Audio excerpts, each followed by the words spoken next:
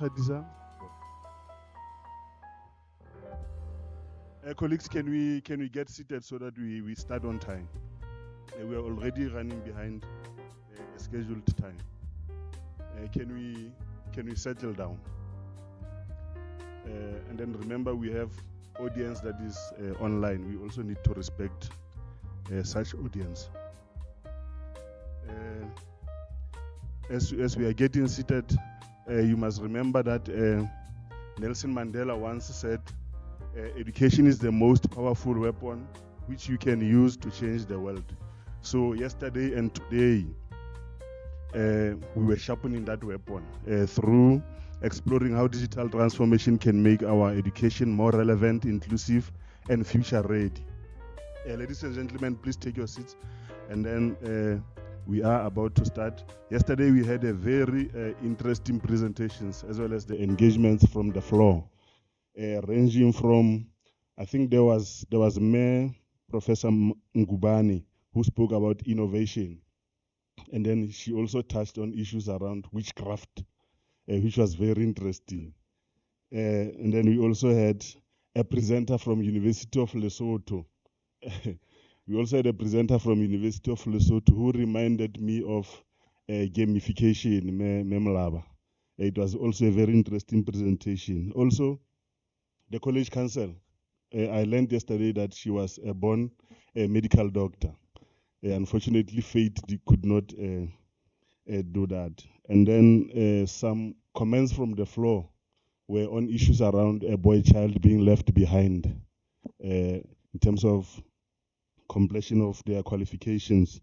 And then lastly, there was a colleague from, I think it's Limpopo, who touched on the issue of 25 TVET colleges and then ultimately multiplied it by 2. It was very interesting. So, but then I'm not taking the responsibility of Mr. Kaiso.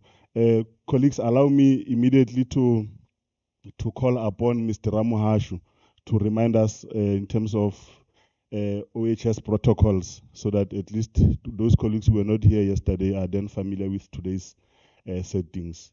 Mr. Mahashu, can you please come and assist us in terms of OHS protocols? And then while Mr. Ramuhashu is ascending the stage, colleagues who were not here yesterday and also those who are here today, let's ensure that we have already registered before we are properly seated for logistical purposes. Mr. Ramash, thanks very much. I know you will summarize the OHS procedures. Thank you very much.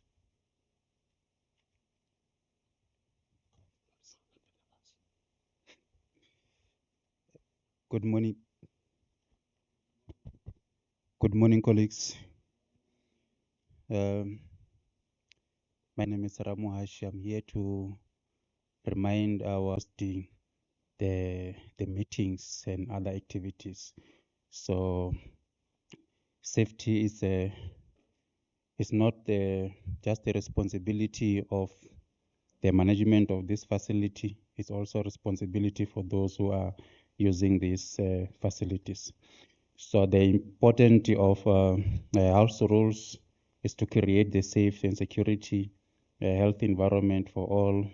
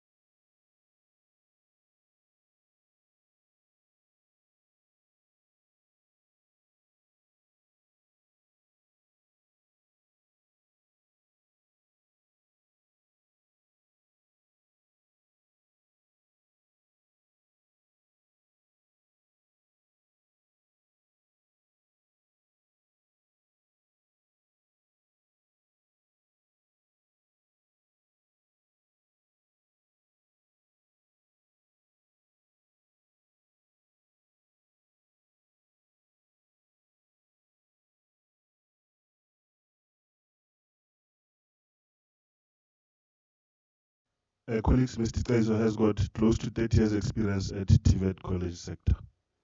Yes.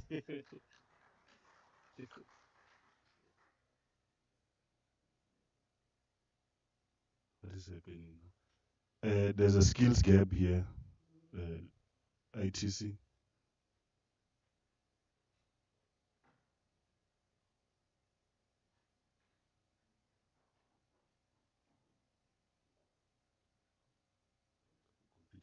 Compatible with that.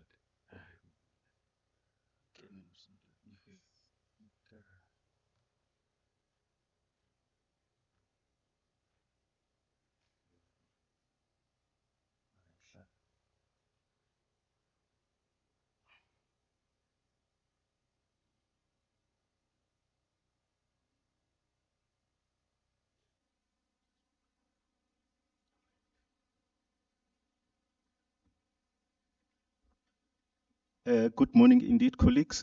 Thank you, Program Director, for the opportunity you have just afforded me. Indeed, colleagues will recall that yesterday the title for this event was Harnessing Digital Transformation in Education for Skills Economic Development, a Pathway. Harnessing Digital Transformation in Education for Skills Transfer and Curriculum Innovation. Indeed, Program Director, the protocol has been observed. Allow me, therefore, to indicate that indeed yesterday was one of those very, very important and informative days. We look forward today to hear more about what is indeed expected. Colleagues, a day before yesterday, chances are we were at crossroads. Some of us didn't know whether to turn left or right. Some were even considering giving up. But from yesterday's presentations and experiences, it dawned to all of us that the only way forward is forward. As far as digital and technological transformation and innovation is concerned. Areas of emphasis, if we can recall, yesterday's presentations explored the landscape of digital transformation in education, its promises, its challenges, and its potential in reshaping institutions of learning with digital skills that are aligned with industry needs.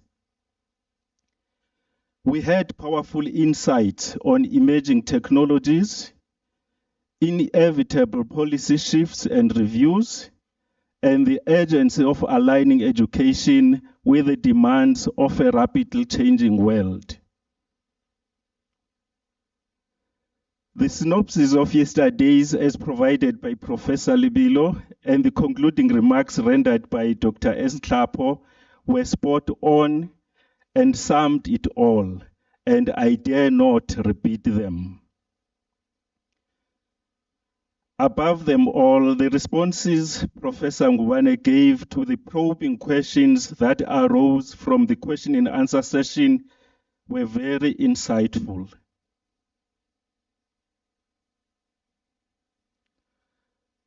Ladies and gentlemen, let's coin yesterday and today.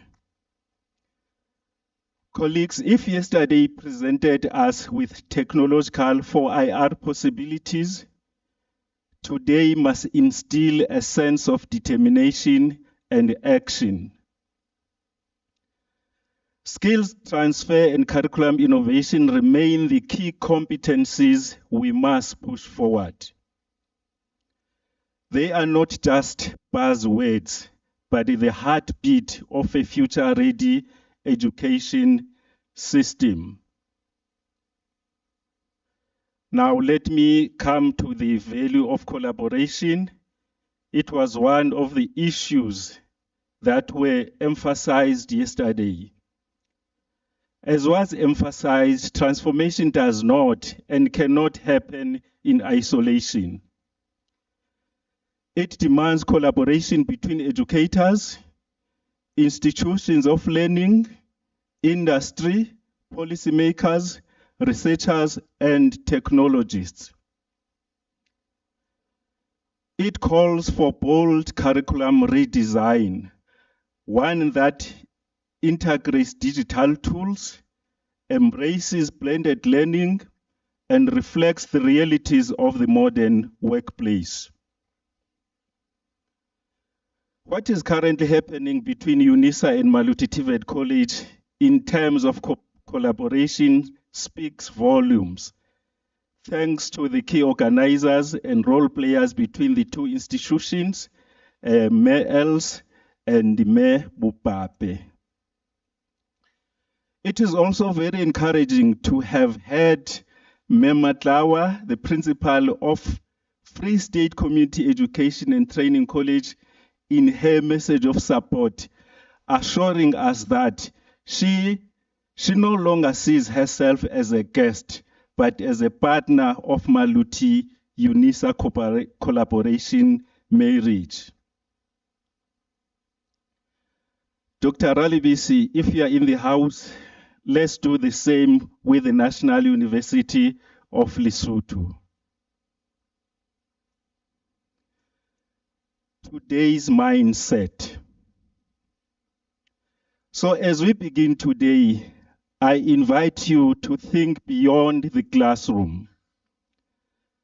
Think about the learner navigating a digital economy. To the president, there was a question, the president of the SRC, there was a question he asked concerning the AI.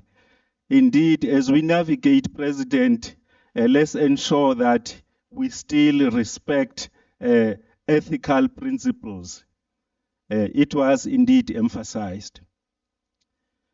Think about the curriculum that doesn't just inform, but transforms. Let's continue to challenge the assumptions. Let's continue to share strategies. And above all, let's co-create a vision where digital transformation is not a distant goal, but a lived reality in every institution of learning. Today's menu.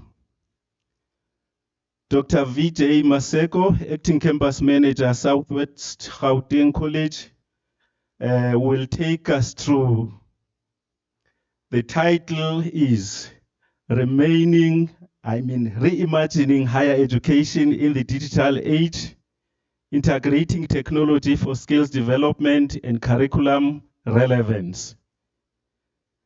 Again, Mr. M. Mwesi, the Chief Executive Officer, ZATNA, will unpack the title, Securing the Digital Future, Strategies for Enhancing Cybersecurity and Digital Literacy in South Africa's Education Sector. Dr. J.P. Keza, the Deputy Principal Academic, Lephalale TVET College, will unpack the title, Engineering Lecturers' Perception Regarding the Graduate Attributes that Students at TVET Colleges Need for IR. Mr. G. Williamson, Managing Director, Shaping the Learner, Clinical Psychologist, will examine the title, Human-Centered Digital Transformation, Integrating Psychosocial Wellness and Inclusive Practices into Curriculum Innovation. Mr. F.S. Madavano, Unit for Distance Learning, Teaching and Learning, Northwest University, will look into the topic, Bridging Learning and Labor, Designing Future-Ready Curriculum in a Digital Age. Again, Dr. A. Akinyelo, Lecturer of Computer Science and Information, will look at the title, Leveraging Artificial Intelligence and Big Data to Drive Communication, Innovation, and Personalized Learning in Higher education. I am also of the view that we must appreciate Mr. T.W. Vele for the background and outline he gave of the TVET programs.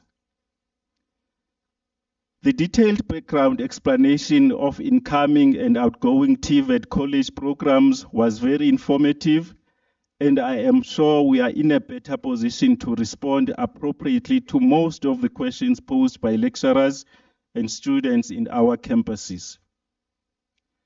The history of NCV programs that will in the near future be transferred to basic education stream as they did not attract the target students in TVET colleges. The emphasis of Report 191 programs, most of which are outdated and do not address the evolving demands of the workplace. The introduction of skills-based QCTO programs that promote job creation and youth employability. Colleagues, amongst the challenges that were raised yesterday, I cannot leave behind the socio-economic status of our communities, which are a very huge contributing factor to the dropout we always see at our institutions. Secondly, the problem child, inclusivity.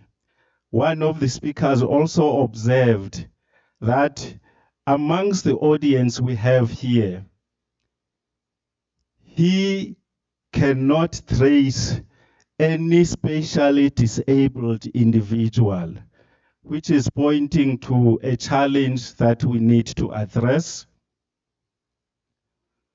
Further than that, colleagues, it is always very disturbing when we have such sessions and gatherings, but we always struggle to have municipality representatives. We'll be very fortunate if today we do have such representatives, because I believe they are the most important stakeholders to partner with the institutions that are around our areas. The problem boy child, indeed, it is calling upon all of us as stakeholders, colleagues, that indeed let's close the gaps where there are gaps. Let's try to accommodate everyone if we want to grow further, and see to it that we all access equally the opportunities that are available or that are at our disposal.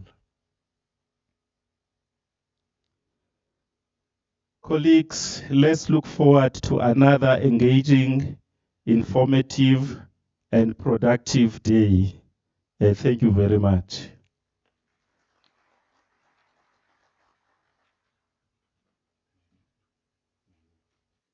Thank you very much, Ndade Qais. Ndade Qais, please don't go very far. Today I'm very generous. I have prepared something for you. Please don't go anywhere actual.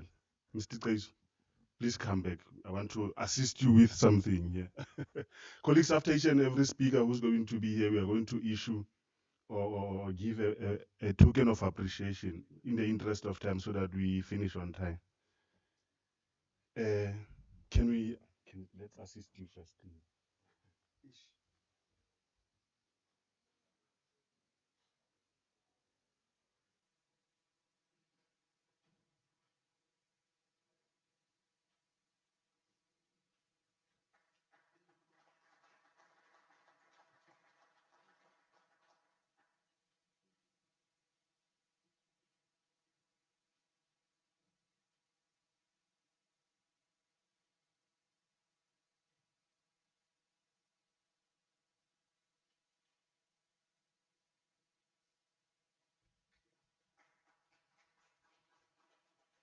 Colleagues, let's give a round of applause for Mr. Kaiso. Today we are very mindful of time, colleagues. We want to visit a dinosaur in Tony, that side of Golden Gate. So we are not going to be wasting too much of our time today.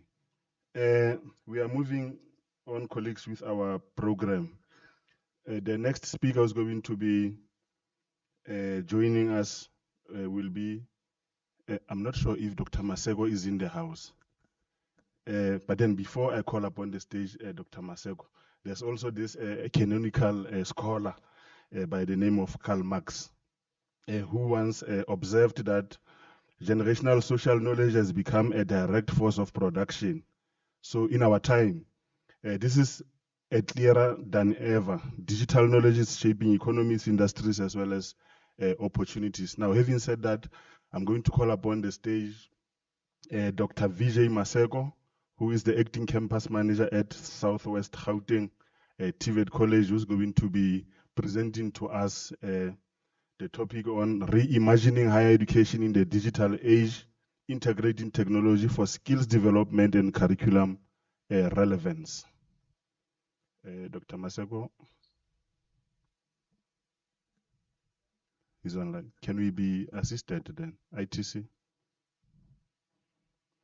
Mr. Masego, we are going to afford you only 30 minutes. We know you can talk forever, so you only have 30 minutes. Just be brief on your presentation.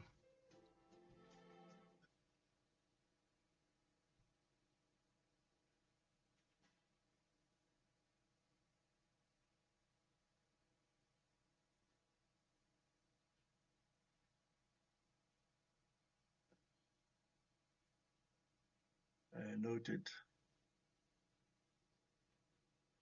I wanted to find out if you can see my screen. Can you see my screen? Yes. Can you see my screen? Yes. Can you hear me? Check out it.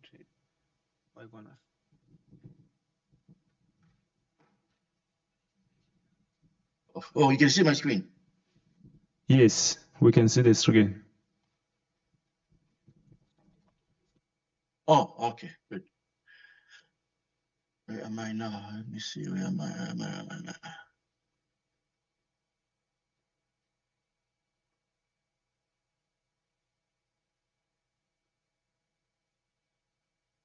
Looks like there is a lot of jet lag going on.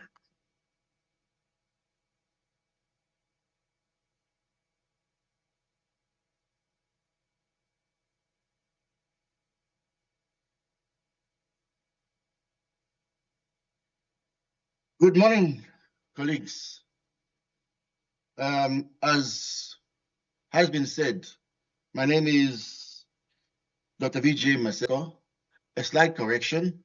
I am the project manager for Florida campus, a new campus for SWGC, a campus which is dedicated to science, technology, and distance learning, which actually puts me in the right spot for this particular topic for today.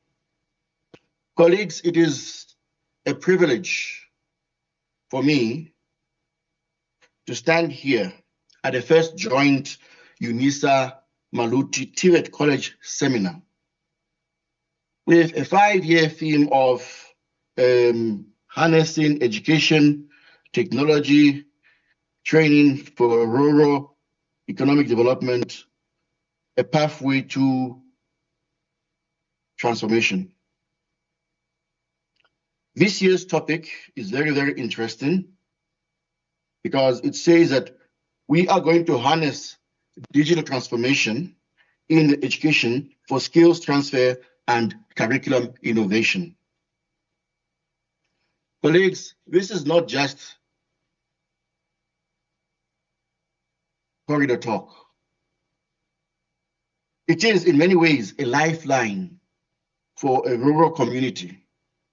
It is an urgent call for us to rethink how we deliver education in the 21st century. The organizing committee says that I should go deeper into the topic, which says reimagining TVET in a digital age, integrating technology for skills development and curriculum relevance. Colleagues, this topic pushed me to a deep end. And maybe at the end of the day, you'll understand why I say so. But it just said that this is a time when we should take the abnormal route and not take the normal route. Because the normal route will produce the normal results. And the situation as it is now requires a very different approach.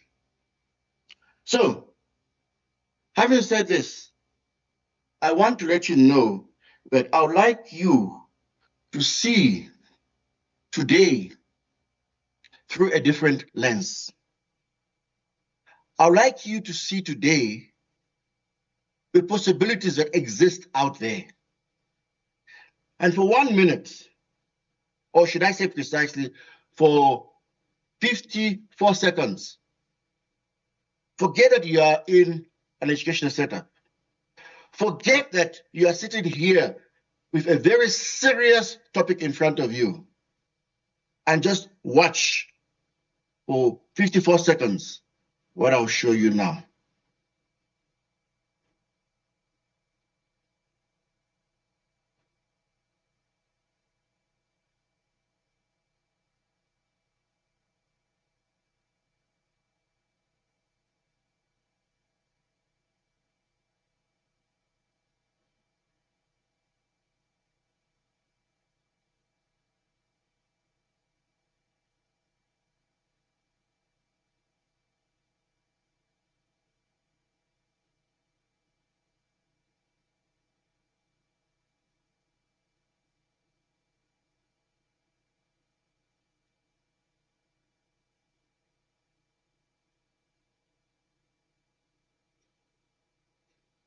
Colleagues, that is the vision for tomorrow.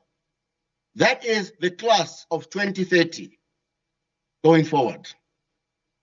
In the classes that will happen tomorrow, it will not be the way we have always had classes, the way our grandfathers were taught, the way we were taught. It's going to be a very, very different story. In July, Circular TC 134, dated 24 July, put a reset on education.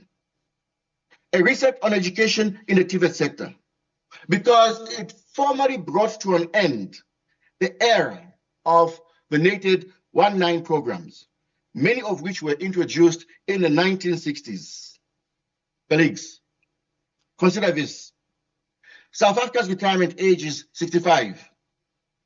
And how fitting this is in the script, because native programs have also reached their retirement age. They are about 65 years old. And I'm sure there is nobody in this venue who is above 65 years. In short, native programs have served their purpose and can no longer carry us into the digital future that we see ahead. The QCTO system, outcomes-based, occupationally aligned, competency-driven, is now our new mandate. This is not just a change of curriculum. It is a systematic transformation. As for Maluti, our response is to create Maluti Vision 2030, powered by AI Siafunda, a deliberate blueprint to ensure that the retirement age of native is not a funeral, but a rebirth. Colleagues, you must pinch yourself, because this conference is not just any conference. It's historic. It's very different from other conferences or seminars. It's the first time that UNISA and Maluti have come together in this special way, Furthermore, the aim of this conference is very, very, very clear. It is to enhance teaching and learning in higher education in the digital age.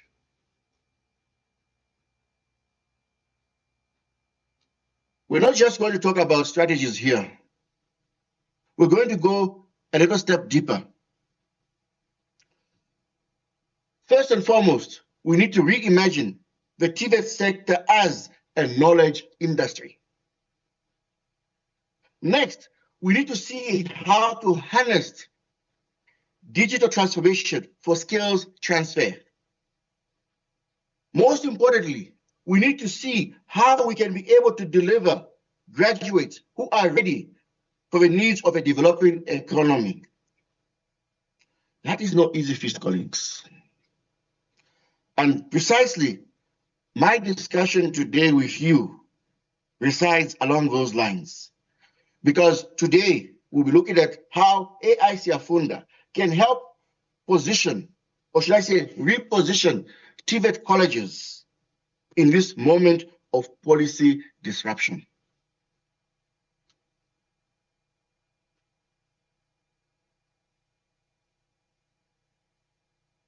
Let's look at the numbers. Colleagues, digital transformation matters. And the numbers are not wrong. They are correct. Colleagues, 65% of our learners today are going to be doing jobs which you and I have no idea of the requirements. They're going to do jobs which you and I cannot do. And we are the ones who are going to teach them to do those jobs. Now imagine what that means. Reflect. This is not just a fact from myself. This is a fact from the World Economic Forum. It's a report. To make matters worse, look at our country. Our youth unemployment is 43.4%. That's according to Statistics SA. And if we take another step forward, we are told that 38% of African employers cannot find workers who can work with digital skills. See, very interesting. On one side, there is heavy unemployment. On the other side, there is a shortage of skills.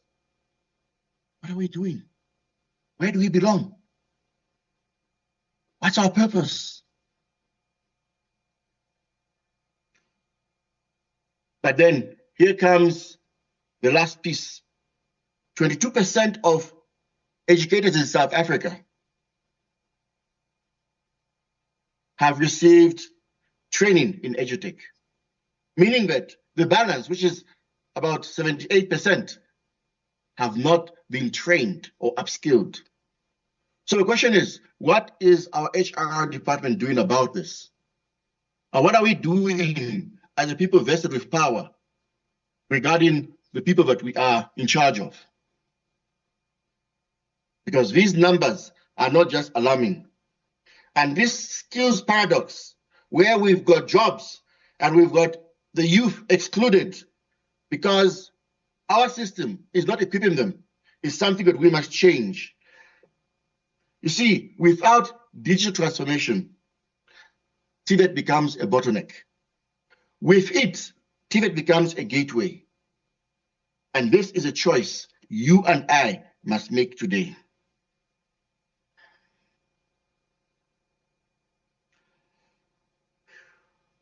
Earlier, someone was teaching us some maths and said 2 times 25 TVET colleges makes 50 colleges. I also want to restate the same fact. Yes, we have 50 public TVET colleges, and these colleges serve over 700,000 students. And yet, there is a digital divide. Only about 37% of rural communities have reliable internet. This is according to ICASA report of 2024. And when you look at such things, sometimes you look at these challenges, then we begin to say, all right, we can't do it because of these challenges. But let me tell you a story. In Malawi, in a rural village, they proved that resilience is possible. How do they do that? They have a project where they give tablets to students, and these tablets are preloaded with lessons, such that even if they don't have connectivity where they are, they can still learn. And also the tablets are powerful, such that when they are charged, and when they go down deep into the village, they can stay long without being recharged. And it was shown in this particular report that 18% was the increase in the pass rate of the students because of this singular intervention. The lesson here is simple. We must design for low data realities, and areas such as where we are in Free State Maluti, we need such solutions. If we want our students to forge ahead, we need such solutions which assist students to still be able to work even if they've got no internet connectivity. Yesterday, somebody said their data had run out. Colleagues, that takes us to the heart of the matter. And the heart of the matter is that there is a concept called AI Siafunda. This is not just a platform, it is a philosophy. In here, there are 4 guiding principles. Number 1, students must have access before bandwidth. So what are we saying? We design for there to be offline first, right from the design. And I remember somebody yesterday talking about the fact that we must design and plan these things proactively. So yes, in AI Siafunda, the first point of call is that you must ensure that you're able to have access even without bandwidth or data. Number 2, the data that we have, I'm not talking about internet data now, the feedback we get from students becomes a very important component that we should use to teach the next student. What am I saying? The lessons that we learn from one student should be solutions for the next coming students. There is going to be a talk about personalized learning. I'm just going to mention it here. I'm not explaining it. We must have adaptive pathways where AI will personalize learning. Learning for Maseko will be different from learning for Njovu because we are 2 different people. And that is all in the AI Siafunda concept. The next point, I said there are 4 points, is curriculum and community are together. What am I saying? I am saying that the community is curriculum. Lecturers are supported by the same AI system in what we call powered professional learning communities. This is where lecturers meet together to discuss and find solutions to their problems. It is not the same as the so-called strategy committees. This is an elevation higher. It's a little bit different. Now, in this way, we will ensure that no student is left behind, even when connectivity is a problem. So what is being proposed here is a system like that.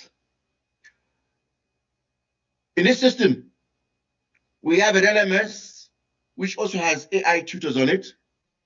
We have virtual reality and augmented reality labs, and we have a workplace. And I'm very sure some of you have already cracked this. Remember, as will be discussed later, the QCDO programs consist of 3 different components: knowledge, application, and workplace. So all of those 3 are captured there. everything that a learner does is recorded, and it goes into what is called a skills brain. There'll be more about a skills brain later, but for now, just know it is one place where all information is fed into it.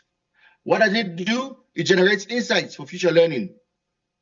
It produces proof that a student actually has achieved these skills. Furthermore, it becomes a point of call when we want to make decisions. It gives us a beautiful dashboard where we can see which skills are being learned faster, which skills are experiencing problems when students are learning.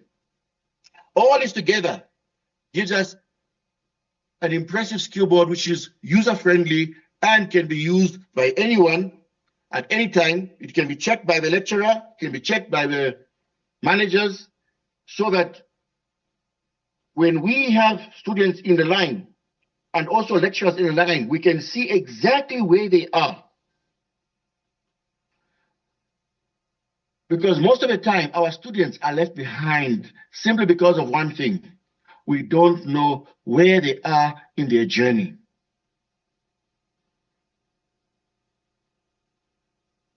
To be able to know exactly where they are and to be able to intervene.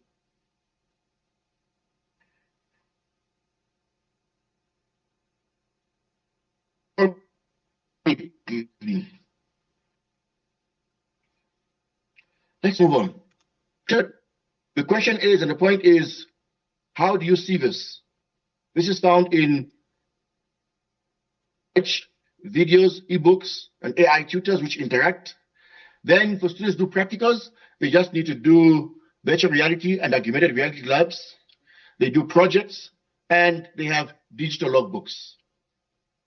In the workplace, the system still follows them, and even the wheel placements are recorded digitally so. So in short, no part of the footprint is left unattended to. You see, in Kenya, they did something similar to this. In Kenya, they were hospitality students, and the hospitality students adopted what is called digital logbooks, such that every task they completed, whether it was making a dish or serving a guest, was logged offline and later synchronized with the system. Employers were able to receive real-time reports on student competence. This proved one simple point, which says that skills do not need to be narrated. They can be evidenced digitally. That shift is a shift we must make in South Africa with the advent of the QCTO.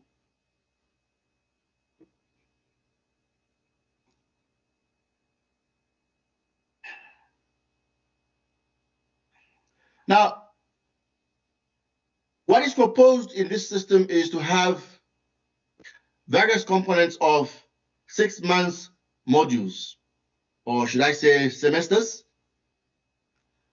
Yes, not all qualifications might fit into this, but this is more or less like a suggested field which can work, where the phase 1, phase 2, and phase 3, phase 1 for knowledge, phase 2 for application, and the last phase for workplace application.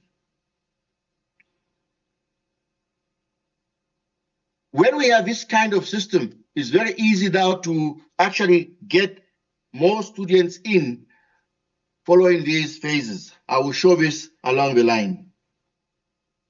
Now, when we've got this system, what we're going to have is that in the knowledge component, the first 6 months, students will do the theory, the concepts, and they'll also attack what I call digital packages. In the next 6 months, which is application, they go into the VR and AR labs, they do problem-solving projects, and the last 6 months, they actually go into the field and work. And in the field, when they're working, they use digital logbooks. And then the supervisor also comments on the inputs. Right next to us here in Lesotho, there was a solar PV course which followed a similar model. Students mastered the theory, then installed solar panels in their communities. Then they worked for local firms. Someone was talking about municipalities. And then after that, many of them graduated already running their micro businesses. That's another aspect which we normally lack in our South African narrative, whereby we always tend to want to train students to become workers, to go and look for work. If we change the narrative and train them such that they become the workplace, we are going to reduce unemployment, and the impact of training or the impact of TVET colleges in our country will be different. Now, the meaning here from this experience is very clear, that when a classroom, community, and a workplace together work, learners don't just graduate with certificates. They actually graduate with competency. Let's take one step back and look at the skills brain we talked about earlier. This is actually the heart of AI Siafunda. It captures what learners know, how they will perform, and where they apply it. It predicts which students are struggling. It recommends possible interventions, and it generates a skills passport for QCTO and all other relevant stakeholders. We have seen parts of this across Africa. Remember, I talked about offline tablets in Malawi. I talked about digital logbooks in Kenya. I talked about modular projects in Lesotho, but there was one piece of a puzzle missing: a unifying intelligence. This insight is this: data alone is not enough. It must be translated into wisdom. And the skills brain is that missing link.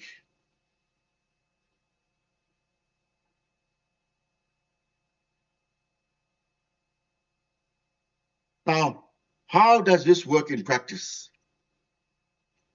So in practice, what we have is we have edge servers, which are all over campus. You place them strategic places. You have progressive apps, which are compatible with low-end phones. You see, you should not use apps which will give a problem to students. We need to have simple ones which are simply also used by students. Then we need to have also offline multimedia packs distributed via SD cards. Then on top of that, we need to have AI micro tutors who respond to learner queries, whether online or offline, and can be synced later. This is being made possible with AI that has come in now. Then we need to have community kiosks all over the campus and hotspots where students can go and get their updates. Importance of Wi-Fi is becoming very, very, very important now. See, this digital transformation is shaped by the context. It should not simply be imported. It should be built for the rural areas' resilience. What should be in mind is that where it is going to be placed, there is little or no internet. And that factor must be put in mind when we're getting it. So, what does this show us? From this desktop evaluation, it is very, very clear that we would have a reduction in dropout rates. Obviously, with the use of AI, there will be a lot of admin which will be removed off the backs of lecturers. And there is a predicted improvement in completion rates around 25% when properly used. Colleagues, these are not dreams. They are realistic projections based on pilots done in various places of Africa, not Europe, Africa. And evidence shows that when AI meets TVET, performance improves.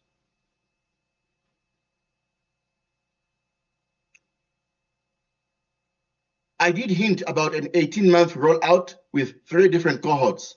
Now, this is how you can run it. During the first run, it will just be maybe the first set of students, let me say 200 students. The second cohort, you would have then one cohort doing the first phase, which is knowledge, then the other one moving over to application. And on the third run, would have all of them running, would have some in knowledge, some in application, and some in workplace. And the system keeps on revolving exactly like that. However, what is key here is that each time, after each cohort finishes, the lecturers must sit back and evaluate what happened. They must check where there were issues and where they experienced problems, also where students experienced problems, and fix that before they move on to the next phase. That is critical. Now, we are now getting closer to Maluti Vision 2030, a response to TC 0134.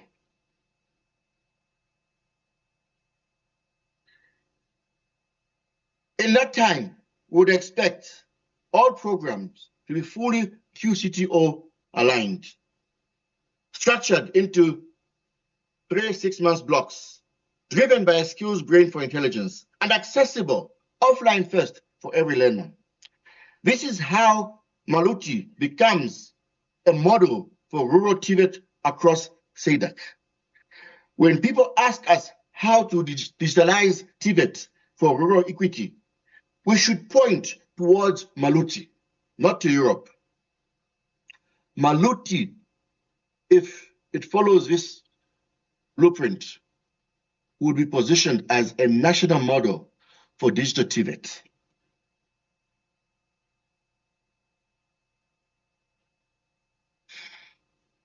Colleagues, priority programs for Maluti: data science technician, solar PV installer, early childhood development practitioner, and software developer. Each of these programs would maximize Maluti's potential while it ensures that students are job ready and are future fit.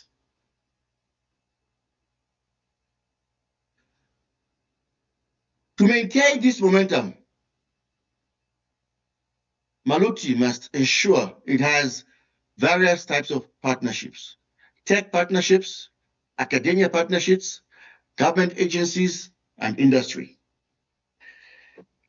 Without these partnerships, Maluti would not make it, or any other TVET college for that matter. You see, it takes an ecosystem to raise a digital campus.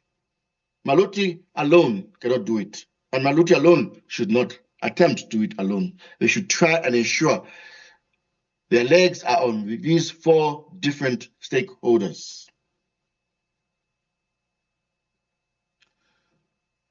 Now, all of this is informed by the following documentation. The DHET white paper on PESAT, which talks about expanding access, equity, and quality. SA, digital skills strategy, which talks about addressing the digital divide. The African Union agenda, which talks of building Africa's human capital. And SDG 4, and also to be specific, as requested yesterday, SDG 4, target 4.4, to increase relevant skills for employment and entrepreneurship, and also 4.7 for education for sustainable development and global citizenship. Now, this is what makes this initiative powerful. It speaks the same language as both government and global frameworks. Colleagues, AI Siafunda is not optional. It's an urgent cry. It is a response to TC 0134, phasing out of native qualifications. And a TVET college like Maluti must move fast to embrace QCTO-ready AI-driven solutions. Colleagues, this is Vision 2030 for Maluti. This is what we're talking about. How do we empower this learner? 30 seconds, see the vision of how we can do that.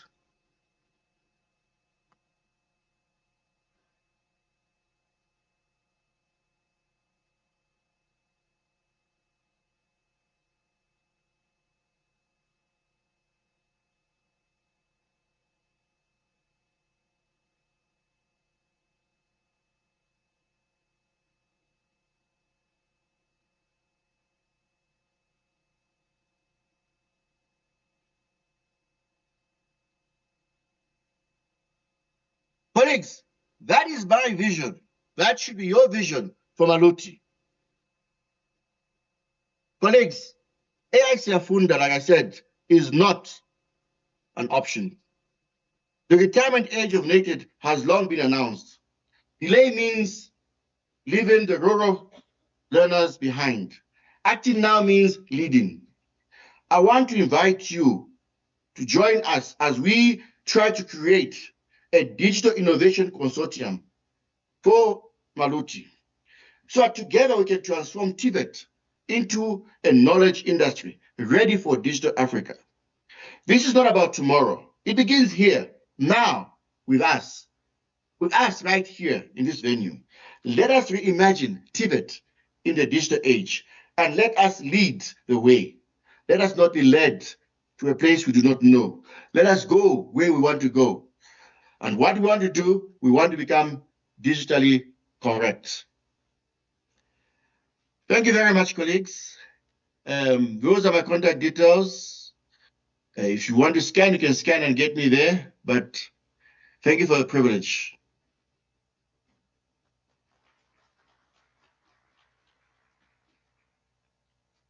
Thank you very much, Dr. Maseko. A round of applause once again, colleagues, for Dr. Maseko. Thank you very much for a very enriching presentation, Dr. Maseko. Colleagues, I hope you are taking notes during the discussion time. You'll then be able to ask those questions, make comments, inputs. There will be a time scheduled specifically for discussions. Our next session will then address the safety of this digital future we are busy hammering on. Paulo Freire warned us that education either functions as an instrument to bring about conformity or freedom, which then mean in the digital era, cybersecurity is not just about data. It is about ensuring freedom, trust, and integrity in our learning systems. So having said that, colleagues, allow me to introduce to you our next speaker, who's also going to be online. We are going to welcome the Chief Executive Officer of Zatna Institution, Mr. M.M. Wesi, who's going to be taking us through his presentation on securing the digital future, strategies for enhancing cybersecurity and digital literacy in South Africa's education sector. ITC, if you can assist us with Mr. Wesi. Thank you very much, colleagues.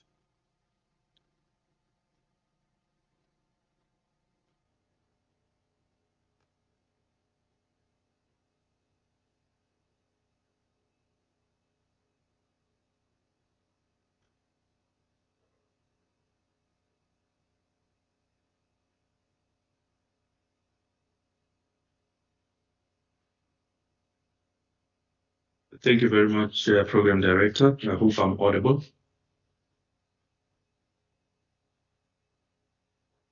Yes, you are audible. I see a thumbs up. Good morning to yourself, Program Director, to the colleagues in the room and those that are online.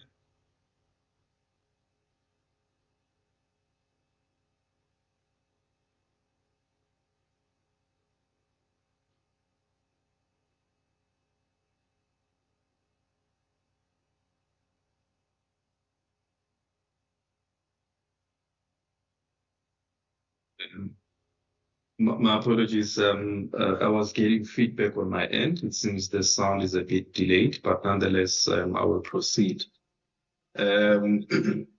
I would have loved to have joined yourselves and the colleagues in the room, but unfortunately I find myself in the confines of my office in Johannesburg. But without any further delays, really, let me first acknowledge the organizers from UNISA, the Maluti TVET College. Kudos to you, the team. One has to really acknowledge the professional support they have received in preparation and from the invitation to the session today, and even acceding to me presenting online. But with that context, I think the program director has introduced myself.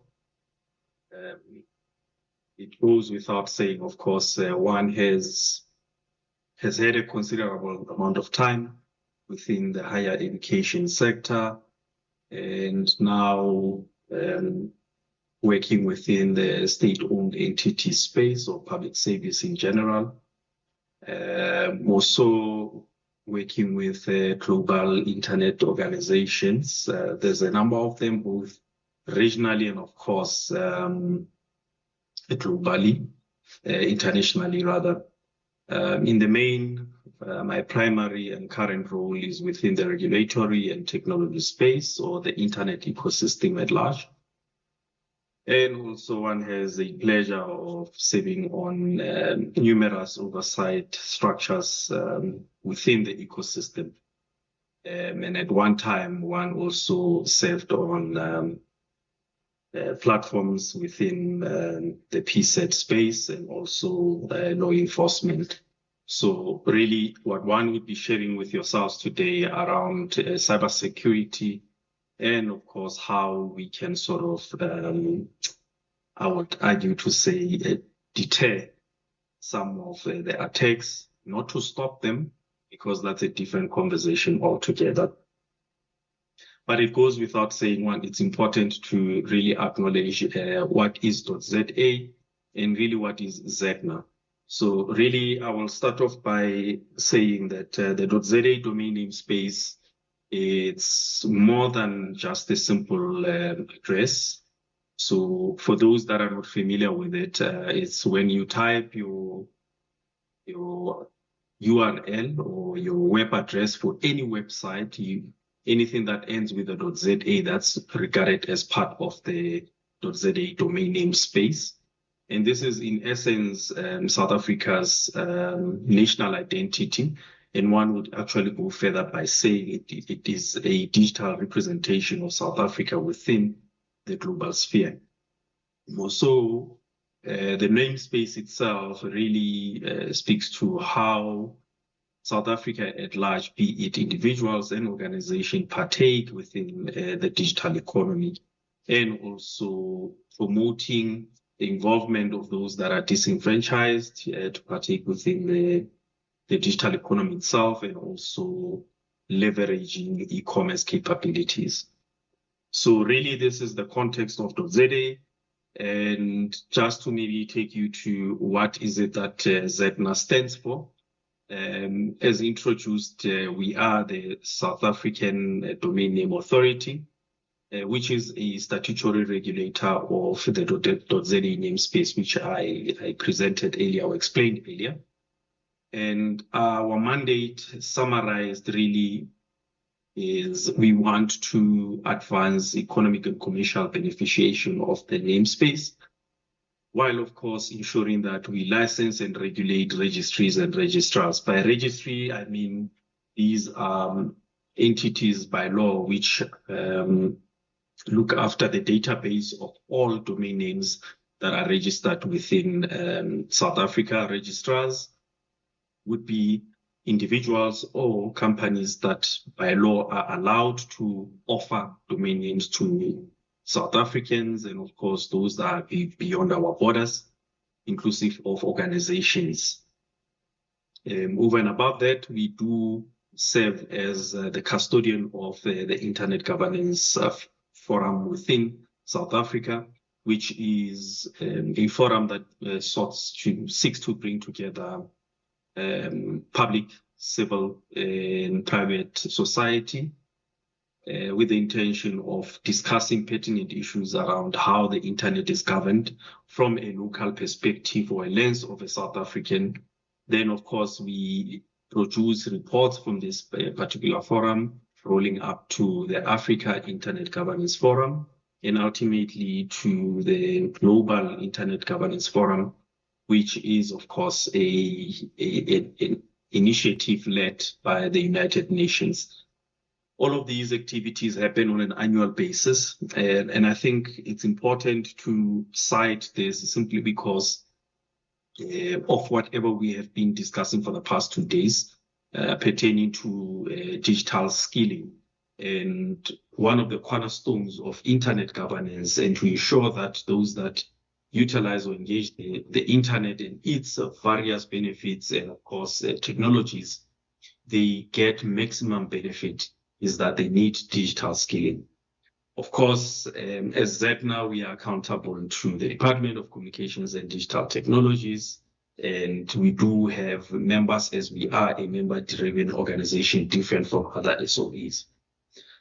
With that said, I will really skip the slide around the legislated mandate. I have shared the slide deck with the colleagues. They can also circulate it at their leisure. Really, just to get to the point of what we are discussing today, is talking about the reality of education. And I will draw from the time that one has spent during my tenure in higher education. What was quite interesting is that you look at various institutions, both universities, universities of technologies, and of course, TVET colleges. There has been an ongoing conversation up until 2020 to say, how do we leverage internet technologies to rapidly deploy digital capabilities to offer either online or hybrid form of learning? So much so that I think through the pandemic, all of those initiatives were fast-tracked, where we saw a heavy reliance in terms of online platforms, cloud computing, and of course, hybrid teaching, to ensure that not a lot of people are left behind.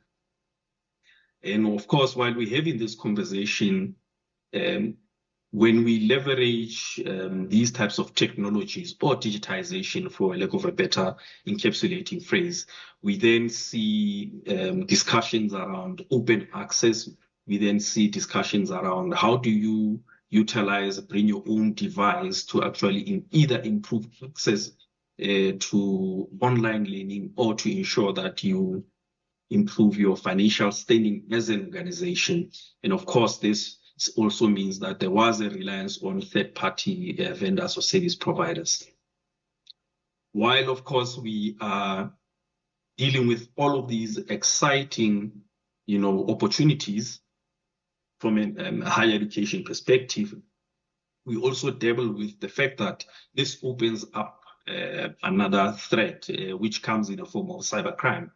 And this is really why we are around the table to have this discussion, in particular to the discussion points that I will be sharing with yourself, whereby we saw, I think, unfortunately, South Africa has been tipped as one of those countries that are prone to cybercrime. Some studies, as the one that is reflected on the slide here, actually state that we are third or ranked third globally. This is simply because there's a number of issues surrounding this. The accelerated access to internet and the accelerated utilization of internet, because those are two distinct aspects where you can have high adoption and low utilization of the internet. But in this instance, they go in tandem, and you'll see in the next slide what I'm talking about. Furthermore, this, of course, affects higher education and, of course, the training and vocational education space, as much as it affects normal citizens on the streets and, in general, private sector at large. With this, of course, opportunities and risks that are flagged, we need to also understand what this implies in its truest form. And this also sort of removes the veil and shows us the dark side of the digital divide. And what does one mean about this? Really is to say, while there is an opportunity in the risks that have been highlighted, it goes without saying that those that are from under-resourced institutions, in particular those in rural areas, they face a higher cyber risk due to limited infrastructure, limited budgets, and of course, low awareness.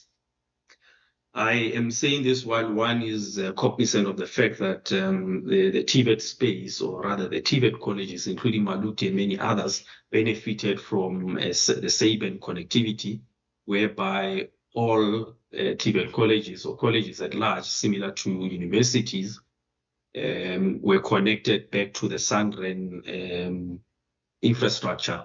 While, of course, this is all well and good, there still is issues of a low awareness amongst the communities within and outside, of course, the colleges, and of course, accompanied with low budgets.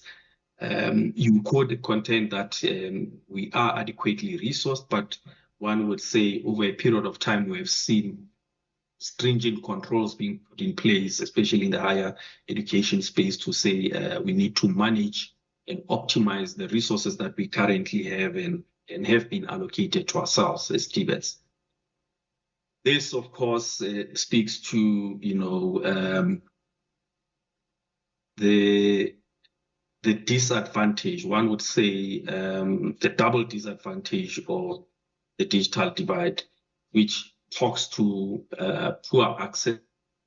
And of course, those that are benefiting from the already mentioned connectivity of SABEN, once they move outside the borders or the demarcation of the institutions, they then are exposed to expensive data costs, and they are exposed to limited coverages in some areas.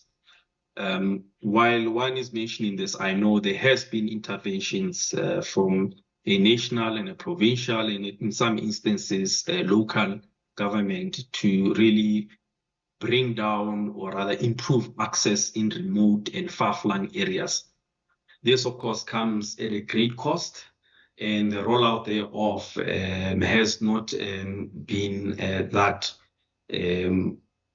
which is quite joyful, for lack of a better word. And what I try to imply on this is really that if one talks about a program that I know is being run national of SA Connect, some groupings across the country feel that the rollout of SA Connect is a bit slow, while of course some feel that it's sort of not aligned with specific endeavors within the regions that they would like to cover. And by SA Connect, I mean there is a national program which seeks to, my apologies, energy saving mechanisms and controls in the room. There is SA Connect is a program which is run nationally, which seeks to connect all South Africans, be it in rural, peri-urban, and of course urban areas. The rollout of that specific project, as mentioned, has been sort of slow. I think in the current financial year and the subsequent financial years leading up to 2030 will be expedited. However, at the moment, we are seeing concerns around poor access and also expensive data costs. I'm mentioning this, of course, adding to the mix, greater exposure to attacks. As mentioned earlier, as usage increases, and as, of course, as adoption increases, as pointed out by the infographic on the right, it then exposes the greater population to attacks. I would also contend that you find that rural TVET colleges and even some higher education institutions often lack the cyber hygiene training for staff and students. When one talks about cyber hygiene, I'm merely saying, do you understand your digital identity as a form of identity that is attached to you. Number one, do you know which platforms on the internet, as you're engaging with these various platforms, trying to either do research or actually just engage in a form of entertainment? Do you know how they are using your data? And this relates to hygiene. Over and above that, does your digital representation actually stand for good wherever it is, whereby you are acting within, you know, I would say demarcations or ethical standards that you in real life you would be pursuant to. So this speaks to cyber hygiene. And is this afforded to staff? Is this afforded to students? And is this, of course, afforded to the community at large? And I'm mentioning this considering the fact that institutions like TVETs and universities are seen as public institutions, which are supposed to serve the public good and the public at large. So what is it that, as an organization, you are doing towards improving cyber hygiene of the stakeholders around the universities? So really, with this, colleagues, I wanted to point out that while, of course, we are saying the digital divide has its own issues and would like to close it, while we are closing it, it exposes us to the other dark side.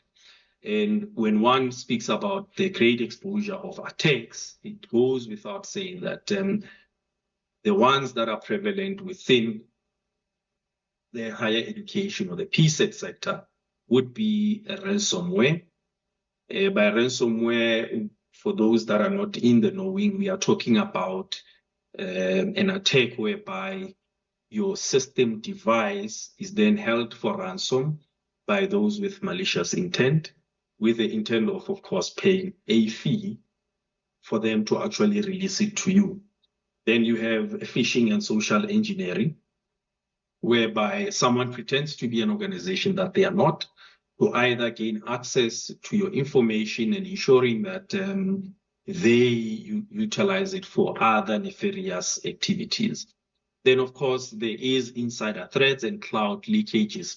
This speaks to an employee of a PSET, or rather a TVET or a university, whereby they either intentionally and unintentionally leak information or give access to someone that is not authorized to have access to those.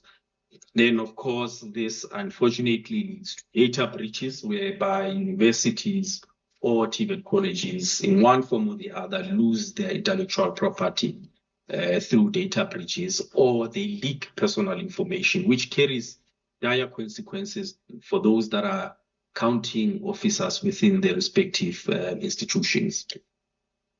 I think with this picture painted of these various threats, one would speak to, notable ones over some time, starting off, of course, in 2019 to 2025. I would first speak to the NSFAS phishing scams, which happened around 2019. This related to where students were, I would say, duped into sharing information, thinking that they are either engaging a reputable institution or they are engaging in NSFAS. This is, of course, still ongoing in various formats where, in once in a while, anyone who is, I would argue that anyone who is in the room and even online has in one point in the past month or so received an email from someone pretending to be either a prince from wherever, having gotten inheritance from someone and saying that they need money from yourself, or pretending to either be your bank, be a friend, and so forth. These are the types of scams when one talks about phishing. The intent of a phishing scam is to gain access to information. Now, the next one would be with, of course, the surge of utilization of online learning platforms, there is an increase also on attacks on either staff in general and students, whereby someone mimics to be someone in authority, like the principal of a college, and sending out an email to either the CFO or vice principal finance or student leader X to say, hey, we would like to do something for staff member number 1 or student number this, and we would like you to donate X amount of money. This is the common type of threats that we see. Of course, this comes with the surge of remote learning, whereby people mimic to be those in authority. The next one is ransomware breaches that we saw in the past, and also a case study that was done around cloud data or cloud leakages. This was done by TQT. This showed that there is a low awareness of those that are engaged in these systems on how to treat or rather determine if someone is pretending to be another person that they are not. Around 2024, we saw about, it was reported that 1,000 incidences occurred of possible cyber attacks on those that were recipients of or beneficiaries of their programs. And last but not least, we might even underestimate this, but most recently we saw a Facebook hijack of one of the universities. What's important about this is that because universities are trying to reach, or rather inclusive of colleges, they would like to reach other markets or engage students through social media. It is important to safeguard your social media channels and platform with the same level of controls as you would your internal systems, because this day and age, or this digital age, your social media platforms or engagement channels have become an extension of yourself as an organization. One would even extend this argument to individuals to say, because of our interactions with those that are either local, global, and because of the networks that we have, one has to apply the same level of control when it comes to securing your social media platforms. I think one would then say, while we have all of these threats, incidences that have occurred, we need to look at, just to digress a bit, the legislation that is available to protect us as either citizens, organizations within the country, and of course, even outside of the country. One will speak to the Cyber Crimes Act of 2021, which criminalizes, amongst others, the breaches and theft of identities. You would remember, for those that are in the knowing, before the Cyber Crimes Act, there was what we call the Electronic Communications and Transactions Act, which dealt at large with any form of crime relating to cyber. But of course, as the need and access improved and increased, there was a necessity to have a separate act that dealt with these cyber crimes. Over and above this, there is a number of legislations that are available. You must have seen a sister state-owned entity, which is called the Film and Publications Board, talking about sharing of, revealing content about an individual without their consent is deemed a criminal offense under their act. More so, also under the Cyber Crimes Act, it also touches on that.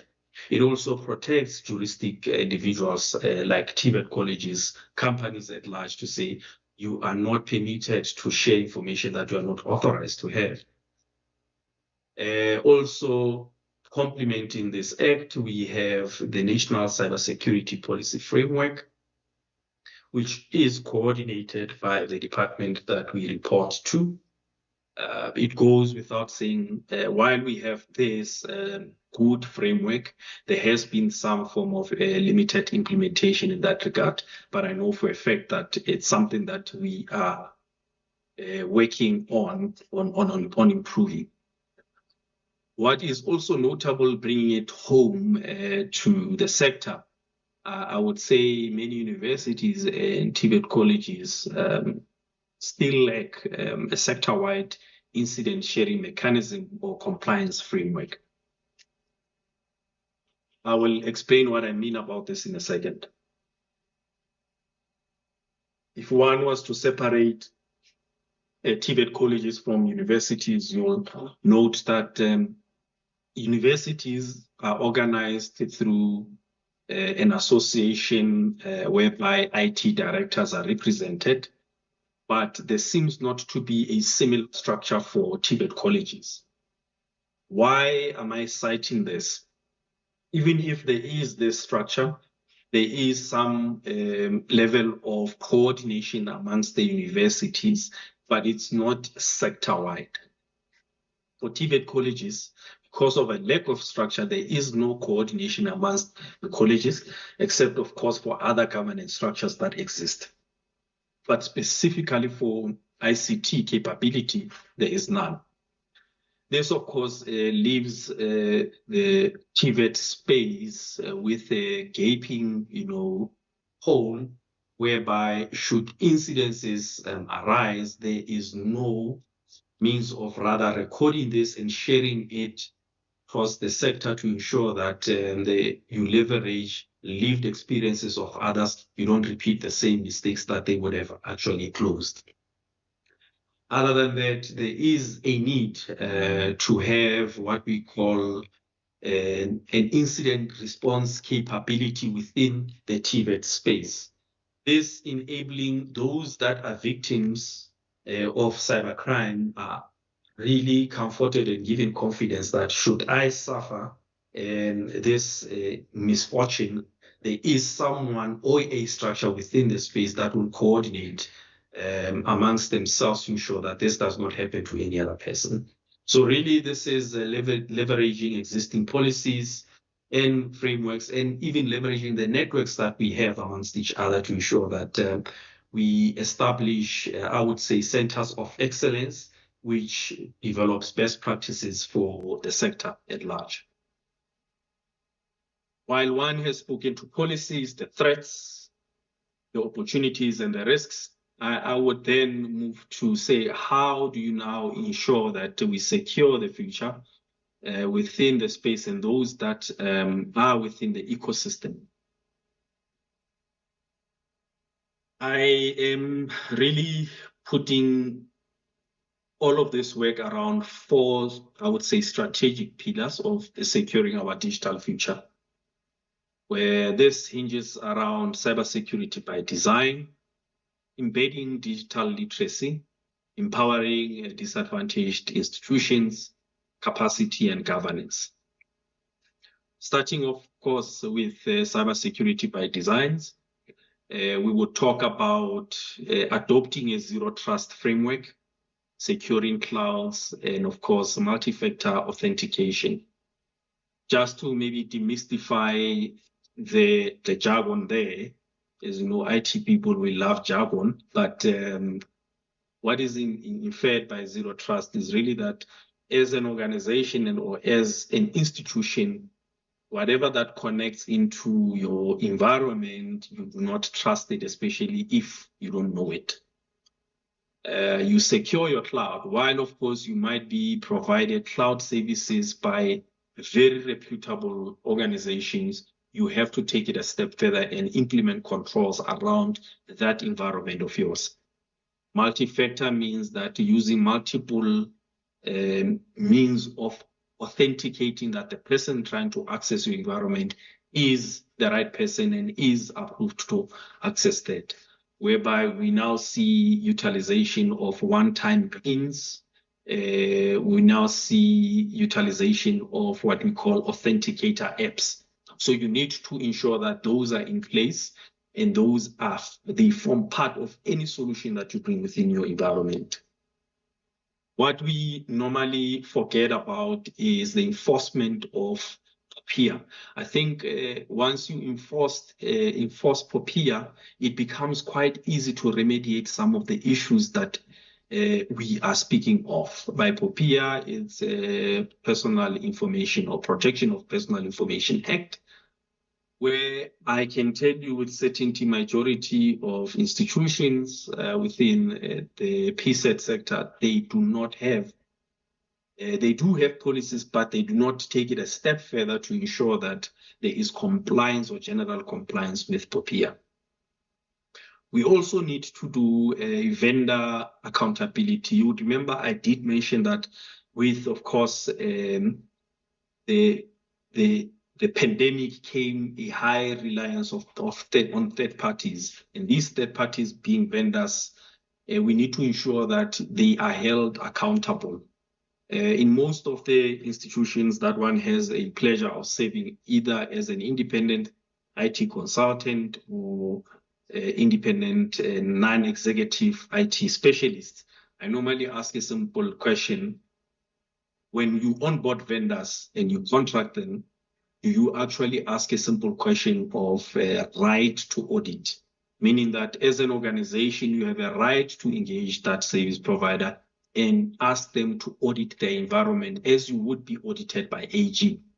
So that's quite important that you do that to ensure that the same controls that you have internally are then within the same environments of the service providers you actually contract.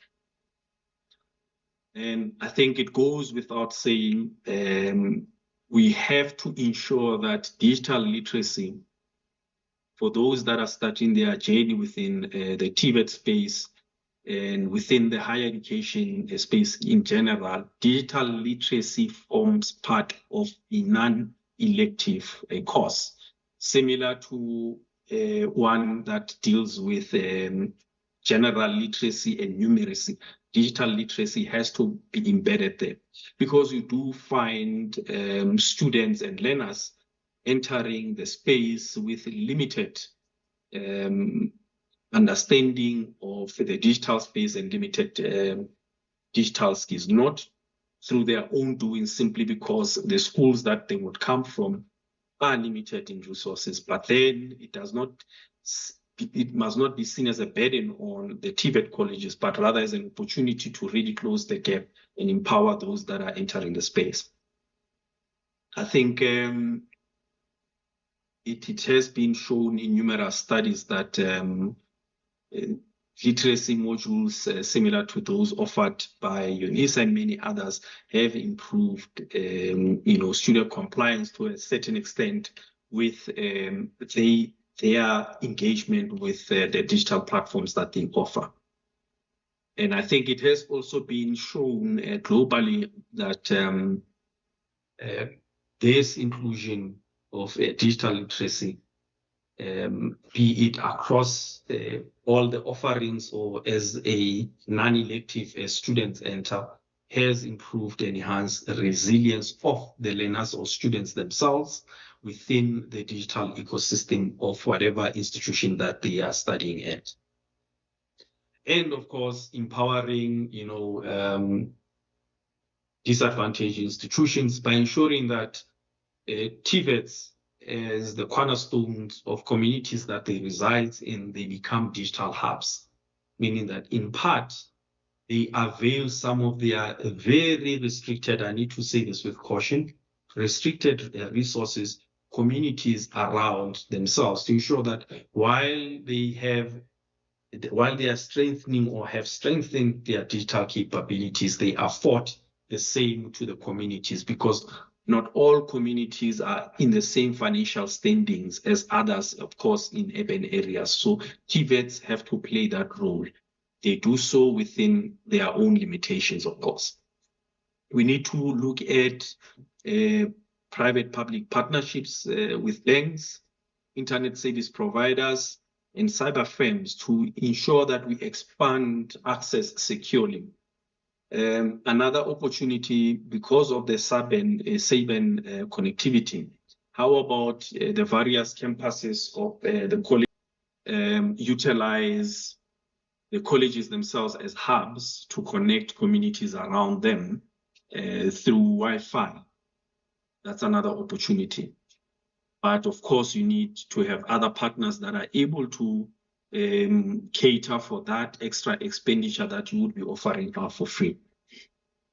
In capacity and governance, While I have spoken about this, we need to, of course, build cyber champions in every institution, ensure that we have, as mentioned earlier, we have a sectoral incident response network, a CSET for TVETs with capabilities to address some of these issues as and when they arise. Ensure that we adopt the King 4 principles on information and technology governance.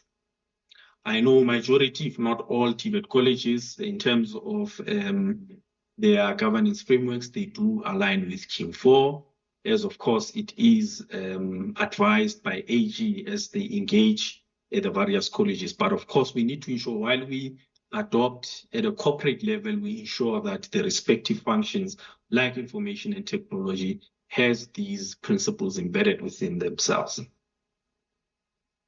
I think as one approaches the end of the presentation, it goes without saying that the benefits thereof of combining cybersecurity and literacy is in one form or the other, you build trust, and of course you create opportunities of jobs, thus leading to growth.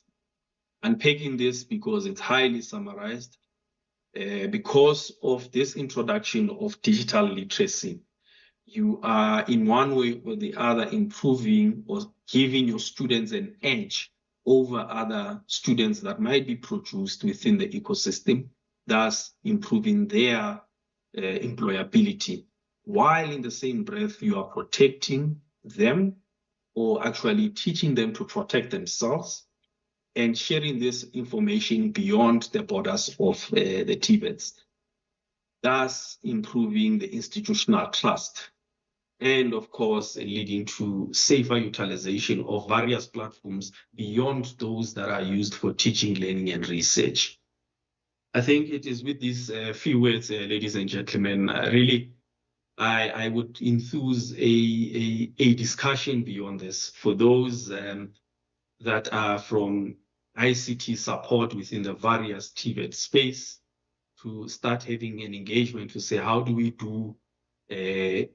establish a sector-wide incident response, best practice centers of excellence, and also as TVET colleges, how do we start a conversation around, embedding a non-elective module, irrespective of what the learner or the student is studying, to rather say we are imparting digital literacy onto you so that your experience as you go through your journey or your learning journey becomes, much more easier and better for yourself and those that you are engaging on a daily basis. So really, is with these few words, ladies and gentlemen, I then thank yourselves for your attention. I think there is a discussion later on. I will just be online just to take any questions that might come our way. Thank you very much. Back to you, Program Director. Thank you very much, Mr. Wesi, for a very detailed presentation. You've reminded us that the future must not only be digital, but be secure. And then I've also learned today that we have what we call a cyber hygiene, Mr. Mtivi. It was my first time hearing about cyber hygiene. Without any further waste of time, I will then move to the next presenter. Mr. Wesi, we would have appreciated your presence here. We have a token of appreciation for you, but we'll also make sure that it reaches you wherever you are. So moving to the next presenter, we are going to have Dr. J.P. Keza, who is the Deputy Principal Academic at Lephalale TVET College. He's going to be presenting to us a topic on engineering lecturers' perception regarding the graduate attributes that students at TVET colleges need for IR. Let's give a round of applause for Dr. Keza. Over to you, Ndad.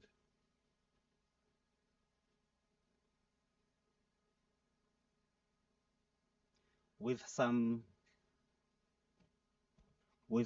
trepidations and With some trepidations, I alert you that today suddenly marks the beginning of the winter of our discontent, made glorious a summer by the son of yoke. And all the clouds that load upon our houses, in the deep bosom of the oceans buried. And now are our brows bound with victorious wreaths, that our bruised arms hung up for monuments. And therefore, since I cannot prove a lover, to entertain this farewell spoken day, I am determined to prove a villainy. On the contrary, upon arrival at Maluti TVET College, you get to sense an old axiom written in wonderful English, soft as the voice of an angel breathing a lesson unheard, and hope with a gentle persuasion whispers her comforting word, whispering hope and whispering hope. Oh, how sweet thy voice, making my heart in all its sorrows to rejoice. Mr. Program Director, I am a teacher by profession. I was taught in the module called the specific subject didactics that before you start with the presentation, you capture the attention of the audience.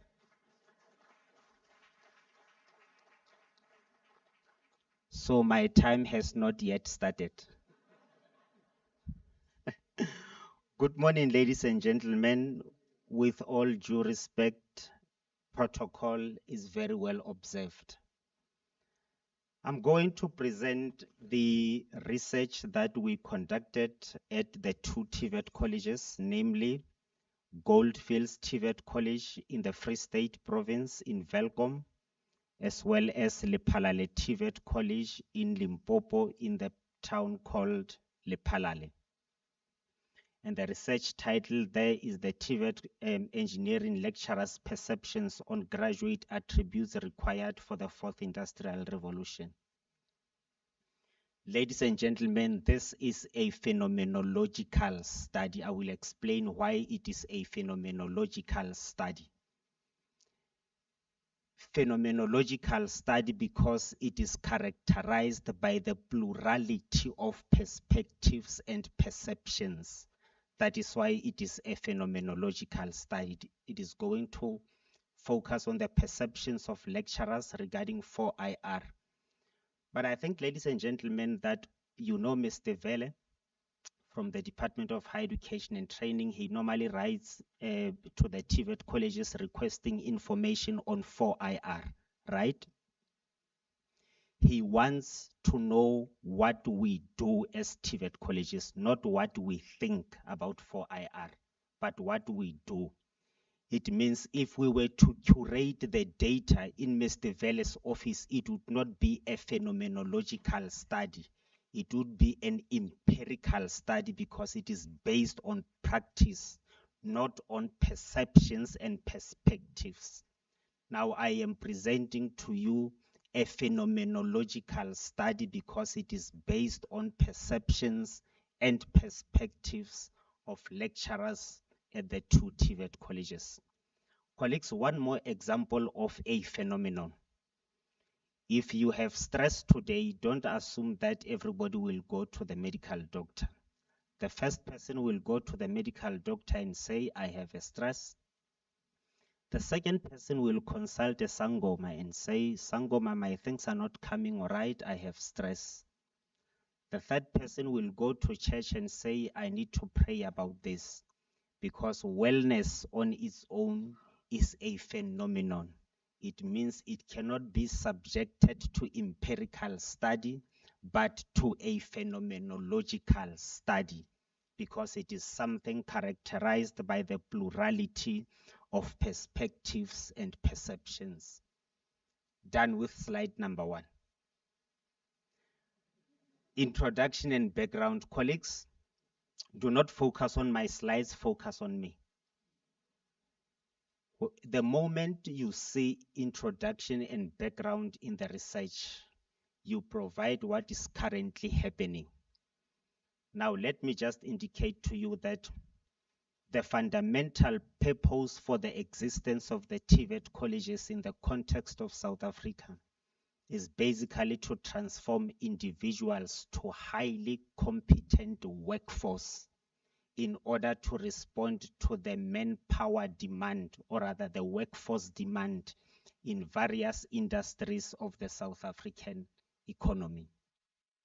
And this notion commits all of us at the TVET colleges to the development and success and transformation of all students, irrespective of their age, irrespective of their gender, irrespective of their race, irrespective of their sexual orientation, and in concert with our mission as the TVET sector to help all our students to grow intellectually, we also foster their holistic development. I am very much aware that there are philosophical debates pertaining to the meaning of intelligence, although we exist for intellectual development of people, that there are still philosophical debates pertaining to what it means when we refer to intelligence. But let us agree that intelligence in the TVET sector means the ability to reason, or the ability to apply one's mind in various contexts of our lives, the ability to solve problems never taught to solve. When it comes to leadership and lifelong learning, as well as civic responsibility, we are found neither wanting nor limping, because we quest for absolutely zero defect when it comes to teaching and learning. I also mentioned that at the TVET colleges, I used the word holistic. That means our services encompass all spheres of human existence. That is why we have the strategic units like the Student Support Services department, to ensure that we take care of our students emotionally, psychologically, spiritually, and physically. So that is basically what we do. I'm done with the slide of introduction and background, because that is what we do at the TVET colleges. Colleagues, the moment you see problem statement in a research, you are given an opportunity to explain the reasons for which you want to conduct a research. Because this is a slide presentation, be aware that the problem statement must be backed up by the literature review. But the first reason for which we conducted this research is because we have identified that there is an existing mismatch between the outcomes of the TVET education and the expectations of the industry. Colleagues, we do something else and the industry is expecting something else. So we are contributors to the high rate of unemployment because we produce students that are not responsive to what the communities needs. That is number one. The second reason for which we conducted this research is because the fourth industrial revolution competencies and attributes are still largely invisible in the TVET programs. Maybe Mr. Vele, while you are still here, what we need to do from the Department of Higher Education and Training is to have 4IR as a policy mandate, so that it is monitored by the Department of Higher Education and Training, and then we shall be funneled accordingly.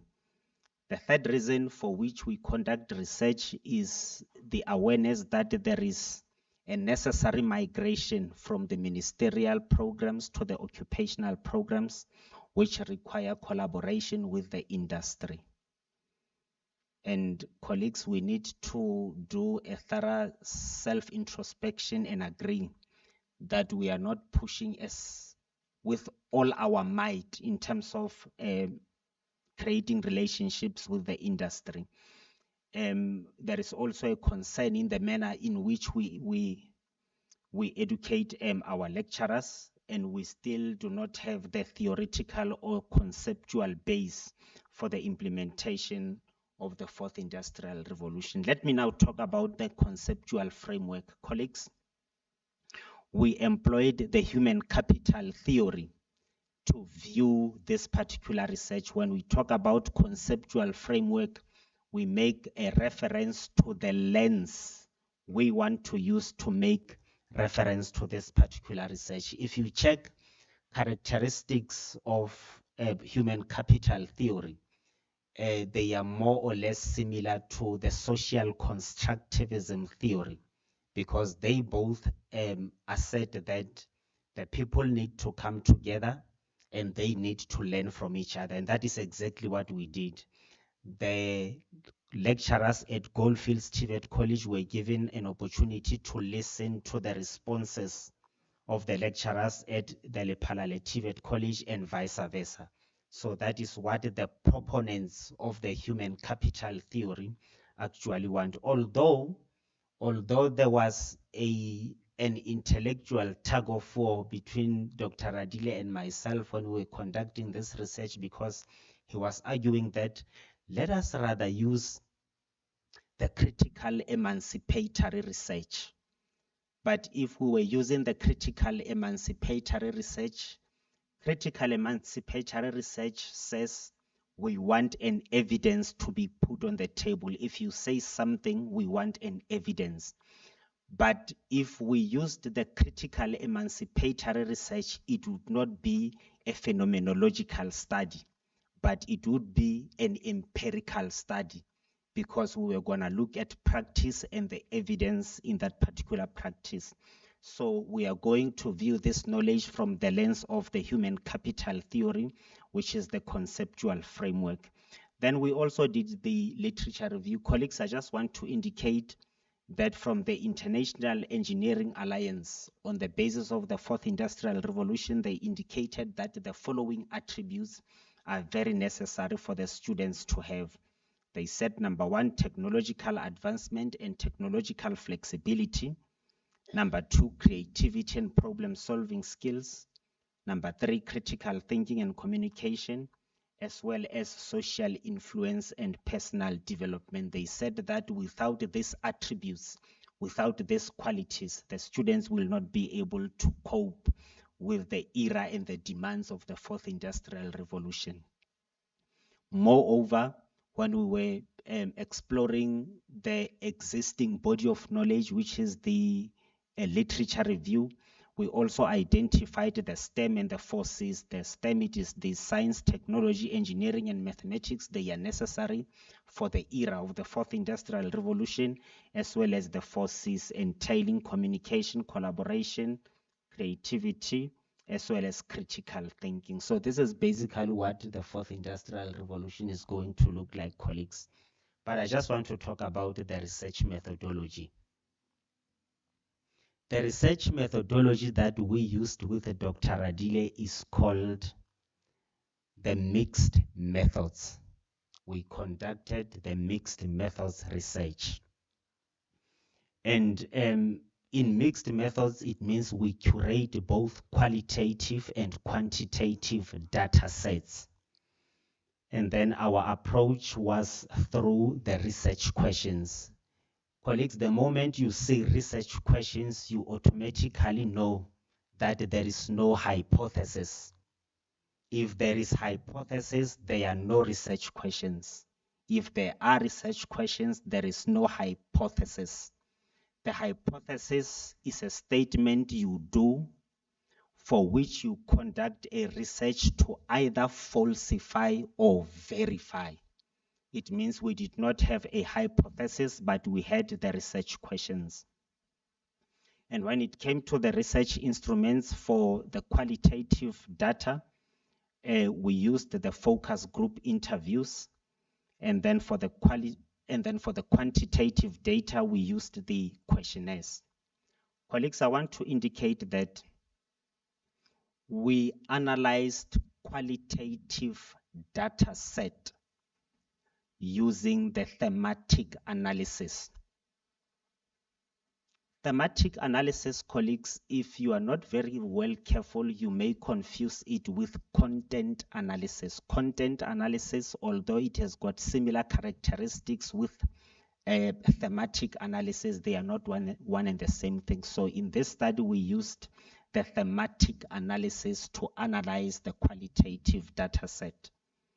For the quantitative data, we used the descriptive statistics. The reason for which we used the descriptive statistics was because we were interested in the central tendency and the standard deviation from the frequencies. We were not interested in variance.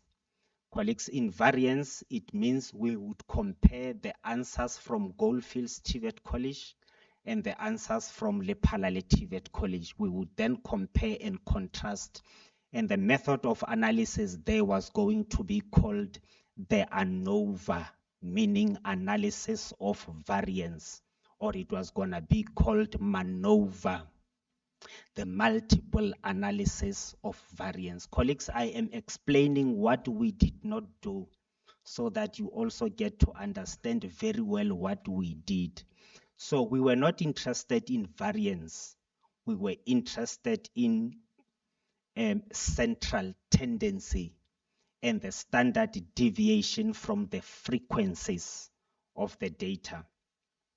And then, colleagues, when it comes to the research design, every time you talk about mixed method research, there are three designs that come into mind. The first design is called the sequential explanatory design. The sequential explanatory design. We did not use that one. I will explain why. The second one is called the sequential exploratory design. Sequential exploratory design. We did not use that one. The third one that we used is called the triangulation design. The people who know good English also refer it to concurrent triangulation or simultaneous convergence design of conducting the mixed methods research. In case you are interested in sequential explanatory design, it is conducted as follows. You come to Maluti TVET College and you say, colleagues, what are the problematic subjects at Maluti TVET College? The lecturers will then say, it is material technology, it is mathematics, it is ETT. Then they will give you statistics and numbers. But at this stage, you do not know the reason why material technology is a killer subject at Maluti TVET College. You only know that many students are battling to pass material technology at Maluti TVET College. Then afterwards, you then conduct qualitative research and say, colleagues, according to the quantitative data set that I have seen that material technology is a problematic subject at Maluti TVET College. What is the reason? Then you will get to know the reasons. The lecturers will then say the level of student motivation, the competency of the lecturer in that particular subject. They will give you reasons. Then it means you are going to now explain quantitative data set by conducting the qualitative research.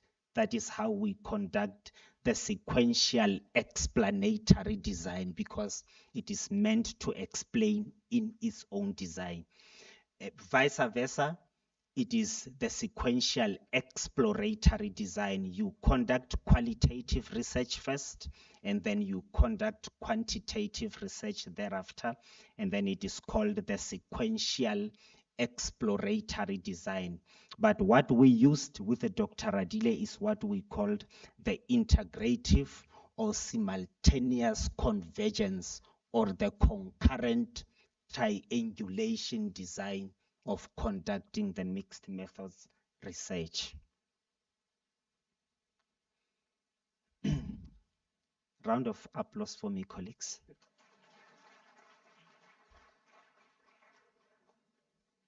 I was very intimidated yesterday by the assertions that when a doctor speaks, people must get to sense that the doctor is speaking.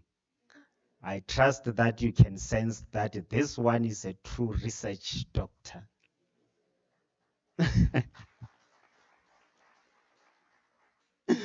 All right, colleagues, these are the demographic data of the lecturers. We start with college number 1, which is Goldfields TVET College. I will not talk much about this, but then colleagues, I want you to have a look at the nature of qualifications in the engineering faculty of the TVET colleges. You will see that we have PGCE, we have B.Ed, we have B.Ed honors, and then we have the diploma in education. Colleagues, you may want to ask the difficult question in this regard. Are these people competent in their work in the workshops? Or do they master pedagogy and specific subject didactics?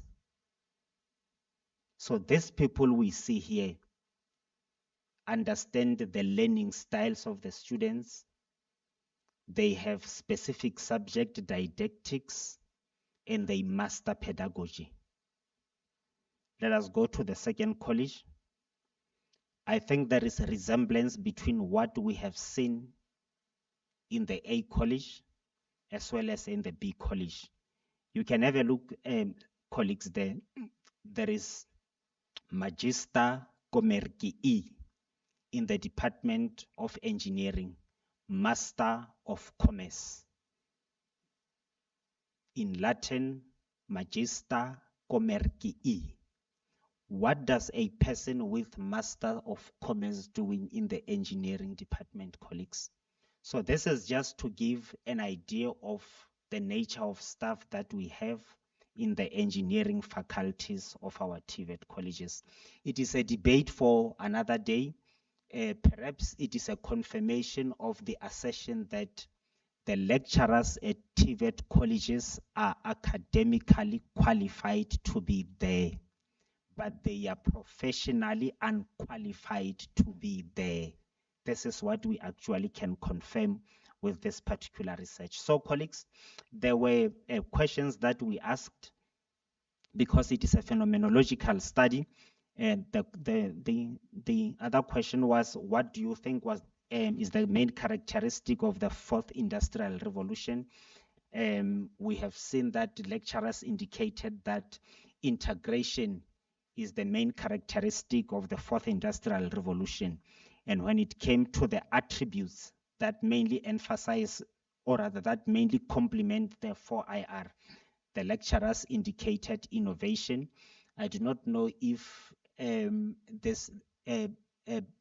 reason behind innovation is because as the TVET colleges, we have a position called Deputy Principal for Innovation.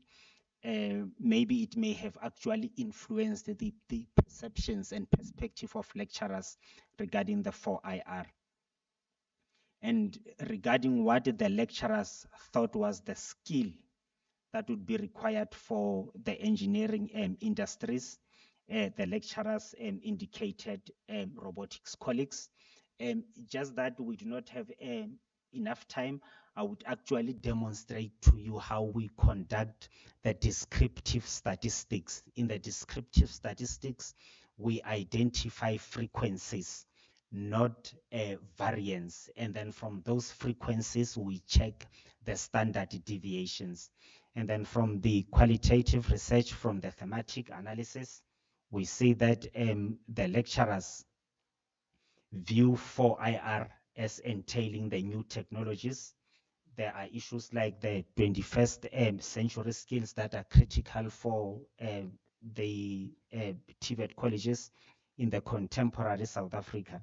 And then when it came to what the lecturers thought is the most relevant stakeholder to lead the implementation of the 4IR. The lecturers indicated that the industry should actually come forth to assist the TVET colleges.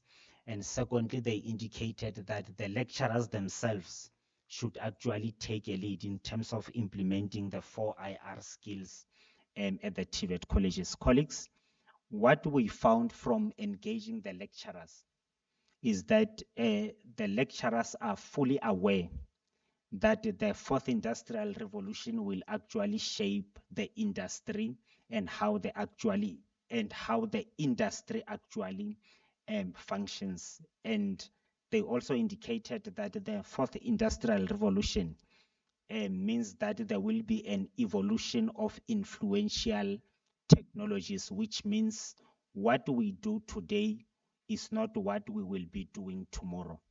The lecturers also indicated that the era will transform the entire makeup of the industry, and then it will also replace the workforce with artificial intelligence and robotics. Colleagues, when you have time, I invite you officially to Lephalale TVET College to come and have a look at what we do regarding the fourth industrial revolution. We have started building the 4IR workshop in which we do the mobile robotics. That is why many students who are going to participate in the forthcoming world skills competitions in that area went to Lephalale TVET College, and we are working on improving our workshop to also accommodate the industrial robotics. Colleagues, the lecturers also indicated that they are aware that the era will lead to obsolescence of the current skills. Obsolete means no more necessary. I don't want to say, colleagues, useless. Maybe it is a tough word to use, but not necessary anymore. It means, colleagues, the skills that you have today will be obsolete tomorrow. Colleagues, if we don't place our lecturers with the industry, we are incubating obsolescence in the TVET colleges.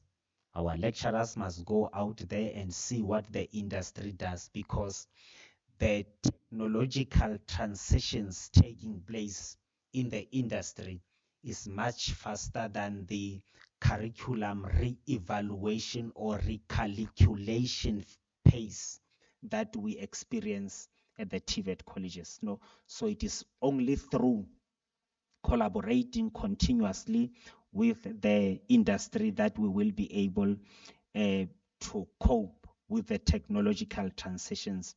And colleagues, there is also an urgent need to focus on the development of graduate attributes for the fourth industrial revolution, so that our students are able to adapt to the ever-changing technological transitions taking place in the industry. Colleagues, in conclusion, the lecturers indicated that there is a need to have 4IR legislated, so that it is the DHET policy mandate to the TVET colleges that all colleges, it is compulsory that you include 4IR into your programs. So, Mr. Vele, maybe this is the homework. I am shouldering to you this particular responsibility. If the DHET can actually legislate 4IR and then create it as a policy mandate, the colleges will be able to run along. Secondly, the lecturers indicated that there is a need for proactive response from the TVET colleges in terms of the curriculum realignment. Proactive means, colleagues, we need to see what the industry does and try to lead the industry. That is what is actually necessary. The third point is that our lecturers are academically qualified, but they are professionally unqualified. So we need to run with speed, especially colleagues, when it comes to accommodating the occupational qualifications. We really need to assist our lecturers there to be able to be developed. Lastly, there is an urgent need for placement of the lecturers. Colleagues, the DHET has put a threshold of 18% for placement of lecturers annually. Colleagues, if you are at Maluti TVET College and you just cope with that 18%, colleagues, you are becoming obsolete. In fact, there must be a demand written to the office of the principal to say, we request to be placed with the industry so that we are relevant. But I know colleagues at the TVET colleges, the lecturers are reluctant to be placed. When we say you have to be placed, it is a bewildering array of perspectives, perceptions, arguments, intellectual tug of war. I do not know why, but for as long as you do that, you are becoming obsolete because the industry is continuously introducing the new technologies. Colleagues, the strong recommendation which came from Goldfields TVET College to Lephalale TVET College, they said we needed to develop partnerships and linkages office, because at Goldfields TVET College, they already have that office for partnerships and linkages. There is already a need for continuous revision of the TVET curriculum, but I think QCTO will play a critical role in that regard. The lecturer qualifications development is also necessary. And then we also need to give our lecturers an opportunity to test curriculum that they teach in the classes with the realities of the industries. Colleagues, in conclusion, I want to emphasize that curriculum reevaluation is very necessary. Fostering of partnerships with the industries is very necessary. Collaboration is very necessary with the industry. Lecturer continuous professional development is actually necessary. And lastly, lecturer development. And the book of Proverbs then say, withhold not good from them to whom it is due, when it is in the power of thine hand to do it. And say not unto thy neighbor, go and come again, for tomorrow I will give when thou hast it by thee. Devise not evil against thy neighbor, seeing he dwelleth securely by thee. Thank you.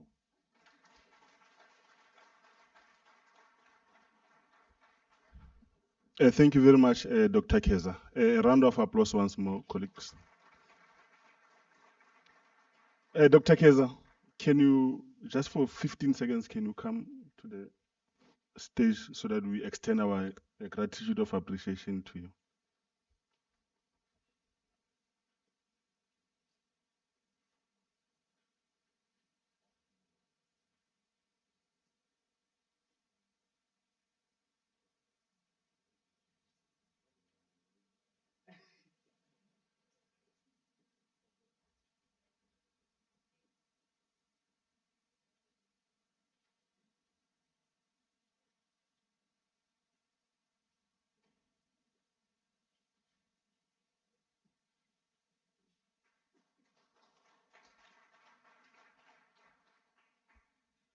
No, thank you very much, Dr. Keza.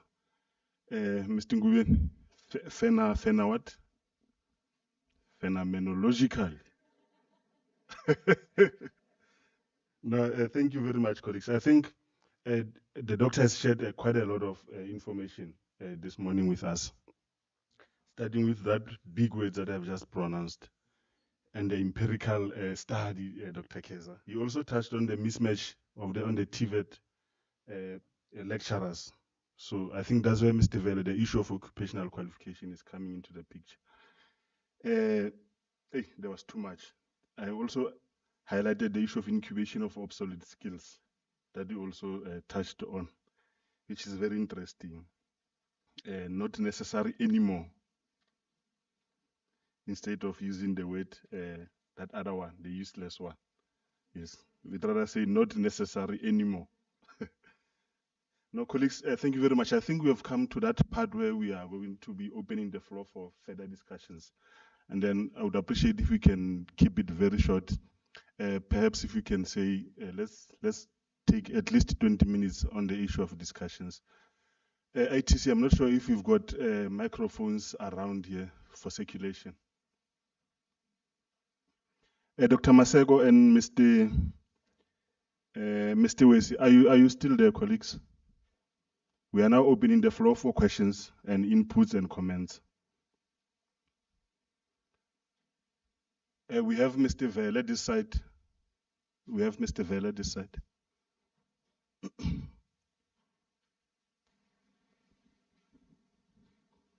Oh, okay. Good morning. Thank you so much to all the presenters.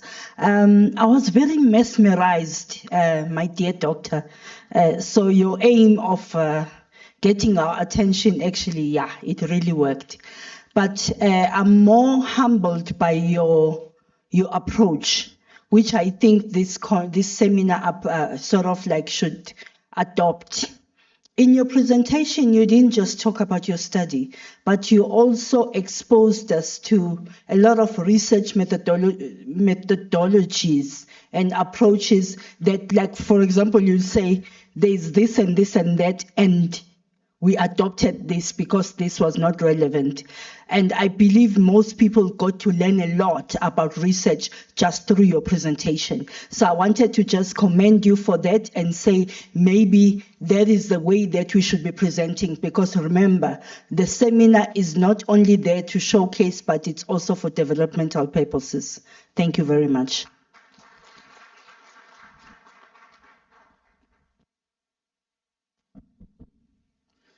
Thank you. Firstly, let just me echo the sentiments of Prof. Ngubane. As a postgraduate student myself, I think I have also gained a lot from your research methodology lesson that you have given us here today. And I really appreciate the diligence in how you explain these concepts that at times can feel very complex. Then, yeah, I'm not going to ask questions. I'll probably just make comments on some of the issues that you have raised. There is this perception, your phenomenological study deals with perceptions. There is this perception that activities in TVET colleges should happen based on instructions that comes from the DHET. It's a perception. And this perception must change. The role of the Department of Higher Education and Training is not to determine what colleges do in terms of programs that they offer. It's not to determine the approaches that colleges employ in delivering programs. It is not to determine the choices of lecturers in classrooms. Now, I'm saying this because it comes up a lot. The DHET must do this, the DHET must do this for things to happen in colleges. The role of the Department of Higher Education and Training is to manage the system. We provide enablers at policy level, at regulation and legislation level for colleges to be able to be run by management and councils and academic boards at institutions. We provide enabling mechanisms for funding to be available for colleges to access in order for them to deliver programs. Now, a college cannot wait for the Department of Higher Education to identify for them which qualifications, which programs. So, Dr. Keza, a college cannot wait for the Department of Higher Education to introduce a program that relates to 4IR at the college. A college cannot wait for the Department of Higher Education and Training to integrate 4IR related methodologies and activities in the facilitation of teaching and learning. So these perceptions, we must start dealing with them. Now, this is also one of the things that I think we must also revisit in terms of how we define things. And I do understand that it comes from the definitions that we have employed in the system. The issue of academically qualified lecturers who are not professionally qualified lecturers. Now, in many instances, when we define the academically qualified lecturers, we just look at the academic qualification. That, okay, they've got a B, a degree, or they have a diploma, B.Ed, somebody may have maybe a diploma in engineering and things like that. And we say they are academically qualified. But what we have not been doing is whether those academic qualifications are appropriate, which is something that you have also brought up in your presentation, Dr. Keza. A person with an MCom is academically qualified, but they are not appropriately qualified to teach in engineering. So that's also one of the distinctions that we'll have to start making. That academically qualified in terms of the level of qualification, which is an academic qualification, does not also imply appropriately qualified. Because we may have a lot of academically qualified people and we concentrate on them getting professionally qualified, and we still don't solve the problem if they are not appropriately qualified. So that's also something that we'll have to look at in the system. So those are my two assertions, and I do take the homework, Dr. Keza. I do take the homework at system level, the enablers that we may need to provide or to bring in the system to accelerate certain activities. We will do that. Thank you very much.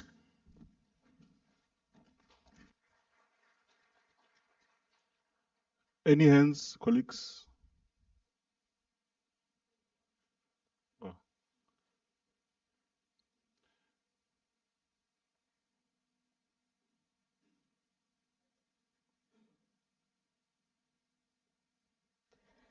Thank you, Program Director. Good morning, colleagues. Let me first acknowledge our presenters. Mine is not a question, it's an input. I strongly feel that we need to have a collaborative approach where all stakeholders will gather together to table their expectation. If I still recall, yesterday the policy was the issue in the House. if they are part of the gathering, they will be aware of their shortcomings. Also, the partnership, I agree. However, we need to have a relevant industry or the host employer where we will place our lecturers. That is the very important or the key point where we are now.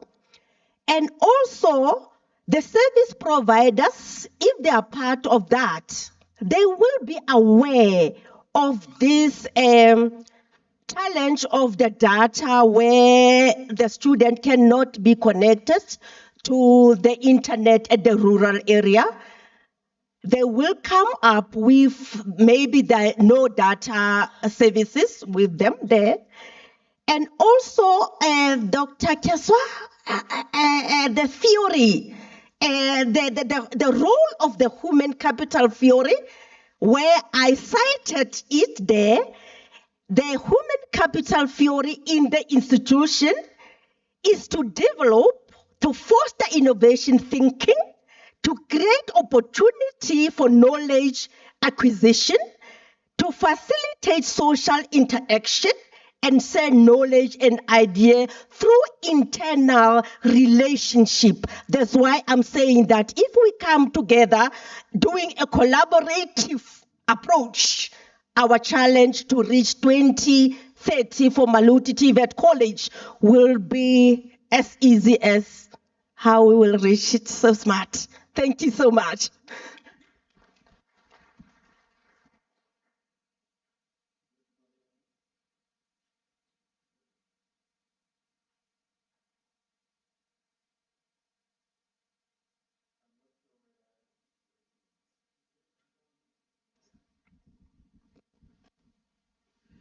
Thank you very much, but my voice is loud enough.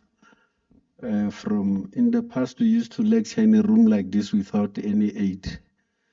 The point that I want to bring, and thank you for the presentation, well thought presentation, taking us to the methodology that is used to get to the results that and the findings that you arrived at.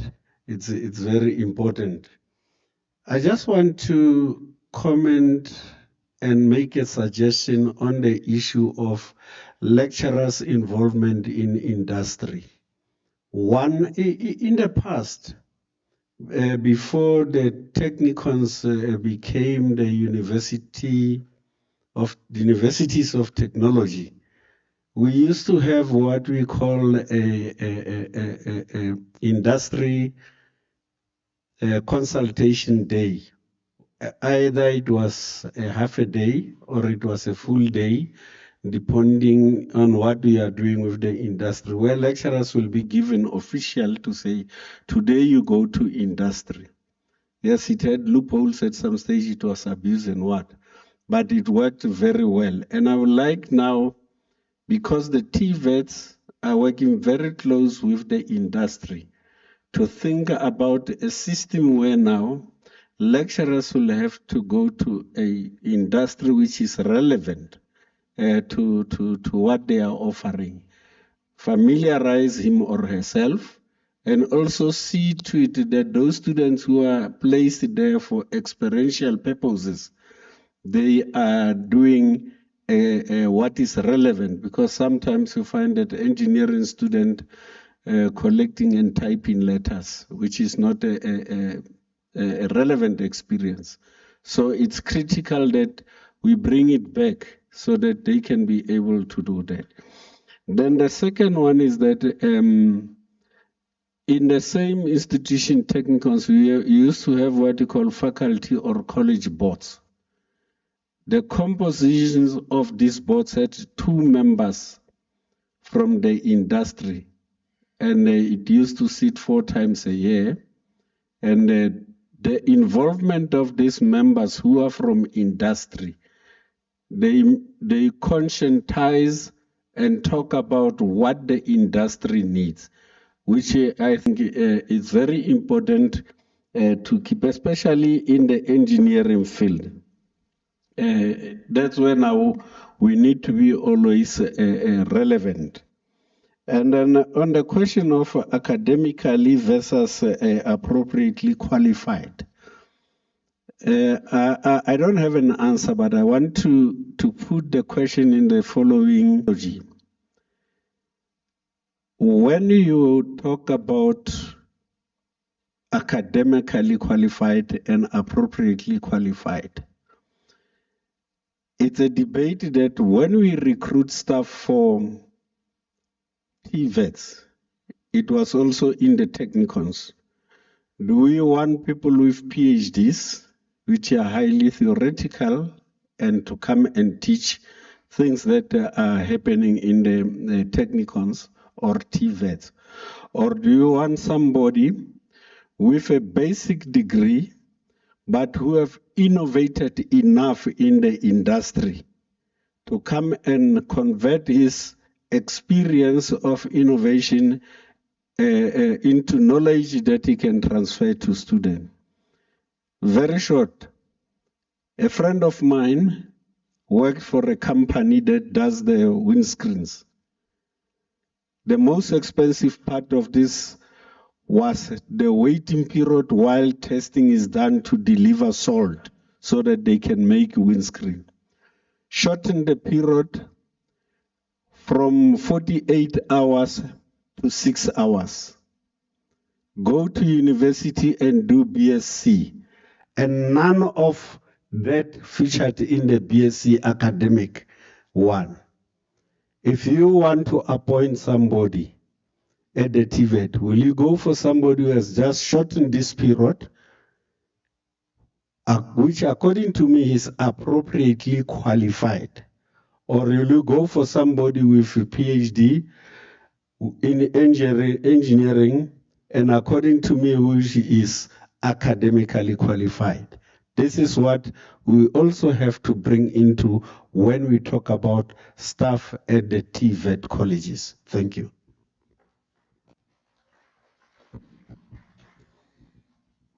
Oh, thanks very much, Ntate Mokoena. Bomele bo ntate ke a leboha. Ke Mr. Makgatle from Maluti TVET College. I just want to applaud Dr. Kesho and Dr. Maseko for their presentation. They were truly outstanding. Jwalo ka Dr. I think Professor Ngubane indicated that this were basically more about development. I want to agree with her. And furthermore, I want to believe, Chair, as my input,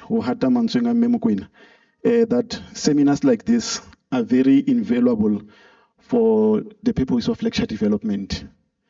So bringing us closer to experts of the caliber of Professor Magubane, Dr. Keswa, Dr. Maseko, and many others that presented since yesterday. So the TVET sector also, Chair, we all know that is often undervalued, is undermined, and is up to the generation Yarona to reposition it very well. And I'm glad to see young, managers in the sector, Dr. Keswa, who are really giving us inspiration as young managers in the TVET sector. However, I'm concerned precisely about the disconnect between the sector and the industry, or Chair.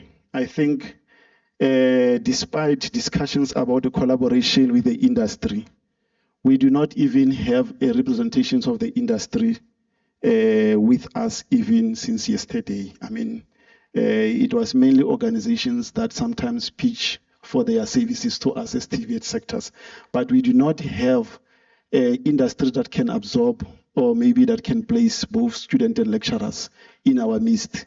And having this kind of conversations without also their presence is problematic. I think maybe as an input going forward, we must try by our level best to bring them closer to us. Thank you very much.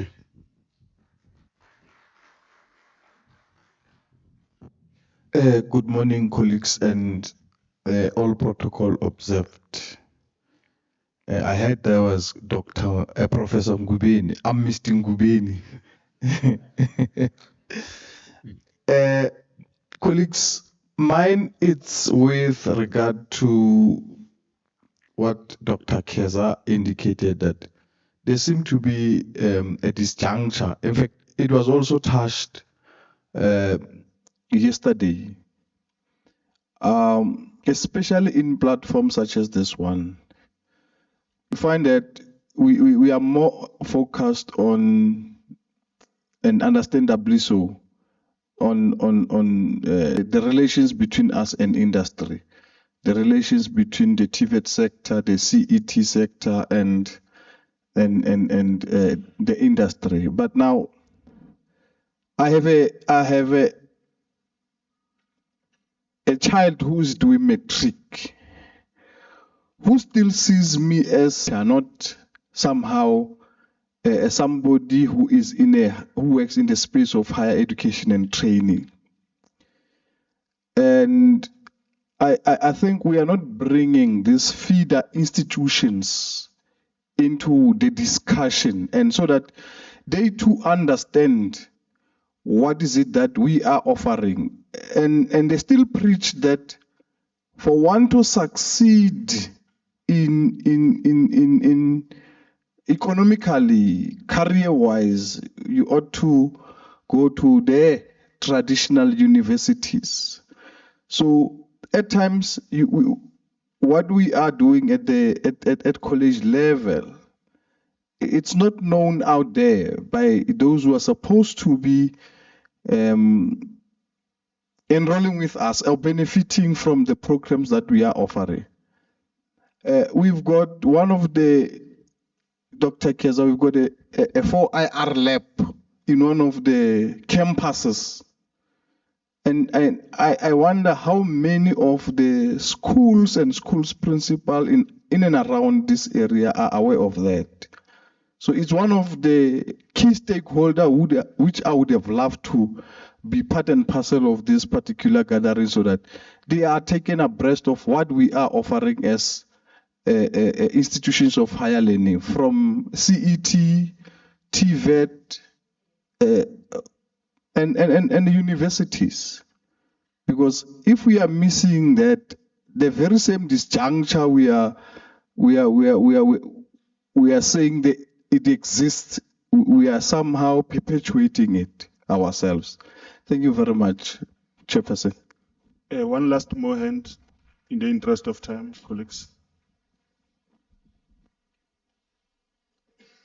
Okay. Program Director. Thanks very much. My name is Isaac. I come from Capricorn TVET College. I just want to start by applauding the organizers of this, because the manner in which the items, are structured really respond to what we need to answer in terms of moving forward to ensure digitalization is strengthened within our space. I have been listening attentively. Dr. Maseko was very clear in outlining the fact that digitalization is actually shaping the industry. And that's what we are working, as institution to prepare our graduates to fit well into the industry. So it was very clear there, and I want to applaud him for clarifying that. And the question of cybersecurity, the Chief Executive Officer there, thanks for providing the core pillars, the 4 core pillars that would strengthen digitalization within our space. I really appreciate that. The cybersecurity by design, embedding digital literacy, empowering disadvantaged communities or institutions, and capacity and governance. But I have a question there for you. Suppose you are engaged as an institution or a solution provider by a TVET college, particularly on the question of the lack of capacity within the TVET themselves to respond to issues like, disaster recovery, if there were security breaches or so. If you were to be engaged by a college to provide a service on this matter, will you be willing to capacitate the internal staff of the TVET colleges, even though you know that is your livelihood? If you capacitate them, there is a chance that they will not re-engage you in future because you have capacitated the internal staff. That is the question. And the other one, Dr. Keza, thanks very much. At our college, we have got research teams. Each campus has got a research team, and I think I need to have a word with my deputy principal innovation to invite you to capacitate them further, particularly on research methodologies. We do have doctoral candidates as well as master's graduates and so on who are dominating those committees within each campus. So, but I think the way you articulate, I really appreciate. But one other thing maybe that we can provide as a solution or as a suggestion towards getting answers, particularly on what you touched on, Dr. Keza, as you were concluding, the issue of STEM subjects. It's a problem. Many schools, because they are so, into getting 100% matric pass rate with a mathematics that has got a surname, is a problem, because when they come to us, the maths literacy didn't prepare them well to cope with, your robotic subjects, critical thinking, and so on. That needs pure maths. As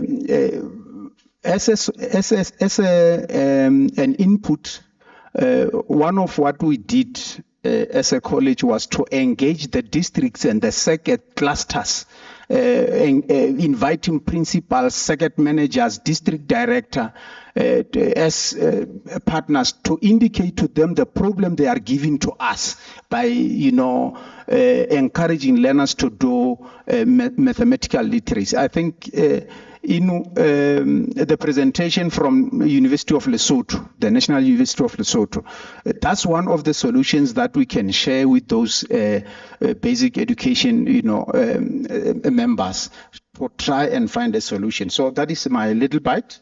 Thanks very much. Thank you very much, colleagues, for the inputs, comments, and questions. I think we will start with Dr. Maseko. Dr. Maseko, can you respond to questions relevant to your presentation?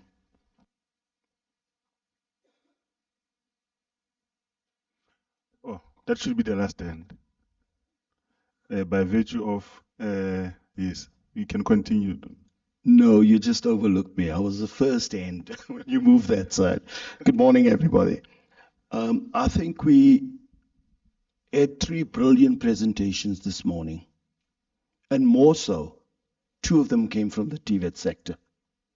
I should say this, Professor, that I really applaud that. And the question over there, do we need PhDs at college, at TVET colleges? Yes, we do. We do. I call myself a repentant academic. Why do I repent? We were too involved with research and so elevated from the real world that we forgot the economy and we lost out on the economy. And the TVET sector is what prepares us for the economy. So if we have more people, and thank you, Dr. Keza, a young academic, you really pleased my heart this morning. I understood half of the English you spoke, but nonetheless, it was, it was like human substances who reside in glacial structures should not participate in granular substance. People who throw glass houses should not throw stones. Right. But saying that, I just want to say my kind of question with a bit of background to it is to Dr. Maseko, if he's still online. I want to congratulate Southwest Gauteng College for transforming the digital space in our colleges. You know, I fortunately know where the campus is in Florida, and for college to start moving that way, to have a college that is focused on artificial intelligence and digital transformation really shows where we're moving to in the space. So I think the colleges are at a better space. We can report this to the new minister and say, we are moving differently. When we're in a revolution, we are in that revolution currently. You know what happens to people who don't participate in the revolution? They die, or they get left behind. So we must embrace the changes and transformation which is happening and follow the examples which we got this morning. I must also say this to my principal of the college. I was very worried at one stage that this became very much a talk shop for universities. I'm not slanting the university. I'm just saying partnership means working together. And working together is an egalitarian stage. There is no senior partner. We are equal.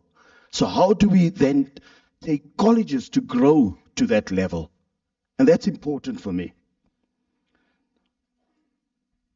Now, the new center, with the presentation made by Dr. Maseko, he spoke of knowledge acquisition. Then he spoke of application. Now, the application happens with virtual reality, experiential reality, and AI. Then he spoke of workplace.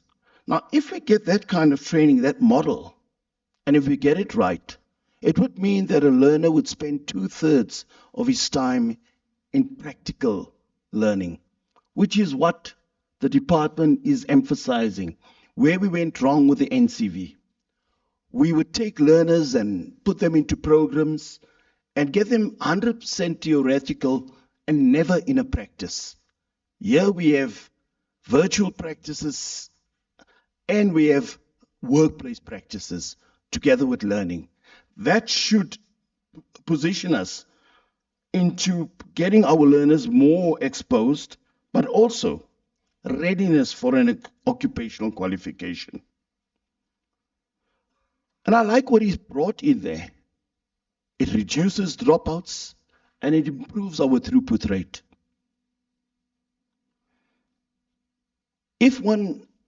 I have been a member of Umalusi at one stage. I sat on the board for 2 terms.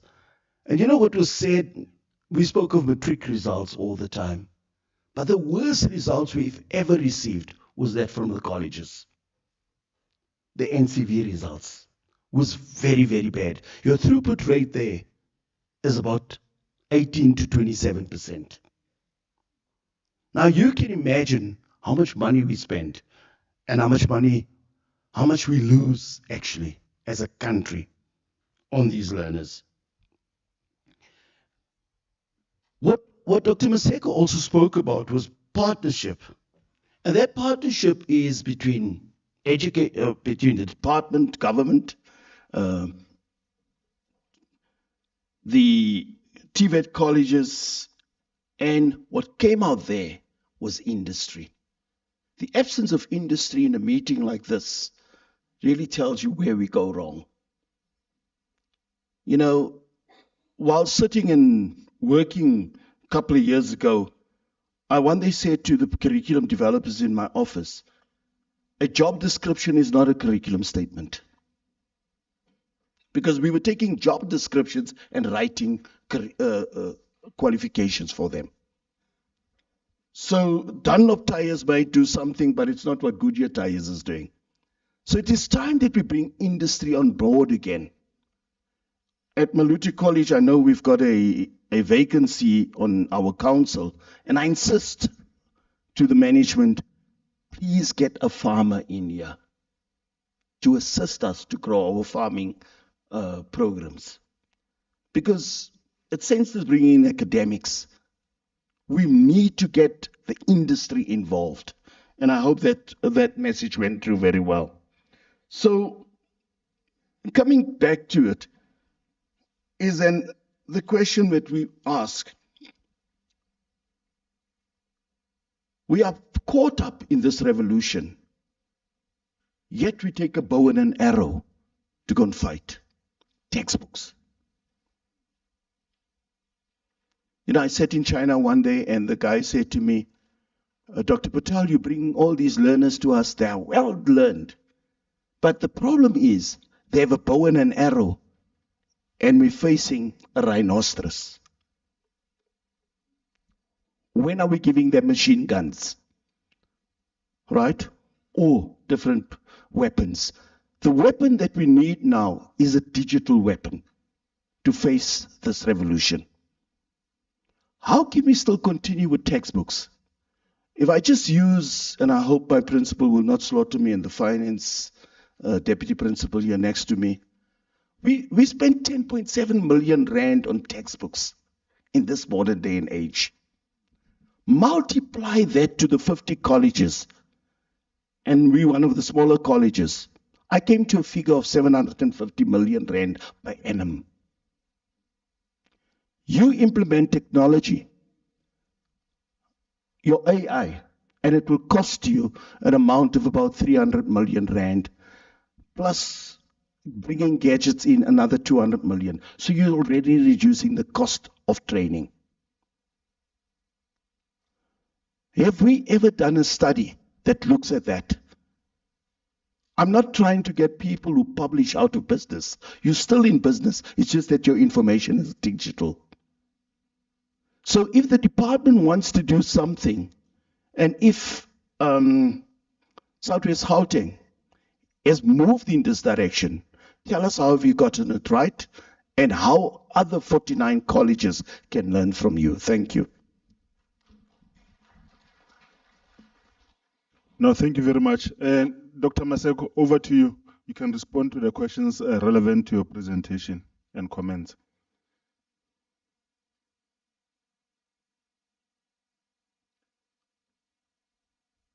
Do we still have Dr. Maseko online? IT? He's nowhere to be found. We can then move. We can then move to Mr. Wesi from Zadna. Mr. Wesi, over to you. I hope we do have Mr. Wesi this time around.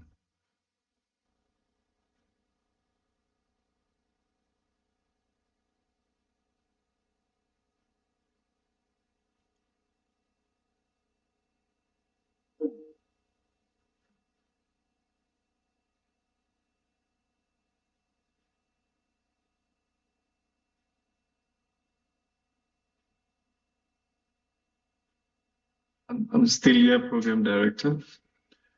Yes, you can continue. I could pick up and follow the comments and questions from the colleagues in the room.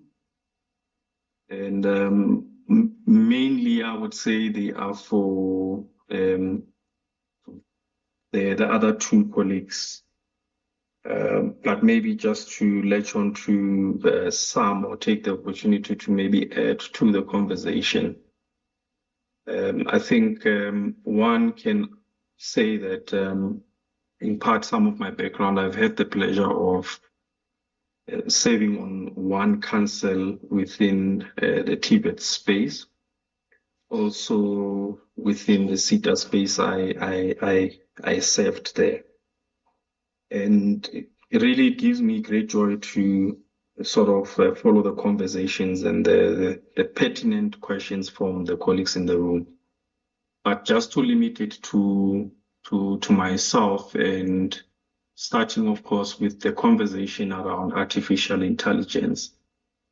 And of course, how can we leverage it to ensure that certain things that we aspire to achieve as a sector, or the TVET sector, are achieved, is to have, I would argue, not even a talk shop, but a colloquium focusing on how is it relevant to the space. Having all of these progressive thought leaders in one room and coming up by position. All well and good, we can template it with Maluti and then, of course, leverage its successes across the nation. But what I've seen, if we don't start off as a collective and move from that stance, while of course avoiding it to becoming a talk shop, you then find that because of the competition that exists between the TVET colleges, there would be some sense of reluctance to adopt what has been done there. But simply put, we need to find a way. How do we build, as presented in my presentation, a center of excellence, across the college space to ensure that those that would like to leverage from learning from each other, they do so. Those that would like to add to the advancement of the space, they do so. Then the one around the zero rating of data, I think it's an ongoing conversation amongst the TVET colleges and also DHET and the department that one reports to. What would be of importance, maybe stemming from this conversation, is for the colleges or those that are within the TVET sector to engage DCDT directly and engage the regulator, which is ICASA, to say, how do you fast track the zero rating of content of colleges so that those that are consuming the content, they do not spend a cent in one form or the other, to ensure that there's equitable access, and even beyond the learners themselves, how can we ensure that our content gets to the communities that we reside in? So really that would be the addition to the conversation. Now, when it comes to also now leveraging AI, it would be also important to have a conversation with the Department of Communications and Digital Technologies. Why am I saying this, colleagues? The department has established an AI institute. And in the main, there has been a focus on universities per se. And the voice of community-based education and training and TVET has not been heard, while of course mainly it's all about defense, it's all about automotive, food security and so forth. But what is it that we do at TVET and community education? It's not represented at those for us. And the rightful people would be DCDT, and I know they are doing it in collaboration with DHET and Science and Technology. So maybe taking the conversation a little bit forward, we would have to start engaging them in that light. I think really that's just the additions to the conversations I would just put forth. I will just maybe await any direct questions that the colleagues might have. Otherwise, if I missed any questions, Program Director, you can just repeat them and I'll address them while I still have the platform thing. No, thank you very much, Mr. Wesi. And then, Dr. Keza, can you kindly respond to the questions, comments, and inputs based on your presentation? Thank you very much. Thank you very much, Mr. Program Director. I want to start with Mr. Vele regarding perceptions that the colleges have to say that everything must be started at the Department of Higher Education and Training. Mr. Vele, I think I agree with you fully. That is a tendency that must actually come to an end. In the last council meeting that we had at the college, one member asked me, since you are producing so good the results at Lephalale TVET College, we want you to tell us who told you to register these students in the programs for which they are graduating. Because it can be that many students are passing at Lephalale TVET College, but then they are being recycled back to unemployment. So that posed a challenge to me to say, it cannot be DHET that is dictating. I must actually go out there and check the industry and say, the industry, how many people with a specific skill that you will actually need. I think it is a perception that we will surely change as the TVET colleges. I think the introduction of the maturity self-assessment model is actually playing a critical role in terms of funneling the TVET colleges in terms of checking the level at which they are being innovative from qualification value chain to the implementation of the programs and to supporting students. I'm referring to all those various areas. So that is the thing that we will do as the TVET colleges. We are not enshouldering that responsibility to the DHET alone. We are also doing what is necessary at the TVET colleges. Colleagues, the other thing that is also critical, I do not know, I think it was raised by I think it was raised by the gentleman in front of me here, who indicated that we can't continue with the academic boards as usual, colleagues.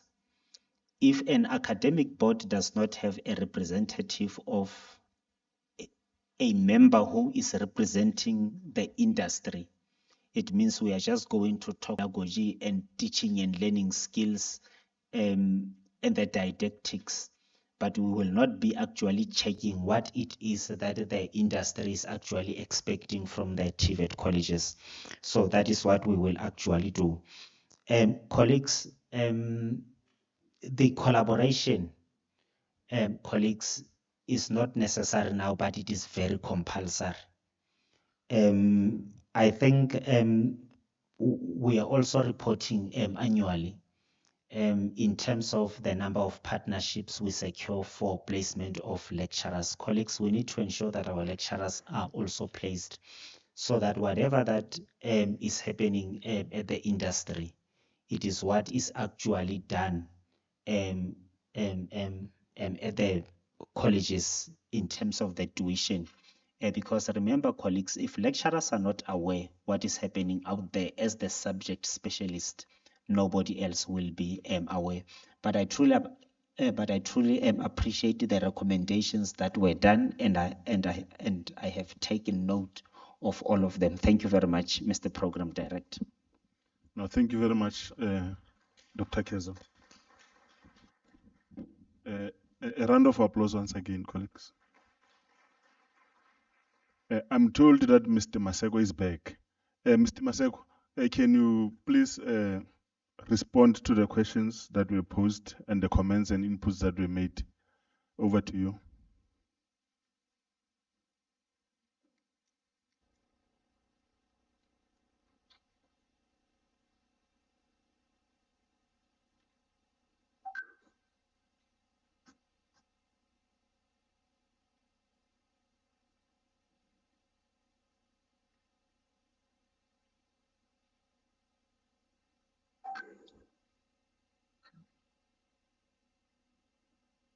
Please, can you repeat the question? Because I was cut off. Colleagues, who asked the question regarding the presentation of Dr. Maseko? Hello? Hello? We are still trying to... Can you hear me? Yes. Who had questions to Mr. Maseko, colleagues? If you can just repeat in less than 2 minutes.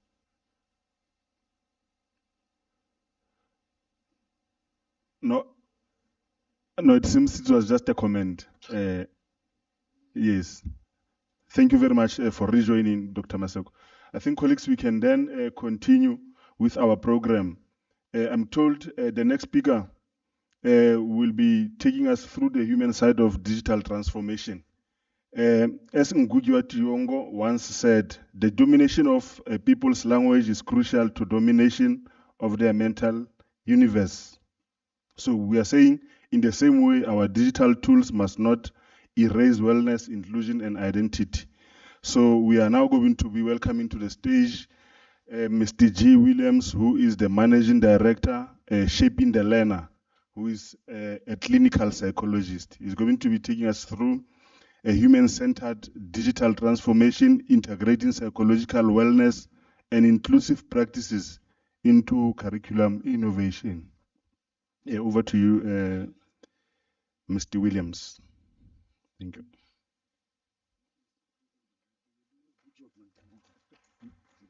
Shall I put it here? Are we going to use the thing here? I think mine is on this side. Just check on the other side. Yeah. Is it compatible? I'm worried. This side. It's this side. You are misdirecting. We're getting it on the screen. Gerald Williamson. Gerald is the CEO for Shaping the Lena Gauteng Pty Ltd, who is responsible for Lena Profiler System at public TVET colleges in South Africa. He is a registered and a qualified school teacher. Gerald has worked in the NGO sector for over 10 years with the UNISA Institute for Social and Health Sciences in Violence and Injury Prevention in Education and Communities. He is a social philanthropist and entrepreneur for the past 20 years. Gerald has trained over 5,000 school-level educators in South Africa in a range of courses such as curriculum adaptation, classroom management, dealing with learning barriers, disability support, and etc. He has developed a range of specialist and accredited programs offered to the education sector in South Africa. Mr. Gerald has developed numeracy, literacy, and social psychological batteries for basic and higher education in South Africa. Ladies and gentlemen, please give a round of applause to Mr. Gerald Williamson. Thank you.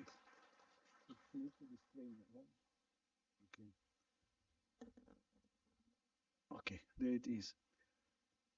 Dumelang bagaetso. Likai.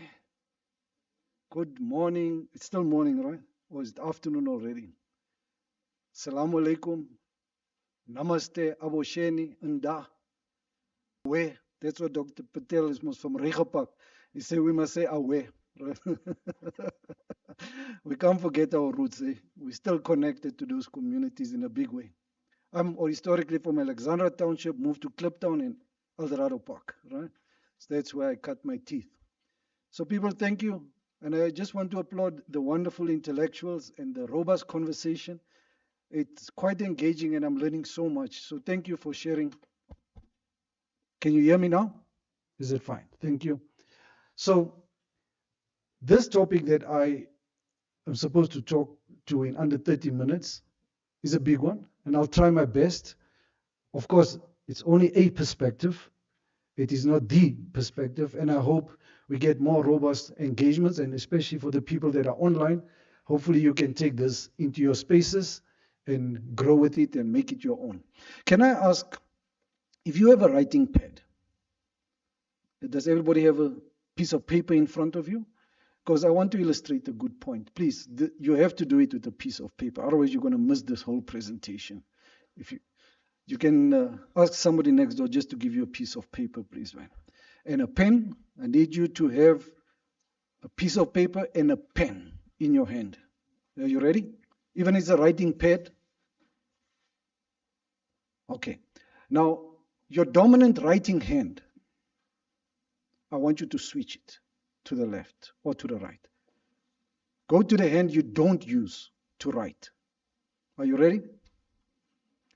You're not ready yet? Somebody's asking for a few seconds. Okay, are you ready? Right. So I need you to put the page on your head. Right? You're going to write on top of it. So please go ahead. And there's no cheaters here, né? Please. All right. Are you ready?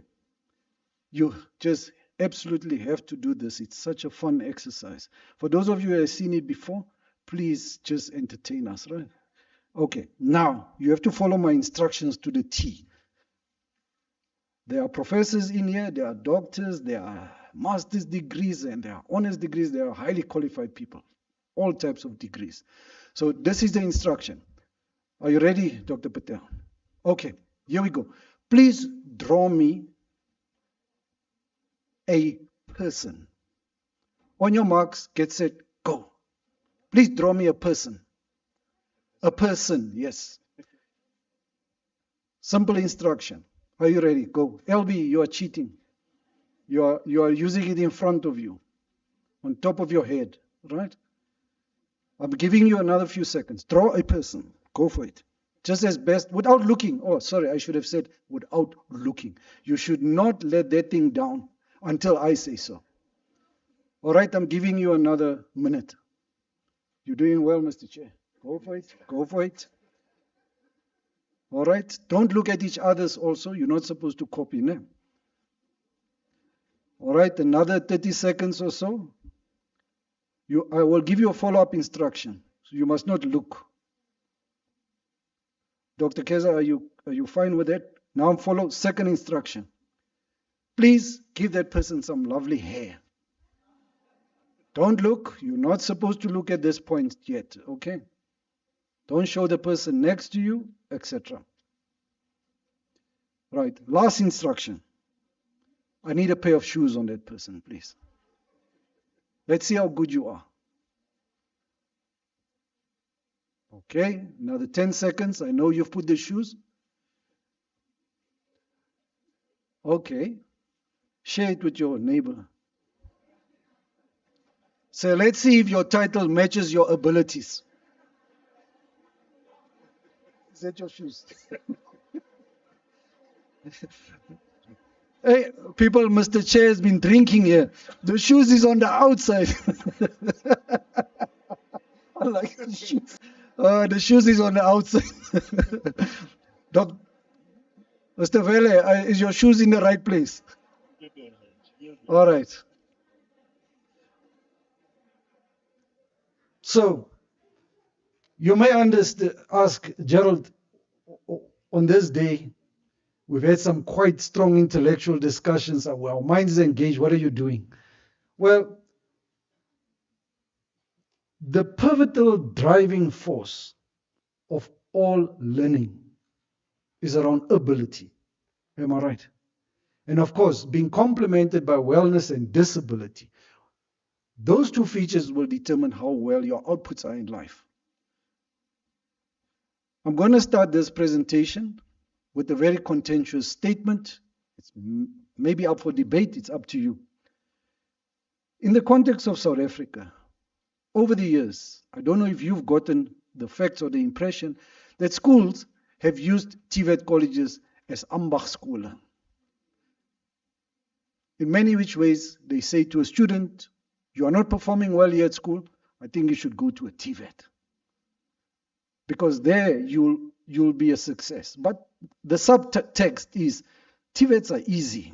You know, school is hard. You are not doing well here, so please go to Mr. Tsotsetsi's school. You will succeed on that side, but not here.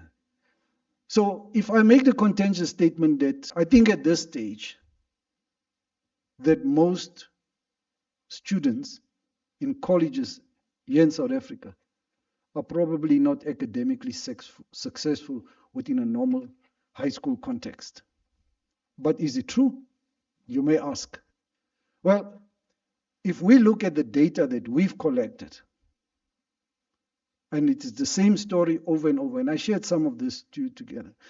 If we look at two main connecting points, literacy and numeracy, and indeed, with the millions of data that we have collected, I can tell you that most students score below 50% for both literacy and numeracy. And before you think this is like a hell of a high-level benchmark test, it's really very simple. It's between grade 5 and grade 9 maths, and the English, similarly, between grade 9 and 11. So how is it that so many students come into your space And we are supposed to prepare them for a world of careers. But we seldom ask if these students are not just intellectually prepared, but emotionally prepared to take on this journey. And I'm yet to find very few colleges in their induction programs that focus on mental health, for example. A strong focus on mental health preparation. But you may also ask, to prepare a student in 2 or 3 hour induction sessions for a very important journey, is it enough? Should it have started earlier at school level and so forth and so forth? But allow me in this presentation, colleagues, just to reflect on some of these important issues and how are TVETs specifically positioning themselves to assist students. In this room, if I have to ask you, you woke up this morning, were you happy or were you sad? Simple question, straightforward. If I ask you, were you anxious? You know, or if I ask you, did you have a disturbed sleep? And I'm asking you, what's the impact on your performance today? As adults who have matured, we may have a very advanced way of expressing and understanding what's happened to us. But what happens to learners, right? So let me quickly sketch the context then again. Can I switch over to this presentation? All right, I see. Okay. Thank you very much. Am I supposed to use it from my side or is somebody else controlling it? Or from my side. Thank you. Okay, so on my screen, those little words say what it needs to say. I'm not going to repeat it. But to say to you, context matters. Where students come from and how they present into our daily lives matters. So if we ask the question, how are you today? Or how are you? And when you come into this space, tell us what your needs are. Tell us exactly how we can help you and support. I suppose these are basic questions that you are supposed to ask somebody before you start working with them. Are you comfortable? Which hand do you use to write? Is it from the board? To see, okay, by the way, Mr. Tutsi, have you a problem with the blurred vision? Can you see from that distance? Would you like to sit nearer? Do you have problem with hearing? Which side is your dominant ear? Where must I stand? And so forth. And we were talking about lecturer preparedness, academic qualifications, etc. But one thing about universal design is that we all should be receptive to the training needs of our students. That goes beyond qualifications. It's really about being trained in how to work with young people. It's universal design. We're not asking you as a lecturer whether you have a PhD or professorship or a master's degree. I'm asking you, can you smile at the learner instead of scowling? Can you ask them, how are you today, instead of telling, get out of my class? That's universal design. You don't need a PhD in any of those things. You need awareness. And awareness is the number one element of preparing to take on. Now, integrating this type of stuff with digital design is quite an interesting journey. So, for me, one day when I stood up and I said, listen, as a psychologist who did the one-on-one thing, etc., at great expense to the taxpayer and so forth, how can we work together with communities, with people, with partnership, linkages to actually create a better learning space and a learning environment? And the first thing I thought is, well, what do psychologists do when you come in there? We ask you questions, a whole lot of questions. And based on those questions, we then embark on a journey of mutual support. Now, at TVET colleges, what questions do you ask a student before they embark on their journey, so that you can prepare that environment for them? And what modems are we using? Are we using technology for that, or is it just a face-to-face? And how do lecturers and campus managers, etc., become aware of the profile of these learners? And you see now that idea of learner profiling became alive from that perspective. So the idea of tailoring this approach is perhaps where I thought we could go. Now, at the heart of this is any information we acquire from that student should be driven by empathy. You know, how many times do we speak about the African child? We speak about poverty conditions, etc. But how much of our approaches in our colleges now is empathy driven? I don't know if we're all on the same page on definitions of empathy. But for me, the simplest one is, are you concerned about their state of being and what are you doing about it? And you know, often lecturers telling you, well, I'm faced with 200 of these people. How do you expect me to even be concerned whether somebody's depressed or are anxious or are suicidal or so forth? And this is maybe our collective challenge, isn't it? But can you design technology to bridge that gap and correlate and connect with that curriculum design? You know, if you have a curriculum goal in the class, but how do you complement it? And so maybe let's just explore some of this type of stuff, right? By the way, you will know something about my presentation style. I will seldom repeat what's on a slide because I respect that you've done it already, right? So I will just speak of that in case you think this guy is going off script. By the way, when you do smile, it sometimes feeds my ego, right? And it's the minimum requirement. The minimum antidepressant I require is a smile from you, right? All right, so, you know, the idea of psychosocial wellness, the state of mental being. I think there's not one person in this room that will say, Gerald, you are lying. We know all it is the truth. This is the core turbine of the flying engine. If a student is not doing well psychosocially, this feeds the dropout, failure, and throughput rates first, before literacy, before numeracy. So the anxiety that the student experiences, the depression, the suicidal ideation, the idea that I'm not coping, those are the fundamentals of learning before we get to content and so forth, you know, curriculum design. So we thought, how best do we go harvesting these responses from the students, but above all, connect it with curriculum implementation in the classroom. So the profiler system that we have with close to 33 public TVETs is meant to do that. It's not just a tick box, but I'll speak a little bit about that in a minute. Can this information permeate the whole structure? Which means, can the principal be aware? Can the DPR, DPA, all the titles be aware in the whole organogram of what the state of student being is, not just as an individual, but as a collective? So if I ask you, tell me what percentage of students reported struggling with anxiety or depression in your college, the new entrants.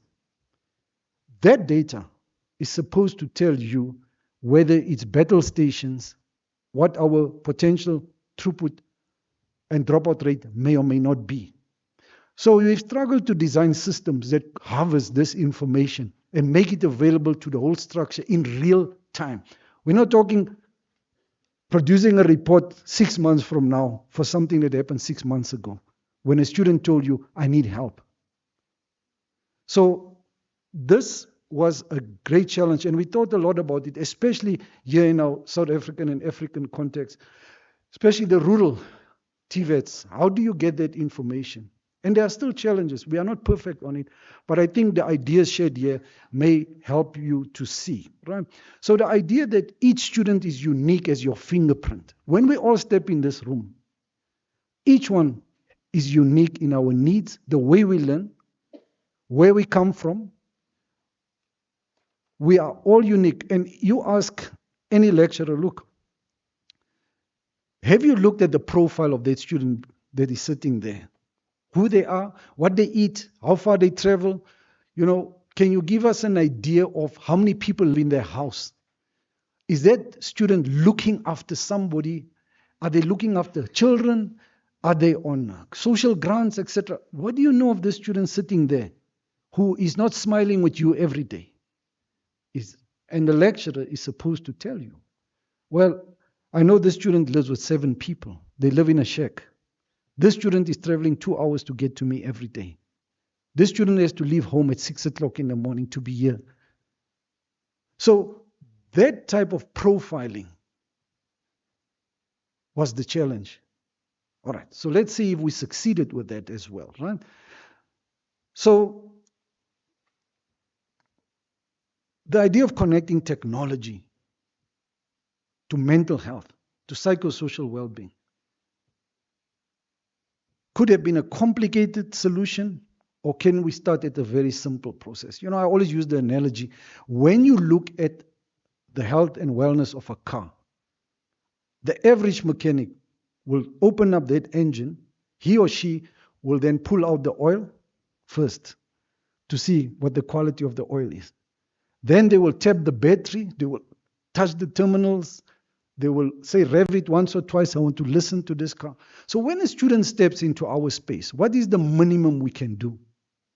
The minimum we can do is that now that you have inducted and you're on board, can we ask you, how do you learn? Is there any problems that you have? Tell me about your eyesight. Tell me about your skin.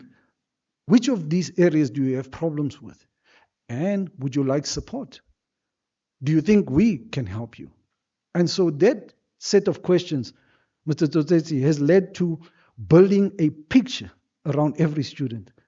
But at your college, as a management, you say, hold on, maybe I don't have the time and the know-how to go into all 2,000 or 10,000 new entrants, but can you give me a summative view of what is in front of me? And indeed, that technology brings together all of these questions that has been asked to students, and we get that. So the idea that you collect, you track progress, you look at the risk indicators.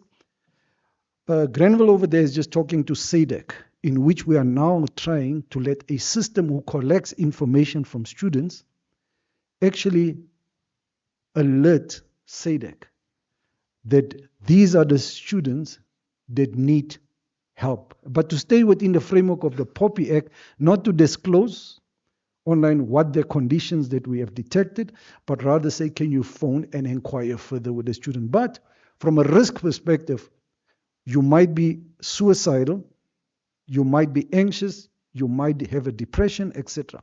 Now that we call, before you engage the curriculum, is it possible that you can look at these risk indicators, make an assessment, and then decide how you want to adapt your curriculum or approach?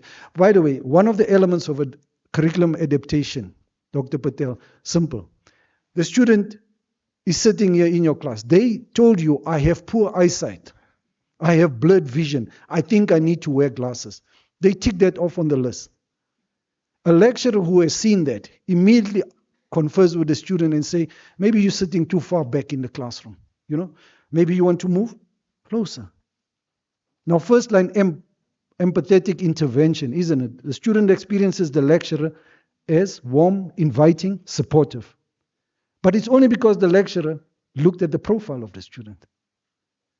Now, I know from my knowledge as a clinical psychologist, and you know it as a student in your school days, etc., a lecturer or a teacher who just inquired about your interests became your star teacher.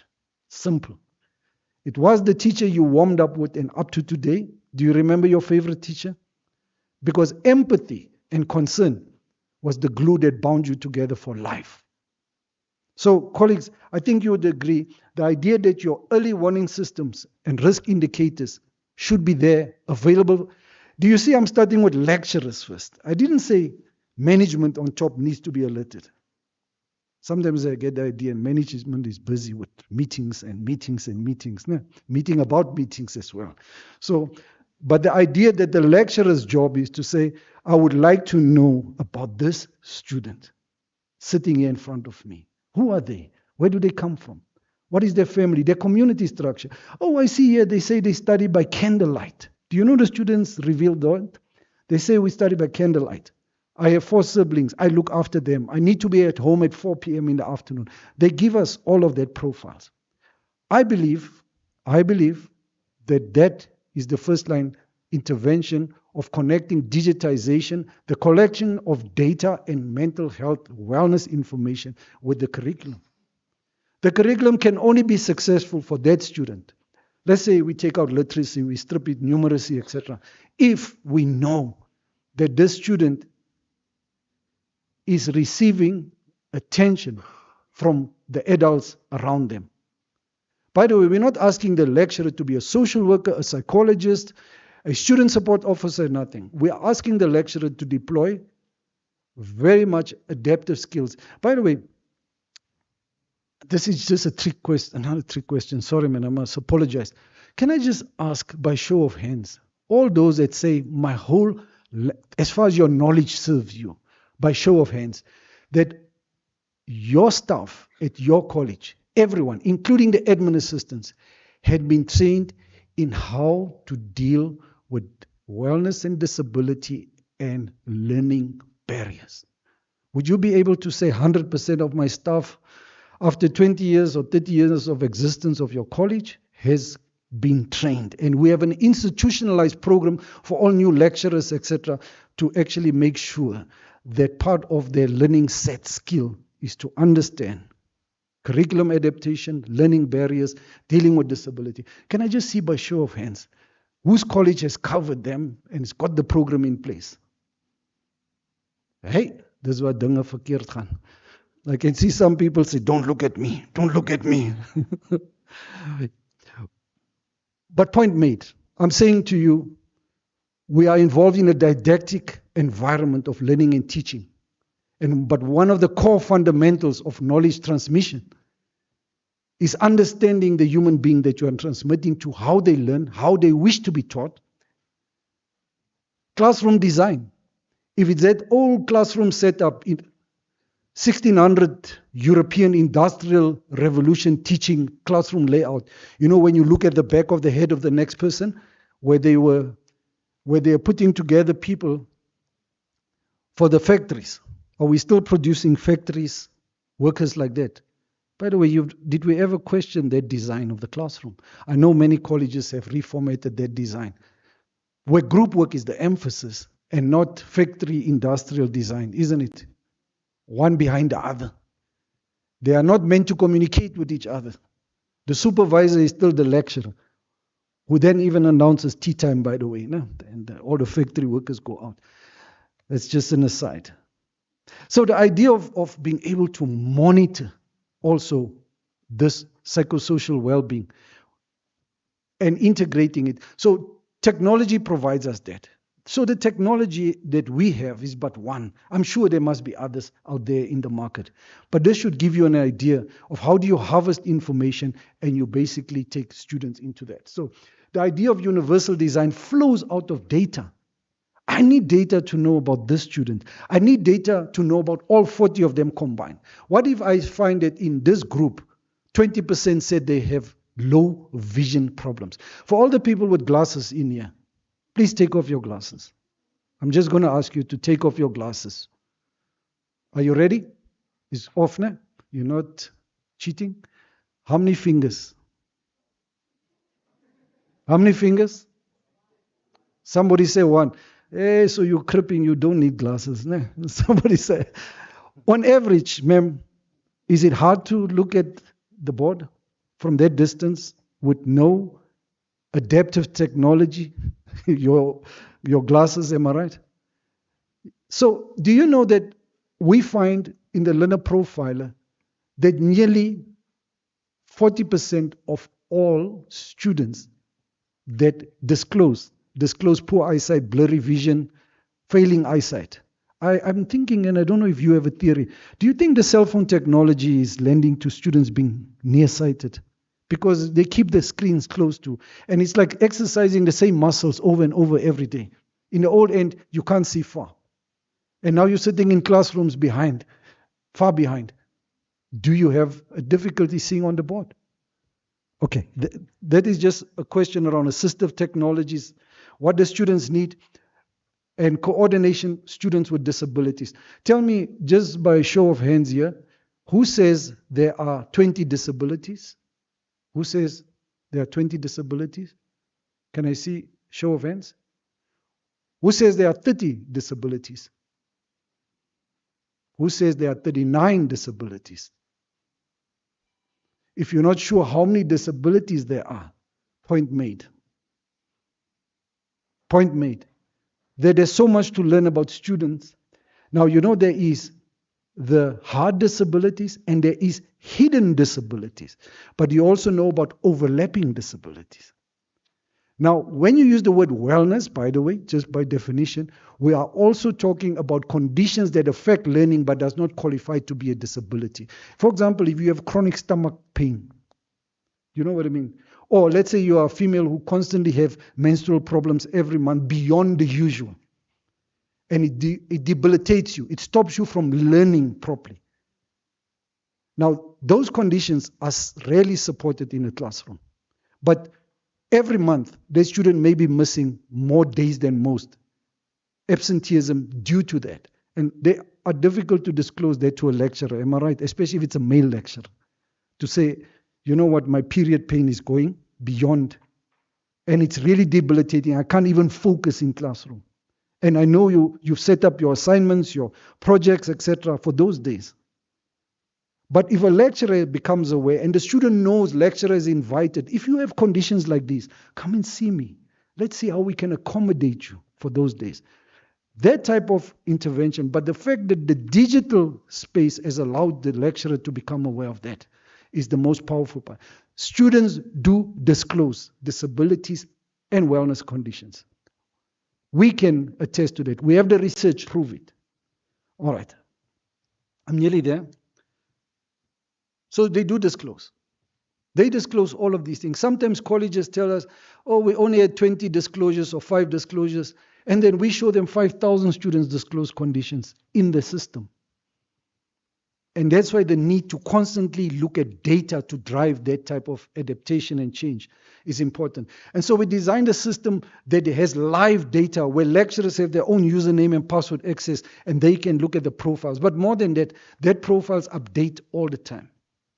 So people, the idea of data-driven insights that allows you to understand accessibility needs, wellness needs, is imperative. And as an African solution, we have it.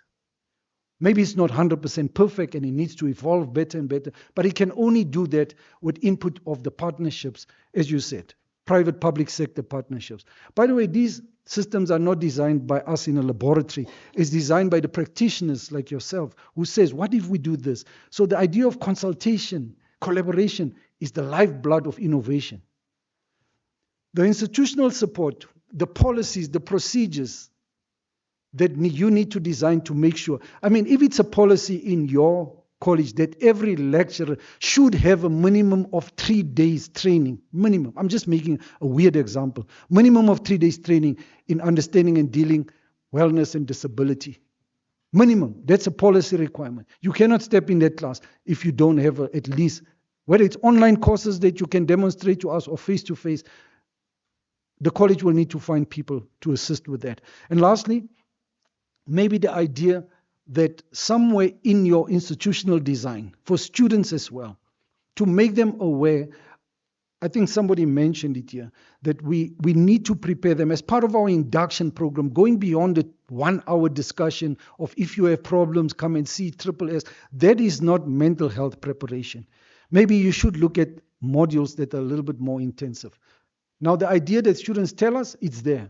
Professor Ngobane, you know, we always talk innovation, and there are limitations to understanding human beings. How will we learn and understand human beings if we don't get to ask them, what do you need? Tell us how to support you. Do you want me to do it or can we get somebody else? And so the idea that with our learner profiler, we are now engaging NGOs to alert them. And hopefully in a year's time, we'd be able to send the student alerts to the nearest community clinic that tells them you need mental health support and so forth. But to keep it within the POPIA Act and discretion, right? So our students screen for support. When they are on course, you know, you need to understand that your academic programs, academic success is also contingent on a population that may not be happy, but they are coping. That's what they call resilience, the ability to come back. And in this country, our people get up every morning. I do not go with the narrative that they call us a country of dropouts and failures, etc. Because I tell you, The informal economy is working hard. The people are pulling trolleys. They are selling amaskopa on the side of the road, etc. They are working. Young people, though, are at risk. We noticed with the service delivery protest now. Do you see, even in townships, etc., it's young people who are at the forefront, burning tires, throwing bricks, etc. And you ask, how is this time bomb not going to blow up in all our faces when we get hijacked, when they invade our middle class homes, and so forth? But it's not because these are bad young people, it's frustrated young people. So I will leave you with the last slide. Mr. Chair, I'm there. There are risks. There are risks here. And there's the risks on the screen. So unless we understand that we are dealing with human beings, technology is great. Look at all these devices we have here, etc. But there are people behind this. And maybe as a fellow human practitioner, I know all of you in this room, you are driven by that same idea. So here's my parting story before I leave the stage. There was this little boy. He was 4 years old. So he was playing there in the room, Mr. Chair, with the car. And in the old end, the father who was supposed to deliver a report to the employer, the next day said, hey, I'm not learning, man. This boy is making a noise the whole time. Called the mother over. He said, Mom, can we come up with a plan? Hey, Mom and Dad thinking. They came back to the boy. We said, they got a plan. They were so proud of themselves as parents. They got up with a plan to keep this boy busy. So, Dr. Keza, they said, here is a map of the world, a double-page spread of a newspaper.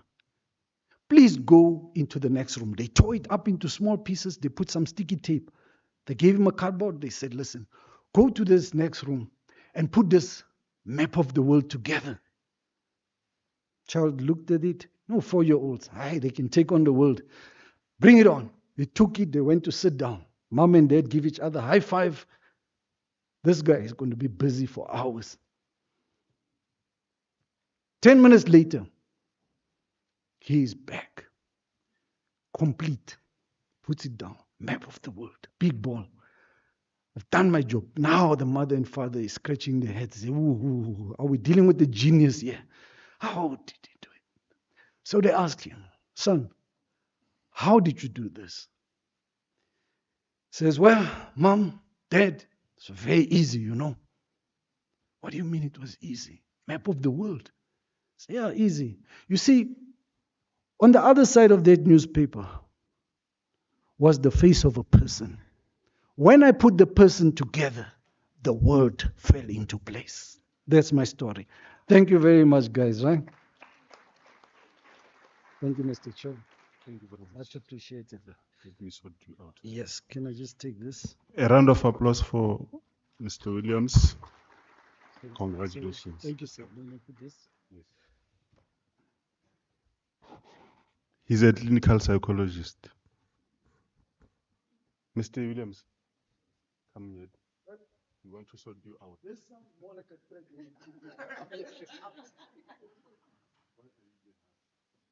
sir. They need to be taken. There's no other portfolio. He says it's the portfolio of evidence. Thank you very much. And thank you for your He said I gave him something nice. He gave me 6 minutes extra.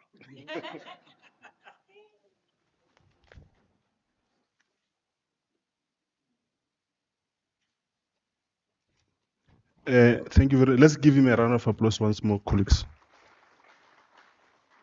As we move to the next presentation, we are going to welcome on the stage Mr. F.S. Mudavanu. He's an academic manager, natural and agricultural sciences, law engineering, unit for distance learning, teaching and learning from the University of Northwest. He's going to be taking us through his topic, bridging learning and labor, designing future-ready curricula in a digital age. Welcome to the stage, Miner. Do you have your own laptop? I think mine, the batteries. Yeah. Mr. Frederick S. Mutavanu has about 20 years of experience in higher education and 16 years of those years in strategic educational management. He currently serves as a senior educator at the Northwest University, where he also served as a manager in the unit for distance learning. Frederick holds a master's degree in higher education studies and boasts other qualifications in information technology and computer forensics. He has led significant institutional efforts in online learning, curriculum reform, and technology-enhanced education, having previously headed the Open Distance and E-Learning Division at the University of the Free State. His research interests include research on AI integration in higher education, curriculum design, and designing quality frameworks for digital learning. As a Microsoft certified educator and award-winning curriculum innovator, Mr. Mutavanu brings deep insight into the intersection of education, technology, and strategic leadership.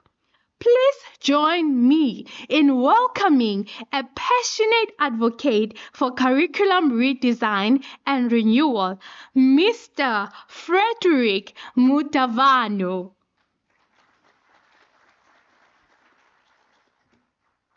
Good afternoon. Yeah, that intro really raises hopes. But thank you for a generous introduction. My name is Frederick Mutavanu, yes, from the Northwest University, as stated. And today I'm just going to take you through our understanding from our side as, the value of curriculum in the world that we're in today. So the truth be told, even though we were warned about 4IR and we thought we are preparing, but I think when it really hit, especially with the AI, what we thought was not possible actually became a reality. We're in situations where AI writes entire assignments, AI passes board exams, the most complicated board exams. It answers tough mathematical questions. And we're in a situation where university professors are fighting it to say, hey, we need to block this thing instead of embracing it because it's now challenging areas of what we were highly holding in as treasure to us as academics, especially at university level. You know, when email took over the job of the postman, we didn't worry much at the university because we thought we were safe. But AI is now in our territory. Now, there's a growing misalignment now because of this digital era of what is being learned at institutions and what the labor market is requiring. Often you find companies continuously having to spend more money to develop incoming students who have come from years of learning. Not only the learning done at university, which will be about an average about 3 to 4 years, but even before university. So after about 20 years of learning, still we find companies have to reinvest in training their staff. So curriculum, I see curriculum as the bridge between the labor and, between learning and labor. So in this presentation, I position curriculum at the heart of the challenge that is faced by the labor market. When we look at the World Economic Forum report, which has been also quoted by a number of presentations here, they highlight that the world of work is going to change, which means already we should be preparing for that, even though it's an unknown future, but then we should be preparing for that and preparing our students for that. They quote in that report that the fastest declining jobs are those such as administrative assistants, tellers, data entry, low-level software, and web developers, graphic designers. There's a whole list that they position in there. And we as academic planners, whether in our TVETs or in universities, we have to also position ourselves not to put students in these streams. Whilst the fastest growing jobs are those in AI, big data, the green sector, care, healthcare, cybersecurity, and these ones which are sustainable, the skilled trades such as electricians and plumbers. And this message was echoed by NVIDIA's CEO. NVIDIA is one of the biggest investors in AI. So when they speak about what's coming in the future, we have to listen because they are at the forefront. Now, their CEO says that electricians and plumbers will be needed by their hundreds of thousands. And in his piece, this piece that can be found on the internet, which was released just 2 days ago,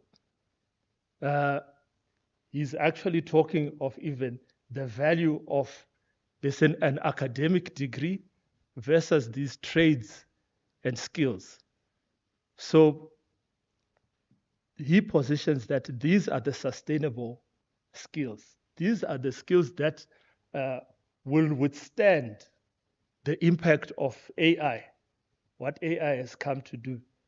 So it's very unfortunate that sometimes the TVET sector is seen as a lesser good to economic growth than the universities.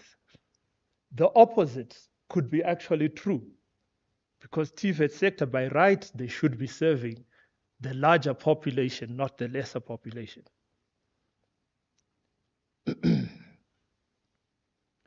So looking at some of literature to just identify a few, not all, a few of the challenges.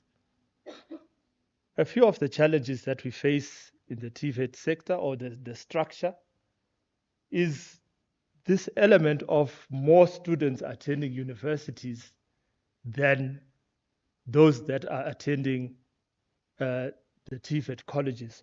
Whilst we know and whilst we face an AI era, a 4IR era, whereby we know that we're going to need much more trades and skilled workers than those who are more academic and theory-oriented. So vocational skills, as stated before, are more sustainable than those university qualifications which are more academic and theoretical. And yet you'll find someone running away from studying plumbing, going to study, and forgive me for saying, let's say, BA political science. There's much more prospects for employment in the latter than the former. So we need to address this disconnect between education, what we teach, and how we teach, and labor. And I use the example of now, I used to be a board member for this TVET college. And there's a time I attended a graduation, and the majority of the students were actually graduating in something called office management, if I remember correctly. I don't know if that's still the stats, you know, where we have almost half of graduates are diploma or what it was in office management, and then the rest share the rest of the numbers. Now we need efforts to change this. If it's not already, I know it by then it was already in process, but I know there's not sufficient policy supporting this change, to change that ship, because then we're preparing students for jobs that won't exist. AI is taking over. assistance, personal assistance. So we need to make sure that we don't keep students in a qualification for 3 to 4 years in qualifications that don't lead to employment. So it was also found that 93%, but that was in 2021. By now, I'm sure it's much less of TVET students felt unprepared for 4IR. But I also stated that we were unprepared, and I've got a background in IT and in higher education studies. But I can say, even with me being also a software developer, I was not prepared. I did not expect the level of agility that AI has. Then, and another problem that was highlighted was that lecturers, TVET lecturers, do not have much influence. I don't know if that has changed, but do not have much influence on what we're teaching in terms of the content. But they get it. But if that has changed, I stand to be corrected. This I just took from what I was reading. And, their influence could help that agility to change curriculum when necessary, to say that, okay, we need to adapt to the new age. We need to adapt to the change that the environment requires. So deep diving into designing a future-ready curriculum, we need to understand which competencies will be needed and how we will teach them and how we will assess them.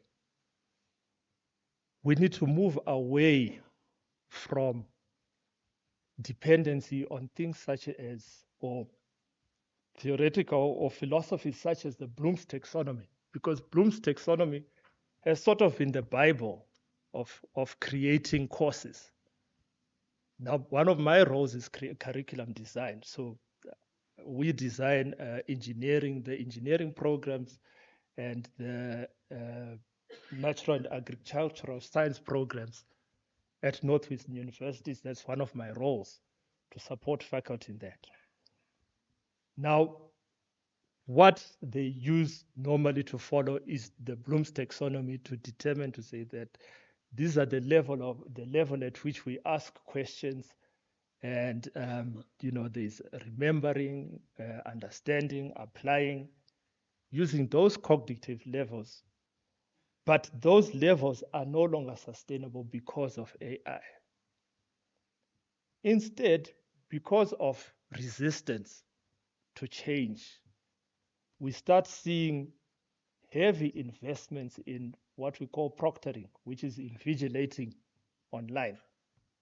Invigilating students. I'm also in distance learning, so invigilation, whereby we want to still ask the same things we're asking 10, 20 years ago.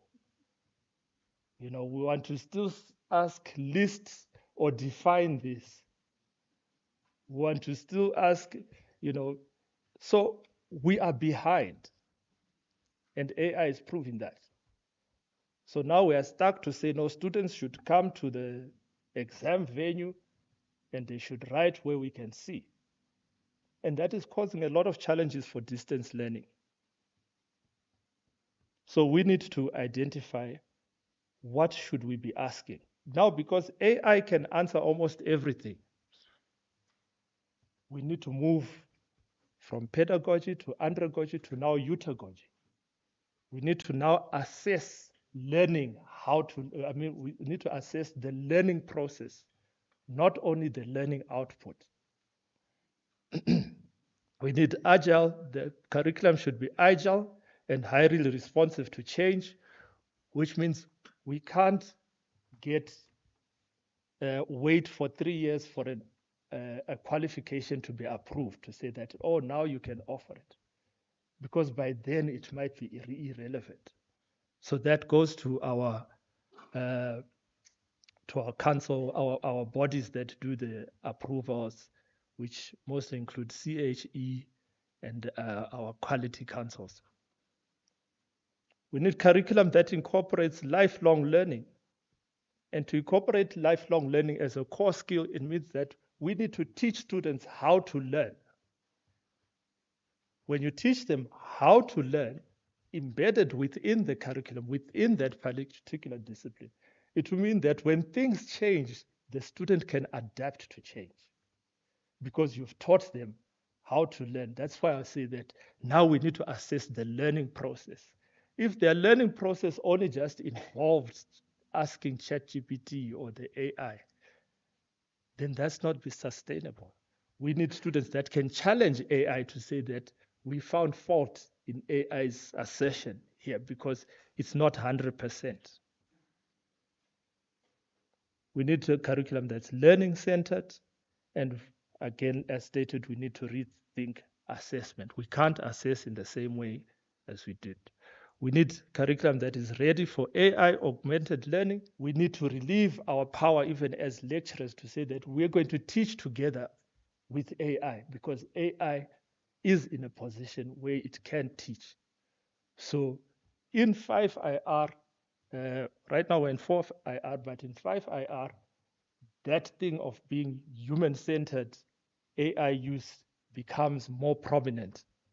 But we need to already look in that direction. Embrace AI to say, yes, it is a smarter entity than me. Even though I'm a professor, even though I'm a doctor, I can accept that I can work along this side because it's more efficient. It can respond to students much more efficient than I am. I can even train it to be me in my absence. And curriculum should extend, and this is for the TVETs, beyond the diplomas to fill in the gaps. Sometimes there are gaps that you don't anticipate. Then things such as micro-credentials, which are stackable qualifications that can be shared across institution, whether it's TVETs or university level, can be developed. So my recommendations are as follows. There's a paradigm shift in teaching and learning as a whole that needs to happen. In other words, we need to question what we are now teaching. Since AI can do a lot of things, yes, there are issues of access, there are issues of inclusivity, but since it can do a number of things that we can do and do it better, it can summarize 20 papers, articles within less than 5 minutes and give me a good enough summary. Since it can do a number of things, we need to reshape, we need to rethink that Bloom's taxonomy that we usually design our courses and curriculum against. We need to understand, I recommend that we understand the future of the labor environment. In other words, continuous engagement with industry. And I know this college, Maluti TVET College, is continuously advocating and engaging in partnerships with industry. But we need to include the element of curriculum so that industry feeds back to curriculum. And that has been said, I think, over and over again within this seminar, that industry's involvement is much more critical now than ever. And then community partnerships where we serve local but think globally, which is commonly termed as global approach, are important because we need to ensure that we serve the community. And this links to another point at the bottom there about, having TVETs that have regional specializations so that full investments can be made. I think it's in China where it happens, where each province sort of specializes in a particular area. You know, if you find, you'll find textile in this province, where the whole province, even the academic framework of the institutions there, is almost geared. Not that they only have things about textile, but that's where you find the specializations. In that way, even when there's funding, it's not spread across in such a way that you are giving a bit there. You know, let's say the green, if we say we want Maluti this site to be a specialist in the green sector, things such as solar energy, then we know that for anyone who wants to specialize within a TVET sector, students within the green economy elements, whether it's green energy, solar energy, they can come down and study it within this region. Another province can specialize particularly in, let's say, mechanical or motor engineering, or things to do with motor and mechanical elements. Then students will know that in that region, they'll find that.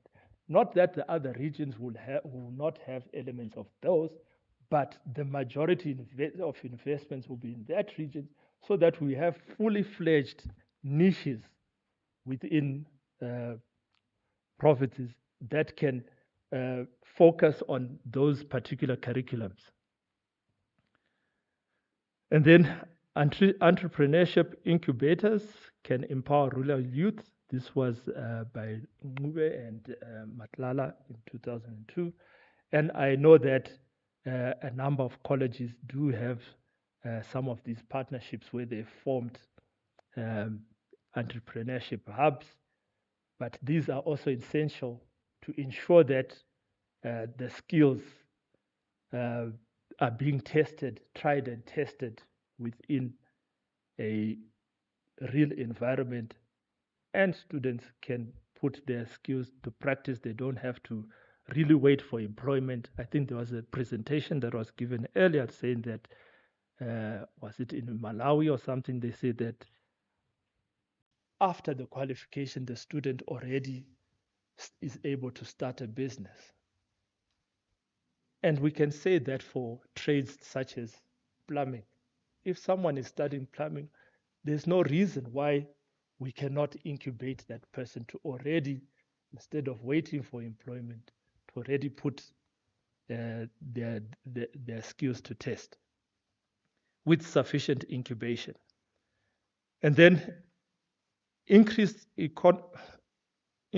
autonomy for the TVETs in terms of curriculum, let's say curriculum design development or curriculum choice. I think in one of the papers, the one that highlighted that staff don't have much input, I think an increase in their autonomy could help increase innovation and agility, being able to respond to the changes in the environment of, in the world of work. And then possibly, and this is sometimes a sensitive topic, but conditional qualification funding. You know, in order to change some of the registrations where we know that this qualification is leading to something that is not a scarce skill, something that is not going to be really required in the future, we might change to say that, you know, instead of funding or promoting students, you promote students to register for a particular qualification if you say you're going to fund it, but highlight always the scarce skills to say that these are the preferable qualifications that we need to fund. Skills that are related to sustainable employment opportunities. You know, so we've got in this presentation, I talked of the sustainable employment opportunities, which are in things that are vocational, such as the welding and the plumbing, these skills that can be, these are sustainable throughout this AI era, and will still be in demand beyond this, and they're in demand right now. Then we've got those that are not going to be so in demand, and us at university level, we are going to face the brunt of those. But we also realize that even in the TVET sector, we do have those qualifications which are going to be under threat and might lead to unemployment as well, such as the office management qualification. With that said, I say curriculum is not a syllabus, it is a strategy for mobility.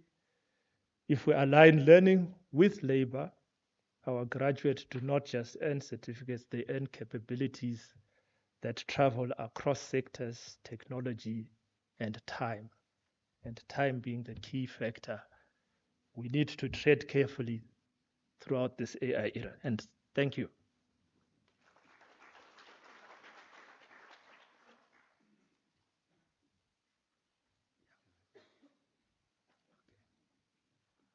Is your bit tricky now? Yes. Some live. Can you not confirm? Just easy. A round of applause, colleagues, for Mr. Mudavana. By the way, Mr. Mudavana used to play soccer with Mr. Khatisa over there. Yes. At UOF's grounds, Kalkwa campus.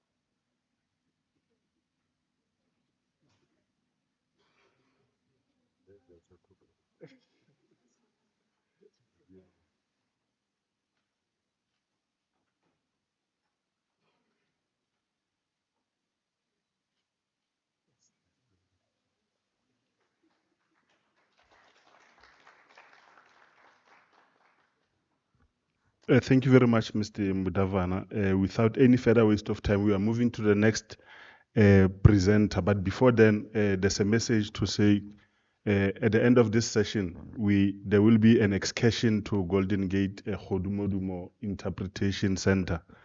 Colleagues who have not yet registered and may have interest, kindly just outside this door at the foyer there, you may go and register to be part of the excursion. Let's do that. You can sneak out nicely, quietly, and go and register your name there so that you become part of that excursion. Moving to our next presentation, we are going to be having Dr. Akinyelu, who's also joining us online.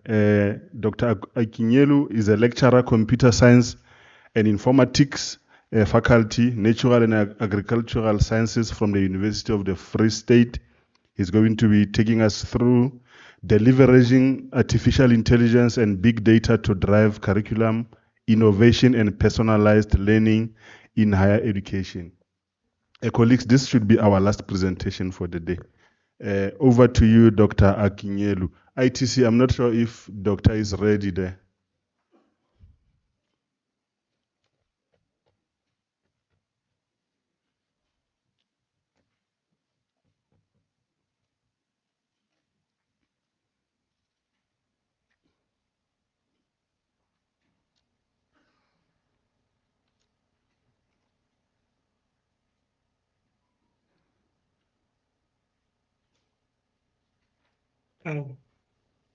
Hi, colleagues. I'm not sure, am I audible? Yes, you are audible. Sorry, am I audible? Yes, you are audible.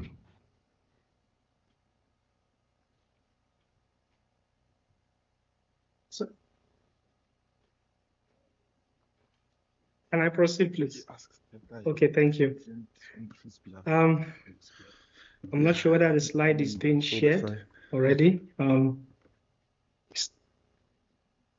was promised that I was going to be assisted.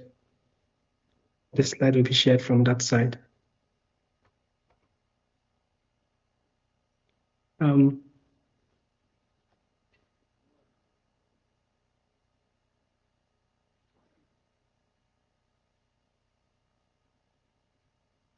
Mr. Mafoko, I'm not sure whether the slide is being shared. Can I proceed? Almost talk. I will let you know just now.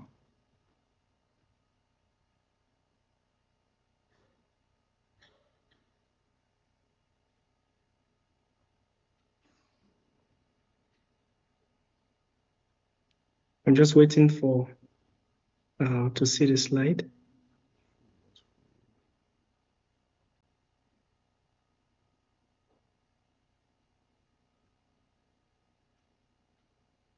We are ready, Doc.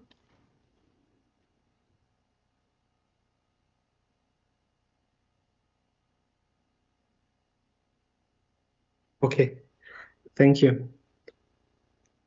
Okay, I'm gonna start right away. So, yeah, good afternoon, colleagues. Yeah, it's an honor to be here to share some thoughts on how artificial intelligence and big data can transform higher education. When I was being introduced, they mentioned that I'm with the UFS. I actually moved to University of KwaZulu-Natal. In fact, that was one of the reasons why I could not be there in person. So just wanted to point that out. Okay. So I would say good afternoon once again. So let me start my presentation by asking a very simple question. Just to kind of paint a picture in our mind, please, can you please move to the next slide? Yeah, so I just want to start a presentation by, with this very simple question. What if every student, right, whether in whether in a rural village or in an urban center, what if every student could access a learning system that adapts to their individual needs, to their individual strengths, and their individual aspiration? Just think about such a system, right? I mean, so this is the promise of AI and big data in education, right? But now to understand how this can be made possible, we first need to appreciate the challenges we face, which, of course, a good number of them has already been highlighted. Let me just make my own additions. Yeah, so please, can you move to the next slide? Yeah, so this, I'm just going to touch on, the current challenges in higher education, just a number of them, right? So, because while our higher educational system deserves credit for producing, brilliant minds, unfortunately, we are also struggling with some deep systemic issues. In fact, that's why we are here together, to brainstorm and to discuss some of these issues, and hopefully to see the possibility of also, improving our educational system, right? So I'm just going to touch on, four of these challenges. Challenge number one, will be the fact that we face the problem of generic curricula, right? Because current higher institution courses, are often like, I would say, a standardized factory product designed years ago, and unfortunately slow to adapt, right? For rural economies, for example, it's a critical flaw, because curricula are often too broad and and theoretical in nature, right? Because now you can see that the curricula we have teach general principles, but unfortunately miss the specific and immediate needs of the local community. So take, for example, the Curriculum might be designed, to empower lecturers or teachers to teach, for example, general botany, right? However, what is relevant at the moment is for us to, is for us to be able to teach sustainable local farming techniques, or should I say, or precision agriculture specific to the climate of the region. Right, and this is not supposed to be the situation, right? So another example could be, a computer science graduate in a major city may need to learn about big tech algorithms, but a graduate returning to a rural area needs to know how to build a reliable low bandwidth community network, or even develop an app for local microfinance lending. Right? So the generic degree often fails, to equip our students for their direct environment, of course, which in turn now renders their skills immediately less valuable at home. So that's one challenge that we are facing. Challenge number two is what? Skill mismatch. Skill mismatch. Right? So unfortunately, we focus heavily on deep theoretical knowledge, but often we lack real-world project-based learning. Graduates may get high academic grades, but struggle with soft skills, very basic soft skills. For example, soft skill that is required to start a small business, soft skill that is required to, pitch an idea, soft skill that is required to manage a team, And the rural economy desperately needs job creators, not just job seekers. We need graduates with, with the business mindset to identify a local problem, like for example, food waste, a local problem, and use their digital skills, like data analysis, or for example, e-commerce skills, to build a viable local solution. So and a lack of these applied skills leaves talented graduates and, of course, our community at large behind. Number three challenge I would want to point out here is a challenge of equity and access. Equity and access, because equity and access is also a big issue that creates a deep divide. Where we have rural students, they face significant systemic barrier compared to their urban counterparts, right? And this barrier, they include things like, for example, poor, or should I say non-existent internet access, which, is a massive hurdle for digital learning. And, rural students, they also lack, exposure to mentorship, very important, mentorship from industry leaders, and, and limited views of global career pathways. This is part of what we lack. And these things are very important, because now, if this is involved, if this is available, it could inspire innovation locally, and this creates a damaging cycle of disadvantage. Because, if high quality education and high value mentorship, if it only exists in urban centers, the most talented individuals will inevitably be forced to leave their communities. And this, of course, is going to lead to a brain drain, and it's going to stifle any hope for local economic growth. So addressing this access gap is very, very important to keeping talent local, right? Another, the fourth challenge I'm going to highlight here, which will be the last challenge before now moving on, will be now the high dropout rates. We've touched on that already, which is a big problem. Because this is one of the big issues that we are facing: a massive waste of potentials, a massive waste of resources that is often rooted in disengagement. Because student becomes disengaged when the curriculum feels irrelevant. It feels useless to them. When a science course, for example, discusses, is talking about ecosystem, but now he's talking about ecosystem that is far away. instead of, talking about, for example, the local river that they can identify with, maybe a local river that they've swam in before, So a general lack of personalized support often means struggling students often fall through the cracks without early and tailored intervention. And of course, where we have high dropout rates, it obviously means that we would have fewer qualified professionals, returning to the rural area. Students, are far more likely to stay and succeed if their education directly connects to their local realities and, to their future job prospects. So if students can immediately see how their degree will impact their family, will directly impact their own personal life or even their village, then obviously the dropout rate will reduce significantly. So the point here is that relevance is our greatest retention tool. So I've talked about 4 different challenges, generic curricula, skill mismatch, access barrier, and dropout rates, high dropout rates. And all of this requires a scalable solution.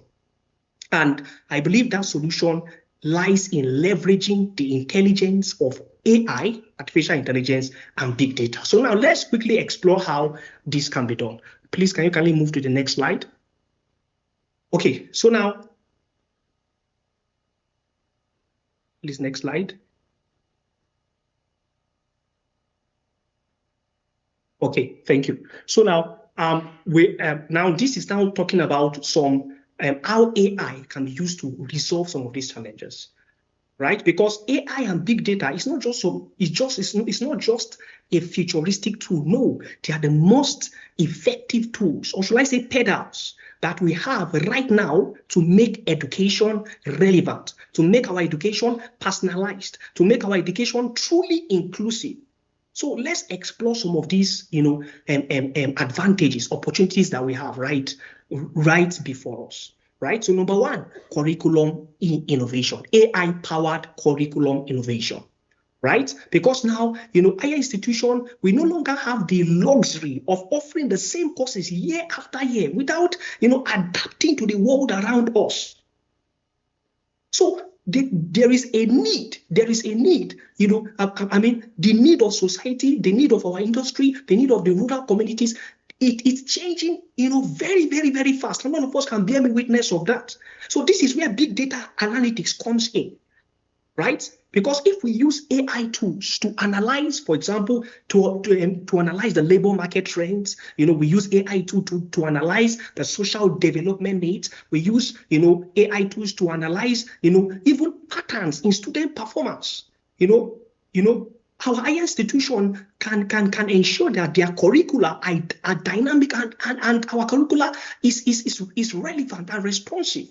Now, let me give us a practical example here. So now, let's imagine a rural higher institution offering, an agriculture program, right? So instead of just teaching the traditional methods, the program could integrate AI-driven insight. For example, analyzing climate trend, analyzing social health data, and so on and so forth, right? Doing it this way, students are not just learning theory, but they're also understanding how technology can help solve real problems facing farmers, for example, in their own communities. So the institution we use AI to understand the needs, the current, underline the word current, the current needs of the world, and then they can now change the content of their courses to match those needs. And what will be the result? Graduates, will not just be job ready, but they are now relevant to their local community. We are going to have graduates who can now step out of the classroom and immediately contribute to the economic growth of their rural community. Right? Please, can you please move to the next slide? Okay, so now the next big opportunity that AI and big data present to us is for personalized learning, right? Personalized learning, because each student is unique. All of us will bear me witness. Some students can learn quickly, others may need more time to learn. Some are visual learners, others prefers hands-on practice. And traditionally our classroom have struggled to meet in all of these needs. unfortunately. But AI changes things here. Because now with AI-powered learning platforms, content can now adapt to the learning pace of each student, to the learning style of each student, to the strengths of each student. We can have an AI tutor that can provide instant feedback. That AI tutor can also point out where a student is struggling, for example, and that same AI tutor can now recommend targeted resources like videos, like case studies, or even an extra exercise. And on a bigger scale, predictive analysis can be used to identify students that are at risk early enough before dropout becomes inevitable. Right? So instead of waiting until exam result exposes a problem, AI can be used to flag issues in attendance, for example, issues in participation, issues in performance in real time. Right? So this allows teachers and higher institutions to step in with the right support at the right time. So imagine the difference this could make in rural communities where dropping out often means losing the chance for upward mobility, right? But now with AI, we can change that story. Please, can you please kindly move to the next slide? So now another opportunity that AI brings to us is what we call, please, can you move to the next slide?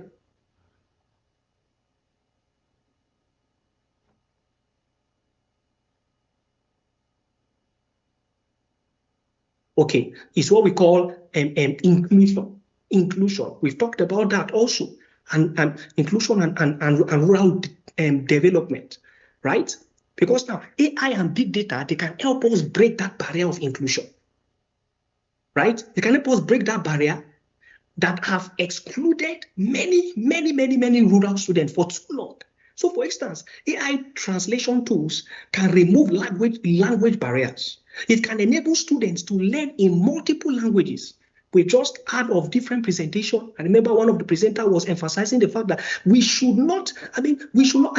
learners are smart. We should not, judge them based on their ability to speak English. The fact that they cannot speak it doesn't mean that they are not intelligent. So we have these AI tools, so AI, we have these AI translation tools that can remove language barrier, which will now enable students to learn in multiple languages. So, and this is powerful, in for example, in countries and regions where students often speak a local language at home, but they must learn in English or learn in another global language, in a school, right? Now, adaptive learning platforms can now be used to design, these platforms can be designed to work on low bandwidth connections, which is very, very important, critical for rural areas where, where internet infrastructure is still a big challenge, right?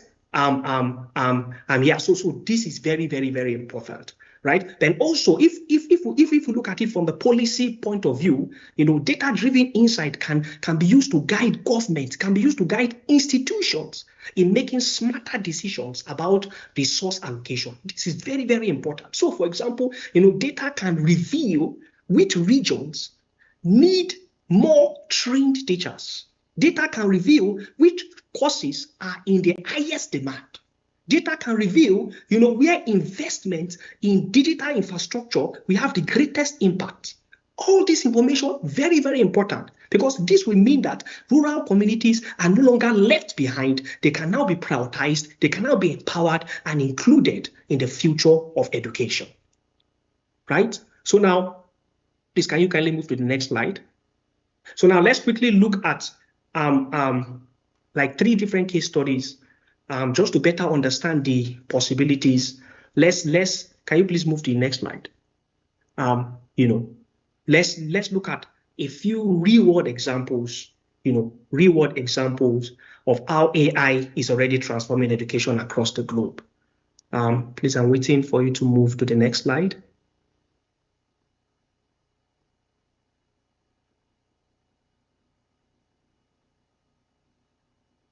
Please, can you move to the next slide? Okay, thank you. So the first example here is what Arizona State University. this university is in the US. No, please, the previous slide. Yes, Arizona State University. So they introduced this university. They introduced an AI-powered advising system, and this system helps students choose the right courses. It helps students stay on track. It it provides timely support for students. And what was the result? Graduation rates increased by more than 20%. So this shows that AI can directly impact student success when used, thoughtfully. Another example there, as you can see, is talking about, India. In many rural villages, students now rely on what we call MOOC. MOOC means massive open online courses. And to make this very effective, now they've introduced AI-driven recommendation engine, and these engines are used to suggest courses that are the most relevant to the local economy. Courses such as, for example, agricultural techniques, small scale business skills, business skills, and so on and so forth. Right? And for rural learners, this means education that is practical. This means education that is job ready. This means education that is connected to the real community needs. And finally, bring it closer to us in Africa. Some countries now are deploying AI-powered chatbots, and these chatbots can be used through WhatsApp. And the vast majority, almost every student owns a WhatsApp account. And these chatbots, they provide 24/7 learning support. It helps students to answer questions. It helps to explain, let's say, difficult concepts. It also offers, practice practical exercises. And for students in rural area with limited access to teachers or limited access to formal tutoring, this is like having a personal tutor in their pocket, accessible to them anytime, anywhere.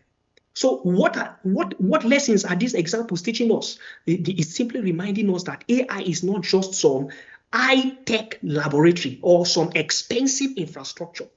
It teaches us that AI can be tailored to local realities. AI can be adapted to rural context, and AI can now be deployed, using the tools that people already have in their hand. So finally, let's look at the opportunities for South Africa. Please, can you move to the next slide? So what does all of this mean for us here in South Africa? And especially for the rural economic development, right? So number one, I talked earlier on the curriculum alignment with rural, priorities. AI can help higher institutions design programs that speaks directly to the needs of the rural community. Imagine courses that integrate agriculture. Imagine courses that integrate renewable energy. Imagine courses that integrate digital literacy, entrepreneurship and things like that. These are the very sectors that drive rural transformation. So instead of preparing students for jobs that only exist in cities, higher institutions can now produce graduates who are equipped to innovate, who are equipped to create opportunities right where they live. Right? Number two, reducing dropouts through personalized, support. Right? And this is one of the greatest challenges in higher education, dropout rates. Dropout, especially among rural learners who often face financial issues, academic challenges, social challenges. AI can now make a real difference here, because now AI can be used to identify students who are struggling early enough, through patterns. AI can learn patterns in attendance, learn patterns in grades, can learn patterns in engagement, and now this system can now be used to trigger intervention on time. So this means timely mentoring, timely financial guidance, or even timely academic support before it becomes too late.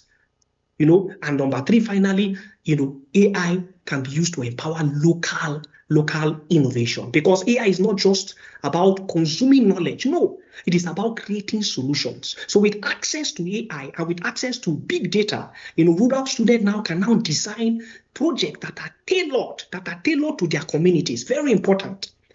So think of, for example, smart smart farming systems that that are used to improve crop yields. How would that be beautiful? Think of digital trade platforms, designing digital trade platforms, that connect rural businesses, to the wider market. Or is it about building learners that has the ability to develop clean energy solutions that bring power, electricity to their villages? So by empowering students in this way, right, what are we doing? We are not just teaching them, but we are unleashing a new generation of local innovators. That's the first part of point number 3. And of course, the second part there is talking about promoting inclusive access. Because now AI-powered platforms, they have the potential to level the playing ground. Because now with affordable and adaptive technologies, rural students now can enjoy the same quality of personalized learning as their peers in urban higher institutions. So no student should be left behind at all, simply because of where they were born, or because of the access or lack of access to resources available to them. But just before I go to the final slides, final 2 slides, let me just drop a word of caution. Please, can you move to the next slide? Right, because all of these AI must be used responsibly. There is an entire field called responsible AI, right? So we must pay attention, because a lot of research is being done, and in fact, that's part of the field I'm actually delving into bit by bit. I'm more into deep learning, machine learning, and so on and so forth. But now, there is a field called responsible AI, because now we must pay careful attention to the issues of privacy, issues of bias, issues of transparency when using AI in education, right? Because technology should empower, not exploit. AI should be used to bridge divides, not to create new ones, right? So now, finally, let's look at some implementation strategies. In the next 2-3 minutes, I should be done, right? So I'm just proposing just four implementation strategies. Number 1, invest in digital infrastructure, right? The first step is access. Because without reliable and affordable internet, and without access to computing resources, rural areas cannot fully participate in this revolution. So this is very, very, very important. Digital connectivity is the foundation of today's opportunity.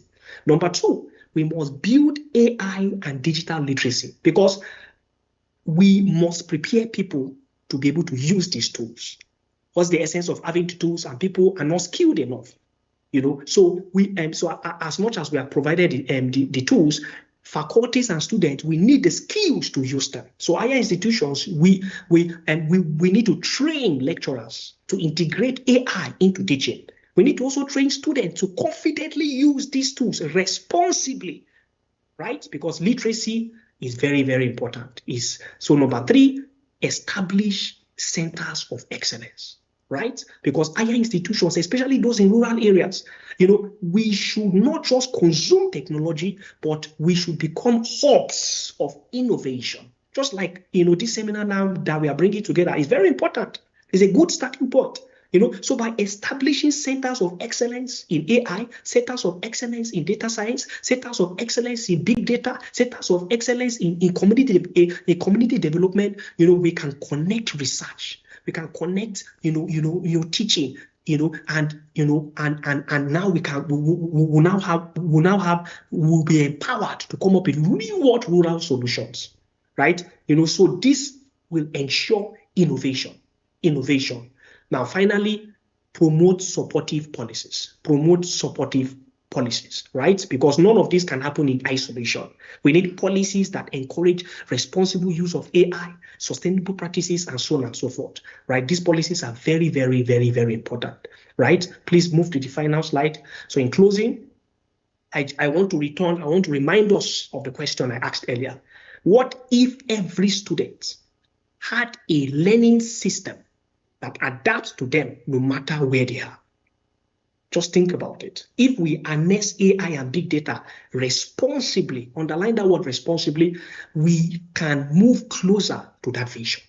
A future where rural students are not just left behind, but instead we will have students that stand at the forefront of innovation and economic transformation. We can do it. We have bright mind. We are bright students. I've worked with a good number of young learners. It's just that time will not permit me to share some of my experience. So this journey is not just about technology. It's about people.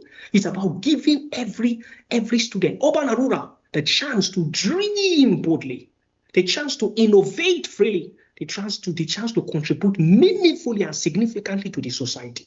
So, colleagues, together, let us shape an education system where no student is left behind, and where every dream has a chance to rise. Thank you, colleagues.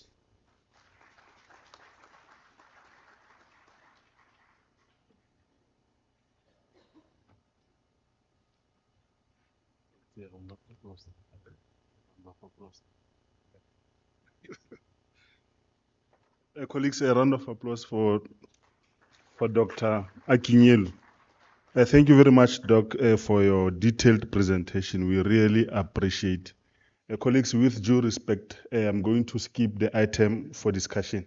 However, during lunchtime, you'll be at liberty to engage Mr. Mudavana as well as Mr. Williams. They'll be joining us during lunch.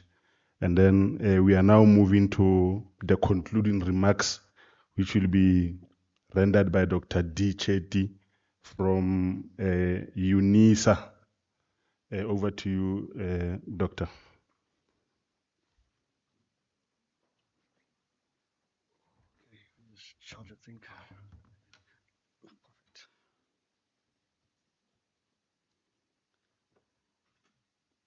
Okay, are we good? Yeah, let me go slide. Where do you start? Yeah, thanks.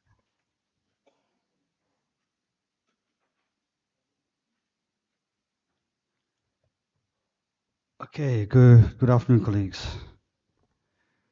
I know you are hungry, but good afternoon, everyone. My task is quite easy. It's really for us to capture some of the key points that we worked on throughout the 2 days, and I'm hoping that even as we round up, to reflect on where we actually are, what we've actually accomplished, and where we actually intend on the way forward in some of these comments that we posted. Just waiting for, okay, so perfect. So harnessing digital transformation in education skills and for skills transfer and curriculum innovation. I think this is we must congratulate a cutting edge topic such as this, because as we engaged over the past 2 days, what has become quite imminent is that we're sitting at a very critical moment in our country. And unless we respond to this in a way that gives us the hope and the future that we need, we're going to lose out in major aspects. So let me start quickly with some provocations. What has come out clearly over the 2 days is that we're not preparing students for the world we grew up in, but for a world that all of us agree that we cannot fully imagine as we sit here. Secondly, is that learners today will graduate into a world dominated by automation, AI agents, hybrid workspace, and lifelong upskilling. Those are critical aspects that we are looking at. If we look at some of these images that I've got here, I quickly put together. If you look at the one right in the bottom, who can remember writing with slates in schools? Yeah? Remember? Okay, and then you went further up, you've got those big projectors that you had, those projectors, heavy projectors, and you put on a screen here, on the screen, and then the chalkboard. And then suddenly we went into this old idea of smart boards, right? But now we move from smart boards, we're talking about virtual reality and augmented reality. So what we're seeing is that as we're progressing with this, what is coming out quite importantly in the conversations in this room is that education as we went a few years or a long time ago is not the same as what many people are going to see now, which means somewhere along the line there needs to be a shift in our mindsets. Now, what has also come out very clearly, and as I put this graph up, is that if you looked at the first industrial revolution, it took 100 years, right? Second industrial revolution around 1870 took another 100 years. The third industrial revolution, 1970, 41 years, right? 2011, the fourth industrial revolution, fourth industrial revolution, only took 11 years to transition. But if you look at the 2011 to 2022, we already had the fifth industrial revolution. And as we're sitting here, what has become quite clear in this room is that we are grappling with third revolution, industrial revolution problems while we are already living the fifth industrial revolution. Can you imagine that? If we start thinking of third industrial revolution problems, proficiency in using computers, while we are already 3 years into the fifth industrial revolution, right? And forget about the fact that we are a developing context and a developing country. These are major issues. So what we are really seeing is that the fourth and fifth industrial revolution is basically emerging and becoming very confluent, right? Now, I took all the discussion points that we've emerged in the past 2 days, and basically what I did was sat and listened, and then I took it and threw it into AI, and I said, AI, summarize this into thematic issues for us, right? So this is what you've been conversing over the past, and all I basically did was put into AI and started to provide some responses. So you can tell me how good AI is in capturing these responses, right? There are 7 key elements from the conversations that we had over these 2 days that AI picked up. The first one is, and I love the fact when I said that AI did this, everybody came closer. Everybody is at the edge of their seats now to say, did AI actually do a good job with this? But I actually think he did an excellent job, right? So let's the first theme, repositioning TVET colleges, is the challenge prevailing biases against vocational education in South Africa, despite its importance for economic growth and youth employment, is something that we must address, right? The second issue is that we must emphasize TVET colleges as centers of excellence, central to innovation, entrepreneurship, and lifelong learning. Third is we need to have an urgent need to reimagine TVET as a knowledge industry rather than second-tier education option. Okay, agree with that? Okay, let's move on to the second one. The second one is on digital transformation and curriculum innovation. AI as a development solution, we must explore potential benefits rather than only risks. If we only concentrate on risks, we will be behind as an African continent. Secondly, we must look at how do we integrate emerging technologies, AI, digital platforms, simulated labs into curriculum and pedagogy. Thirdly, we must look at development of future-ready digital skills and leadership capacity, both for students and lecturers, right? And what is quite critical is that we must think of how do we incentivize innovative teaching practices and establish communities of practices amongst lecturers. A key point that came up was the adoption of low data, mobile first, and context-driven solutions to overcome infrastructure constraints. We agree? Okay, let's move on to the next one. Third one, inclusion and equity in education.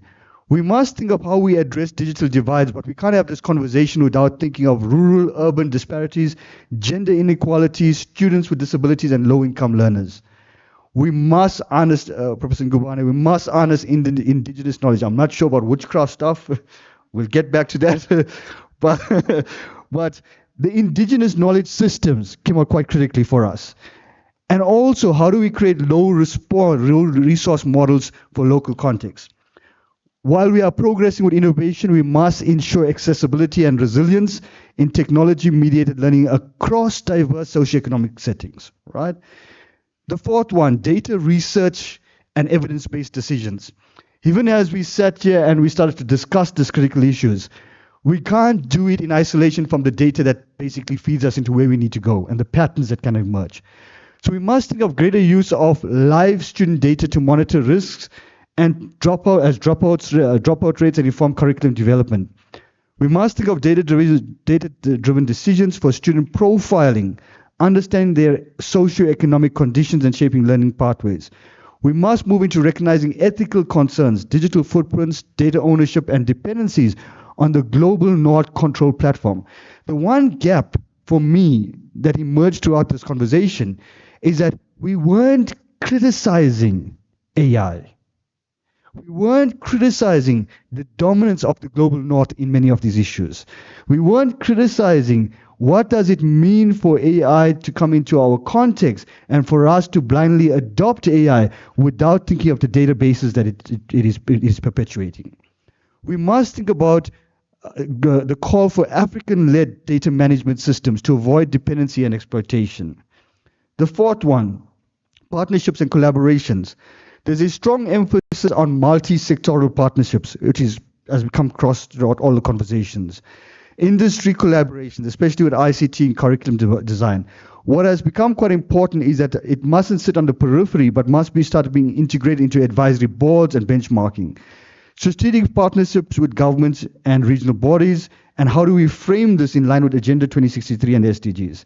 And then collaboration and engagement with labor stakeholders to align the reskilling and the upskilling of our current staff. The sixth one, skills and development and employment pathways. We must think of how do we transition from education or pouring out education to employment and entrepreneurship. We must focus on cross-cutting skills, adaptability, problem solving, and innovation. We need to rethink TVET programs for relevance to future labor markets. And curriculum must support work-integrated learning, occupational qualifications, and reskilling technology-driven workplaces. The seventh last point on this graph that I've got, on this image I've got on the side, is we must think of growing concerns around cybersecurity risks, especially in under-resourced ICT environments, which becomes vulnerable, and the need for cyber safety training and ethical digital practices, and the need for reskilling strategies to mitigate risk of labor, and the words that were often used, not useless, redundancy, right? Labor redundancy due to automation and the disruption and the digital disruption. So we need to think about this critically. And the last slide, so where do we go from here? What are the emerging trends and where's the way forward?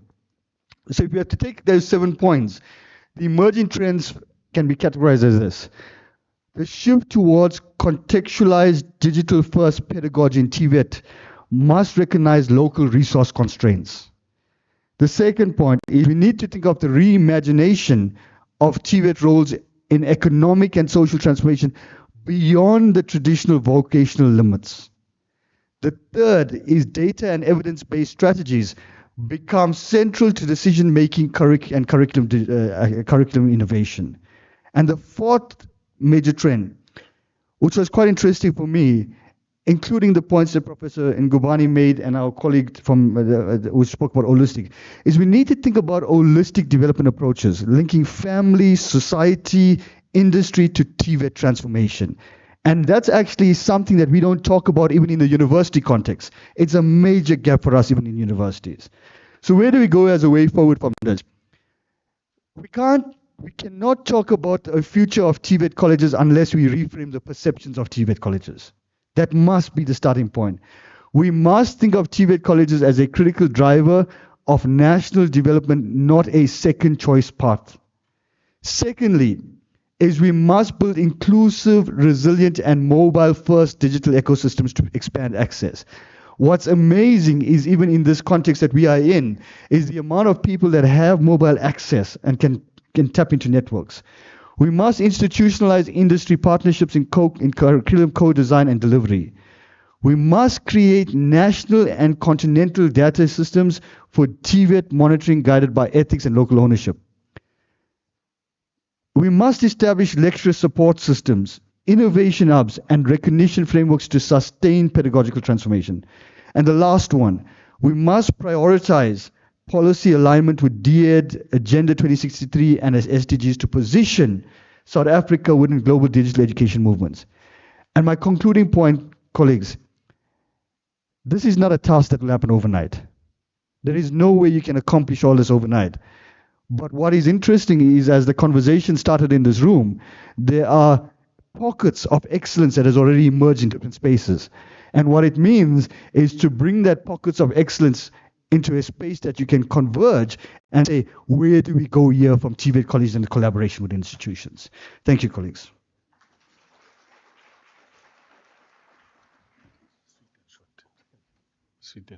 Don't go far. Don't go far. I want to bless you.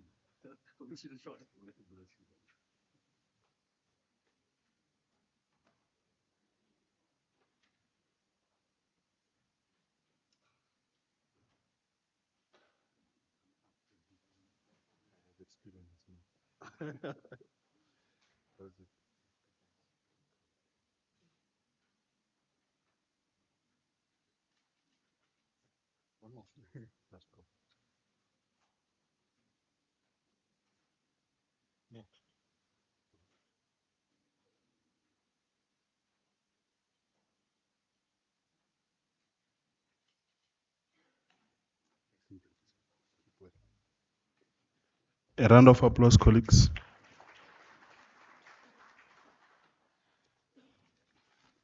We are approaching the end, colleagues. Without any further waste of time, I will then call upon the stage the person who will then take us through the vote of thanks item, Mr. M. Korombi, who is the head facilitation of learning, UNISA Midlands region. Over to you, Mr. Korombi.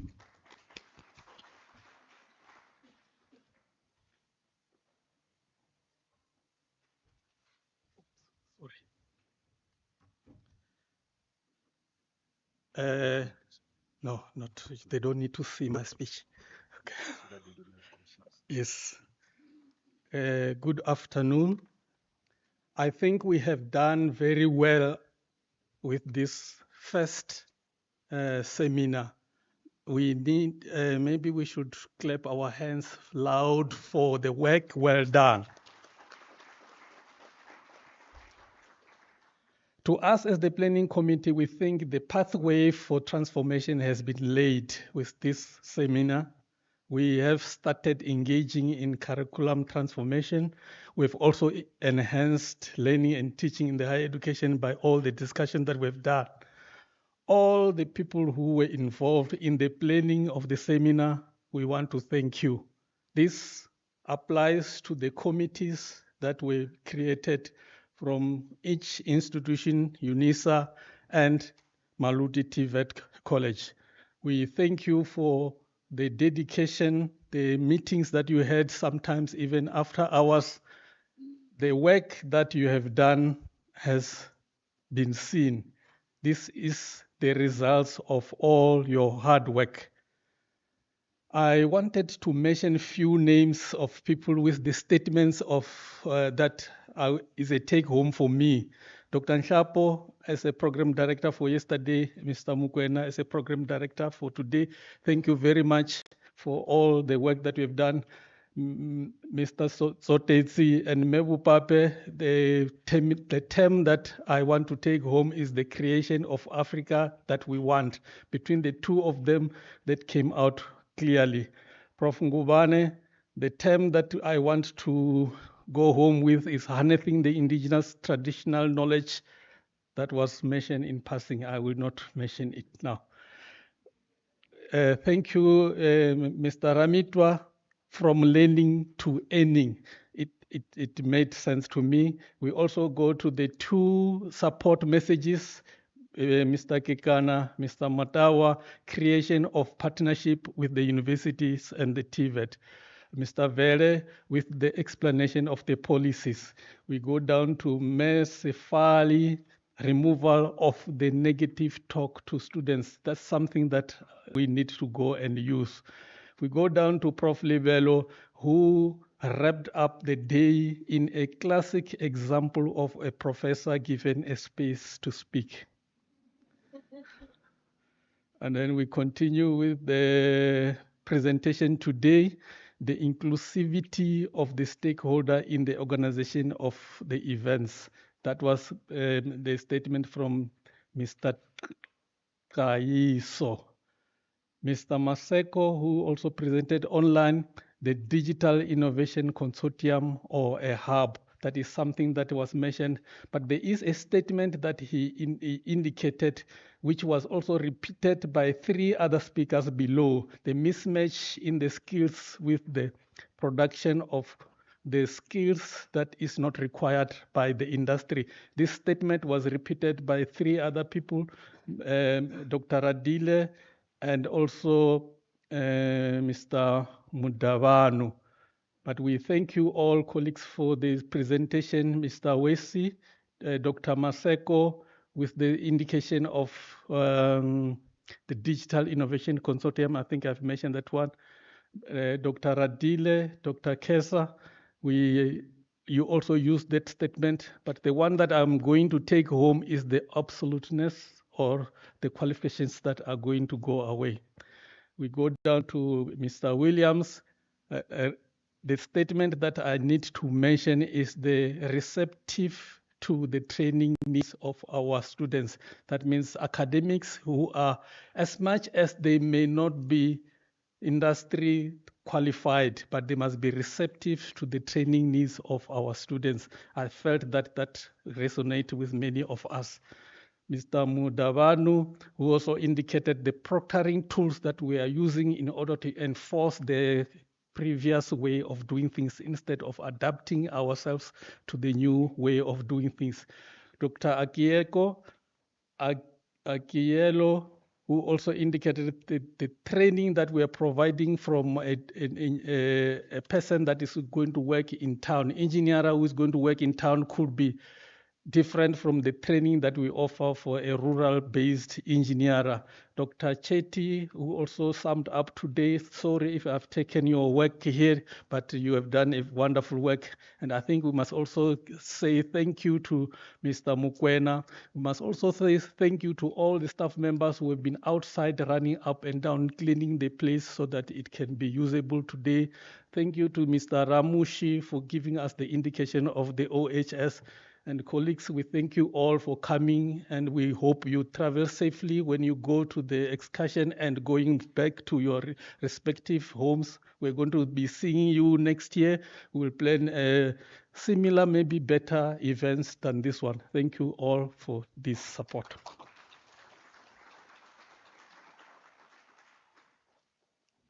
No, thank you very much, Menier. A round of applause once more.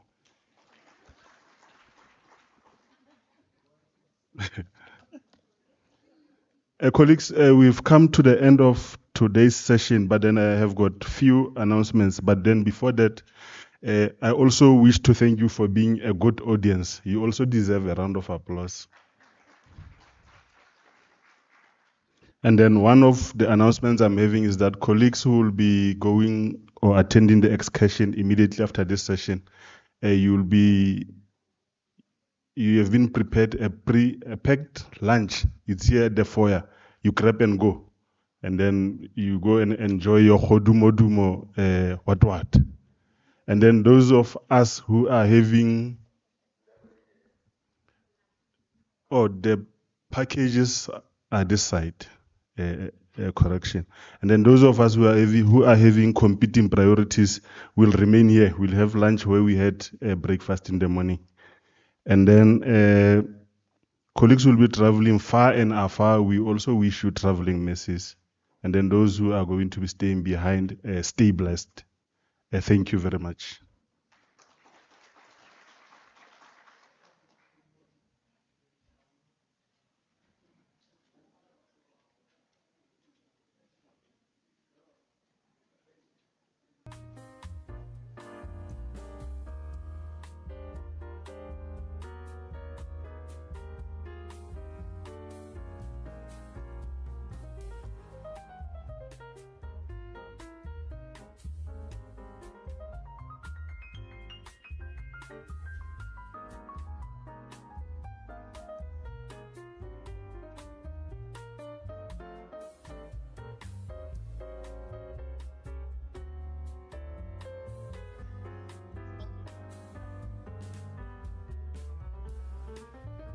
I'm stick out. Aye, but I think all the police thank you.